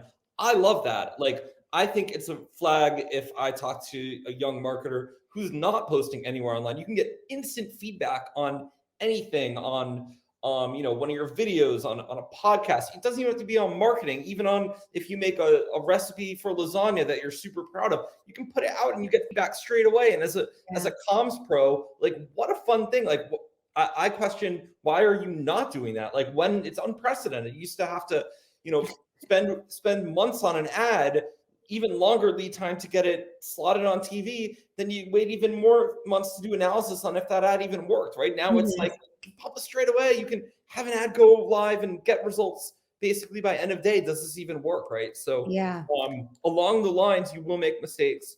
I think that's fine. I actually think that I would rather, from my team that I manage, that they walk up until the line and they figure out where it is and they cross it a little bit, then they never get there, because there's so much noise online that the higher risk is just not being found at all and not pushing the envelope. And I'm not saying to do stupid things like have a tweet go viral because you said something dumb. Not like that, but maybe, you know, we had a piece of ad creative that got people talking and the audience was like, oh, this is cool, or oh, maybe a little risky. Like, that's okay, right? So I think as marketers, we should know where the line is. We should know when it's okay to walk up to it, across it. And I actually hope we get past a little bit of this sort of cancel culture we're in, where people are less afraid to try things, because the internet should be a safe petri dish, right, for everyone to try things out. So I hope we can get better and, you know, play nicer together. Yeah. Move forward. Yeah. I think that's also, I mean, a great indicator of company culture. If you give your employees that freedom to use their platform, like you said, it would be a red flag if their employees, like you notice all their employees were quiet and didn't use their voice. And what I've noticed just as a Twitter fan is that it's often, you know, your people that you follow, that you become close with, you end up becoming customers of the brands that they work for. So it's a win-win for everybody, I think. I think this will be the last question. We'll hit on this with all three of you, but I wanted to ask, how have personal brands come into play during the hiring, fundraising, and partnership discussions at your company? Is it a factor that you keep in mind when hiring people or doing fundraising and any type of partnership? We'll start with Amanda. 100%. Yeah, you definitely, I mean, every company should, from day one, I don't care how big you are, should have company values, right? And those values and having those written on, you know, a PowerPoint slide somewhere, seeing if, let's talk with investors, for example, like an investor is basically a marriage. That person is in your house, so to speak, for the next decade, if you will. And so if you are not aligned on core values, then that's a huge issue. And then same with hiring. Like I think we go too far on like, are they a cultural fit? Because I think that gets us into a lot of like selective biases and diversity of all types, diversity of thought, everything is important. And having like the aligned value system and then seeing, does that person fit without those values is important, but not necessarily culture. Cause I think culture gets too blurry there. And I think it's an easy scapegoat for people. Yeah, you want to find people that are aligned and believe in the mission that you're setting out to, you know, share with the world. So yeah, that's definitely a factor. What about you, Anthony? How does personal branding come into play with fundraising or hiring at your company? For fundraising, I think Amanda hit on it earlier on when she said they're betting on you. So I've heard investors tell me, at this stage, I bet on the jockey, not the horse. We'll get the right horse if you're a good jockey. So it's important to like let people know who you are and what you're about. Like, hey, you know, this is me and this is what I'm going to accomplish because I've done this before. In terms of hiring, in a day and age where it's much more difficult to be in front of each other and hang around the break room and have coffee for like 8 hours of the work shift, I think having that presence online allows employers like myself, when I'm looking for people, I'm going to look at what they do, how they act, interact. I'm not going there to be judgy, but I'm just saying I just want to see what this person does and who they are. Because I'm interested in stuff like that. I think that's bred from the military culture, where you have to know your people because your people have to be invested in the mission because they're going to be the ones executing it. So now that we're all like right now, we're digital and we're talking to each other from Miami and Austin and all over the United States. And I actually went to Amanda's Twitter and I followed her because I wanted to know who she was. Yeah. So I think it's important to know those individuals and people. I followed you too, Brianna. Oh, yeah. I haven't followed you yet, Adam, but I will. So that's extremely important. I'm not interesting, don't worry. So yes, it comes into play whether it's you creating a personal brand for yourself or me as a CEO founder looking for people to join the team and help me. Mm-hmm. Yeah. And it's good to have all of those different perspectives and to learn from other people that you bring into your company culture. And I love that jockey and horse example. And I thought that was perfect. Perfect analogy. Adam, what are your thoughts?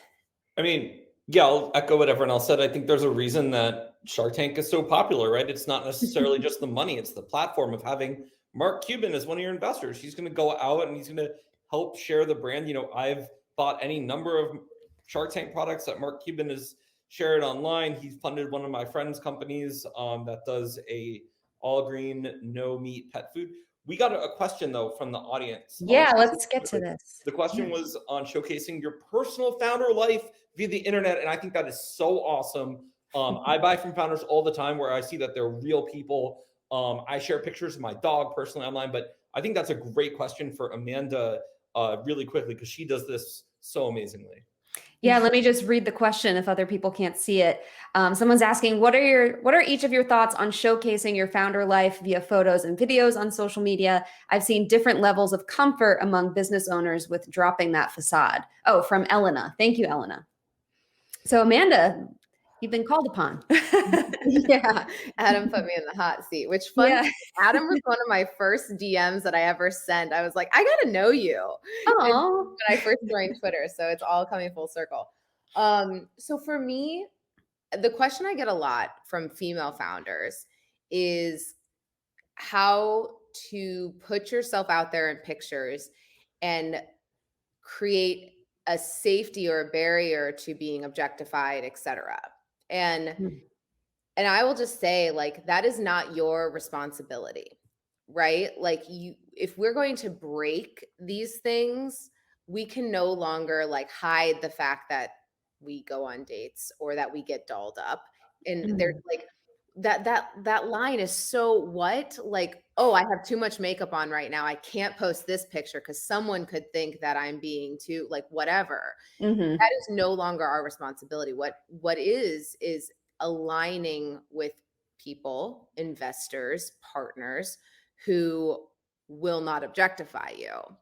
And I put all parts of my life out there for the world to see.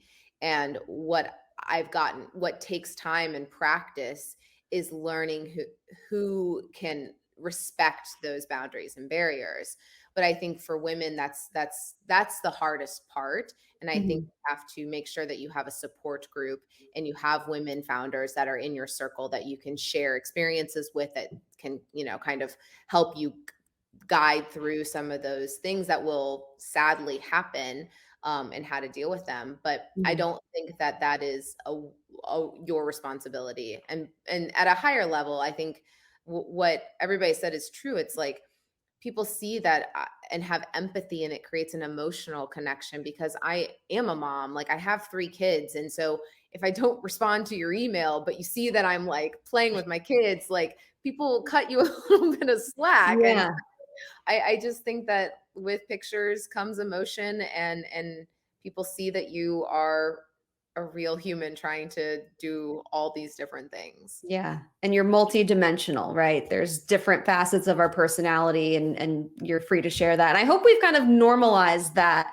I saw there was an article kind of going somewhat viral on Twitter yesterday about what to do if your boss follows you on social media. I don't know if you saw that, and like how to just create this professional, you know, presence.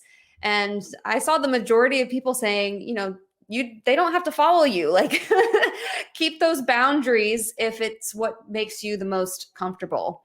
So does anyone else have anything to add on this? Otherwise, we'll close out. I do. Yeah, please do. I'm liking that Amanda said that, because I come from the military where I am a robot. So it was very difficult for me to start showcasing myself via photos and videos. So much so that my wife she's like, I can't take a picture of you because we don't want you. But I was always worried about like the other things that could transpire with deployments and whatnot. But now that I'm transitioning and about to be done with the military, I'm like, if photos are 1,000 words, how valuable is a video? Right? And you don't know until you get it out there. And it's actually helped my brand more than I anticipated or could have even thought it would. I just came in from a conference from San Antonio, like right before this call, Mhm. and by showing who I am and telling people I'm a real dude with a real dude problem and trying to help other dude to do that, right? Um, to not be getting screwed over for being amazing people. And it was so much love. And if I had not shown that from a personal standpoint and from like, hey, this is me walking into this house and I'm making sure it's good for military and government employees, people Mhm. would have been like, I think I don't understand this, but because I saw you do it, now I get it. It actually helps the brand. So Yeah. normalizing that you're a real person is extremely important because you're talking to real people. And I'll just say one last thing. I watched two things this past week. One was on Netflix. They have this new show about vacation rentals, Ooh. and Okay. it's glamorous. And it's like, here are the best vacation rentals throughout this place and that place. If you haven't seen it, check it out. They have some beautiful like vacation rentals. And then the other night, I was at a private showing at a movie theater, and it was from this influencer in the space who actually followed this one company of vacation rental managers and how they're doing the laundry and how they're folding the towels and how they're like working so hard to create the experience for when somebody comes to that home to have an experience. And I just thought that was more impactful and more powerful than seeing the floating house on South Beach in Miami, um, right? Like I Yeah. want to go use the floating house in Miami, but knowing that these people are working extremely hard during the vacation season and not taking a vacation because they're making sure that they're bringing something to us, Yeah. just made me say I love this industry that much more. But it was because they showed themselves and they were vulnerable to say, "Hey, this is us and this is what we're doing." Mhm. So humanizing. Yeah, and you mentioned video. Video is great for personal branding because you get to really see people's personalities and their mannerisms and how they talk. I think that's a great opportunity as well. Adam, any final thoughts, and then we'll close this out? No, I think video is an awesome thing. Video is hard. I've experimented with doing YouTube videos. I have very high empathy for people who put in the blood, sweat, and tears to do video well. Yeah. It's harder than any of you think. I suggest playing around and trying, and it is not an easy. That is a skill you have to work at. So, Yeah. but that means it's an opportunity, right? You know, I see a lot of vlogs where I'm like, you know what? You probably wouldn't have to put in too much effort to do as well as this. So Mhm. anything that's hard is always an opportunity. Absolutely. Well, we're happy to have all three of you on video today, seeing you here. So thank you all so much. Everyone, please go follow Amanda, Anthony, and Adam, House of Wise, At Ease, and Lex Markets. Thank you all so much for sharing your wisdom with us today. We really appreciate it. Thank you so much. Super interesting. Thank you, Brienne. Awesome job facilitating. Wonderful to hear what Amanda, Anthony, and Adam had to share. I wanted to echo, I love the line, I think Amanda said, people are individuals, not property. That's super powerful. And I love also, Amanda, what you shared about the dilemma that women professionals have that we men don't. It's kind of shit we don't have to put up with. And I love that you spoke to it and you gave words to it. And it was encouraging. So that's it. Now, there is no special prize for being here the entire day, but maybe it was good karma. So if you sat through and you worked through the sessions, you learned a lot, and you were here all day, good for you. Even if you were able to just pop in and listen for a bit, we're glad you stopped by. We're going to do an analog event next at 5 o'clock at Central Machines Work in East Austin. It's the Marketing and Branding Happy Hour. They have Capital Factory and Austin Startup Week have rented out the entire facility. So bring your friends and let's make some connections. And again, I wanted to thank the crew behind the scenes at Capital Factory and Austin Startup Week, Liz, Marianne, Jacqueline, Aaron, Sam, and many other people that have made today and this entire week such a fantastic success. Thank you very much.